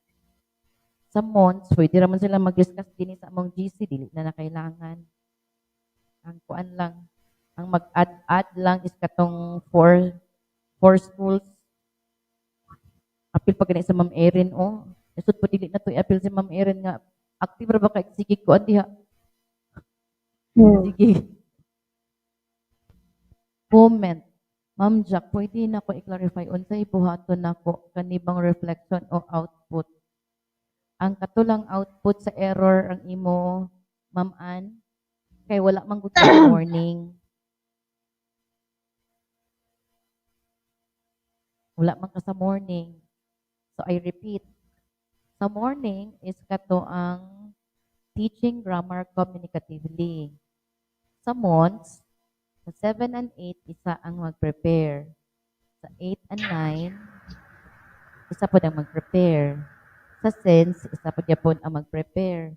Sa mga integrated, isa po ang mag-prepare. Ang ikaduha nga output, kania. Sa San Isidro, si Ma'am Pearl na ang mag-handle kung kinsa ang iyahang ipa-prepare. Sa katong integrated, sila ang mag-decide kung unsa o kinsa ang mag-prepare.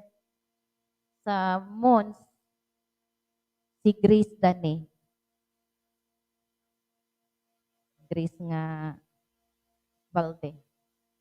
Dayon, sa afternoon, nga katukang Ma'am Pearl, katong correcting error, magpili lang ka isa ka technique in correcting error.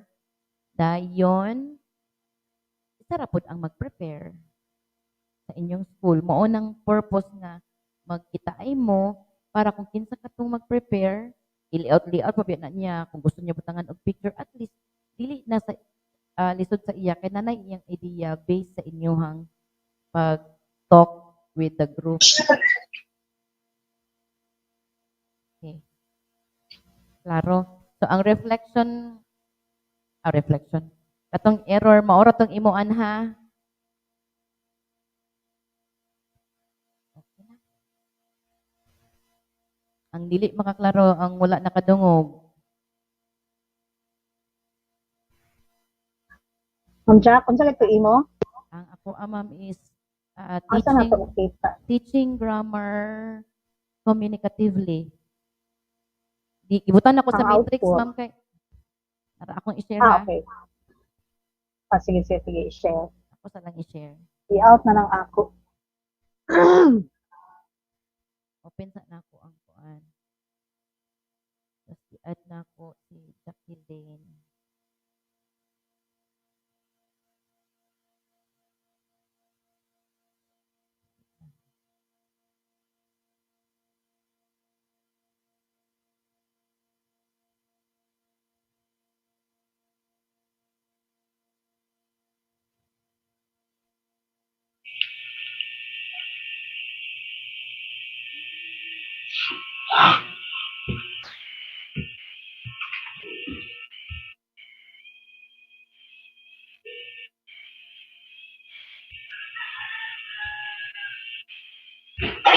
Ama nagsiyos ka na tulog.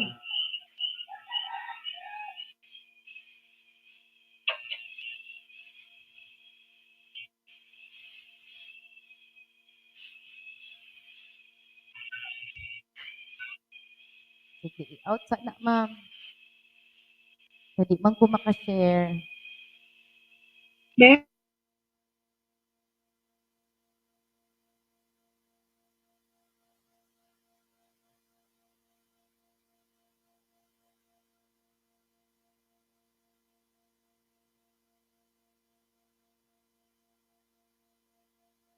Pero nakakahinay. Nihinay na kay murag gahapon ra gyud ni. Walay off. Nara o. name sa school. So kung upat ka school, upat man ka school, sibutan ninyo diha, Lantad, Integrated, Quezon, upan pa. Ang topic din is teaching grammar communicatively in the Philippines. An activity, name your activity. Pwede mo magputput sa inyong kagalingon nga name sa activity. Kung inyong kagalingon nga activity, nga name, explain lang ninyo din ha the reason behind naming that way. Tapos ang one direction na din, ang process of administering that activity. Ano lang. So instead of lesson plan nga pagkataas-taas, diretso ni siya sa part sa application sa activity. Then prepared by lang dayon.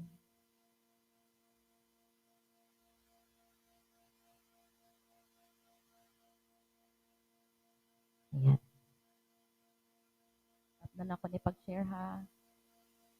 Please take a picture of this.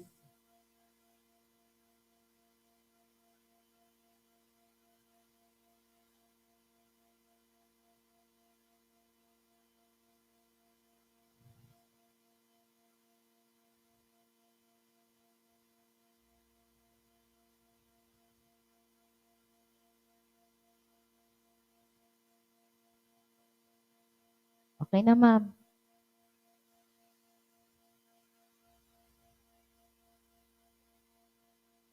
Ay, isa pa. Ay, mag-picture tadaan. Make sure also nga naka-sign mo atong attendance. Magkita pa ta, Ma'am Pearl. 4:30. Picture tadaan, ma'am. O, sige, sige. Kaya nagpasa naman good sila. Sige, open cam ta.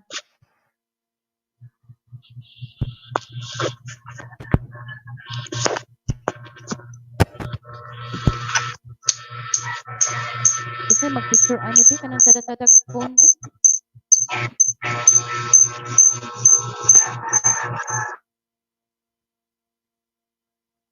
Kasi kuan kita mag-picture ani. Kaya akong phone kay murag nilubat na gid sa entero adlaw nga walay off.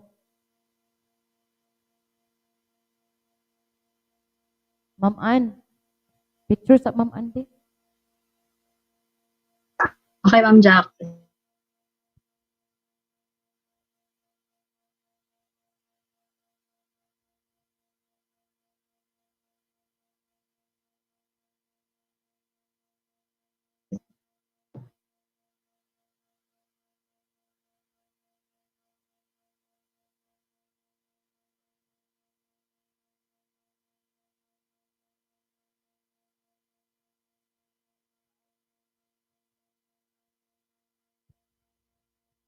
Okay na first. Wala naka-open ang cam sa uban. Natingala lagi ko na nganong pareha si Fabri og si Jacqueline. Then pareha po si Ma'am Joanne og si J. Ford. Ano man na? Da, presko kay si Ma'am Joanne, no? Presko po kay si J. Ford. Nya karon si Stanley kay okay na. Okay na, perfect na. Kita lang ma'am kay pareha atong naong ma'am. Na si Ma'am Joanne karon o si J. Ford pareha. Promise cute. Bisan pagpicturean ako ni. Ma'am, and do you see what I see? Pareha lagi na. Dili man, Ma'am Jack. Lang ano ni ang ako ra lugar. Na bisan pagpicturean ako sige na, bala Pareha kita, Ma'am Jack. Promise lagi na. Bisan pag mag-picture ko. Sige na, picture na, ma'am. Picture na ako. Kaya ron ako'y proy pa. Ako nagkapakapa.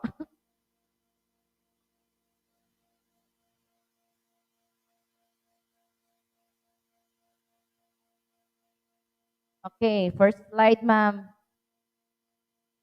Done? Oh, wala na natin yung si Ma'am Ann. Sunod. Second slide. Si Ma'am Fabro, Hiasa, Apple, Valde, Ma'am Erin, Ma'am Maan, Ma'am Pearl, Ma'am Fe.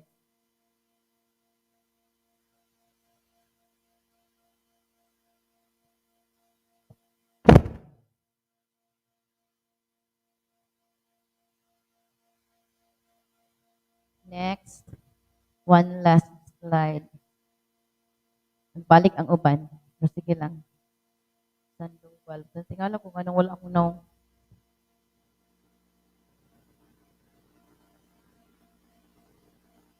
Alright.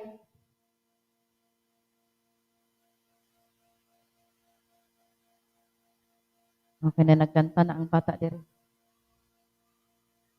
Okay, so, Ma'am Pearl, unsa man, balik ta 4:30 or diretso na ta dismiss? Diretso na siya. Unsa man? Ay na lang, ay igor mo ta follow up. Ha? Igor man tag follow up sa ila.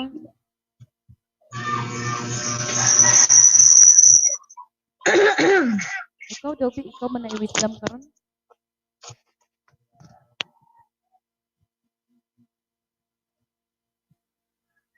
Ay na lang ma'am, 30 minutes naman sa do. Masay mahimuan ng 30 minutes kay ang uban wala din signal pa. Ang uban mag-on pa sa laptop. Uban, Maghimo man sad sila assignment o output, ma'am. maghimo man sila. Kani laging alas So, 3, okay na. paingon sa alas 4. Remaining time, output making. Ilan na na? Remaining time output making na. Okay? Okay. Okay. Basta mag-attendance lang sila Oo. dito. Ang attendance na naghihatag na ba? Tanaw na ko ang GC sa coordinators ha. Kanang kinatibukan bito.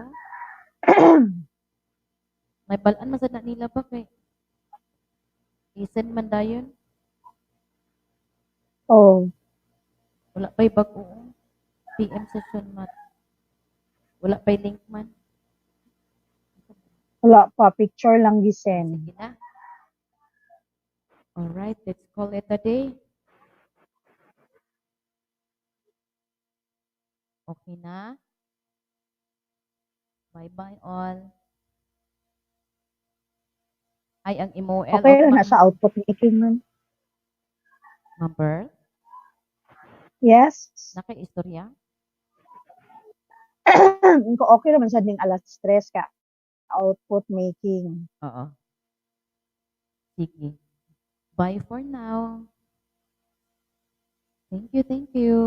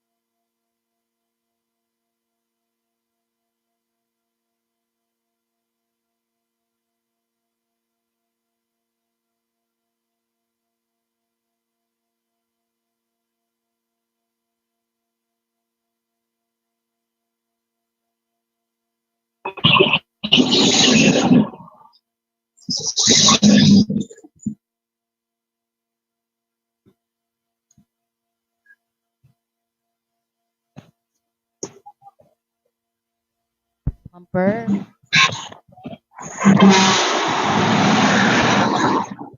Victory daw tong imong upat ka questions di. I-send din sa ako kay akong i-send sa notes. Wala na ko na picturean. Mamaya. Balik mo yung laptop.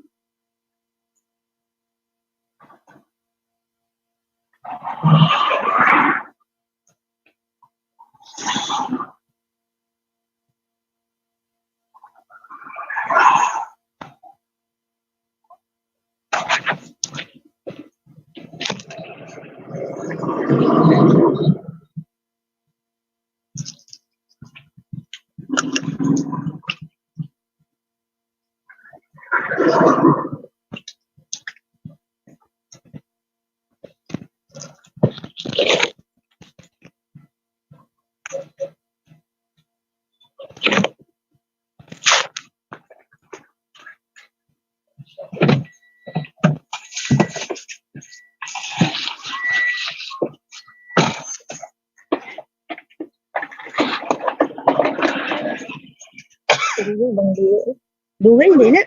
Dugay na kay mag-shot pa na siya. Kuan pag fingerprint. Computer pa. Dili siya siguro. Ginang kita nga. Amo adto lang kay ingon na nato balikan siya. Na. Kumana. Kumana siya. Parang hindi rin gilak. Mao din ako ang lalaki ni gilakan.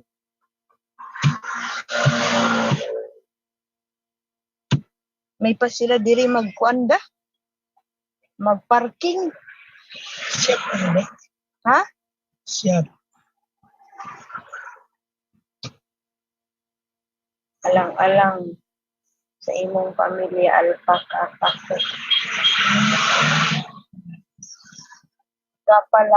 lambda kapang ano la ilang alpaka mo alpaka pa lagi Vincit omnia bertod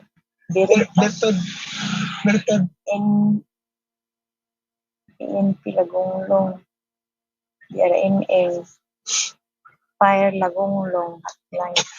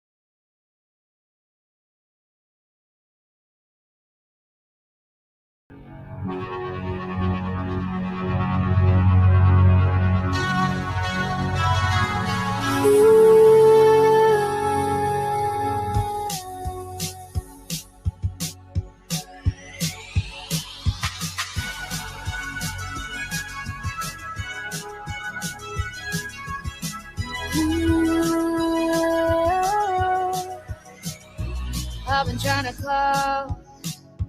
I've been on my own for long enough. Maybe you could show me how to love. Maybe I'm going through withdrawals, and you don't even have to do too much. You can turn me on with just a touch, baby. I look around and since it is cold and empty, no one's around to judge me. I can see clearly when you're gone, and I said, ooh, I'm blinded by the light. No, I can't sleep until I feel your touch. I said, ooh, I'm drowning in the night. Oh, when I'm like this, you're the one I trust. Hey, yeah.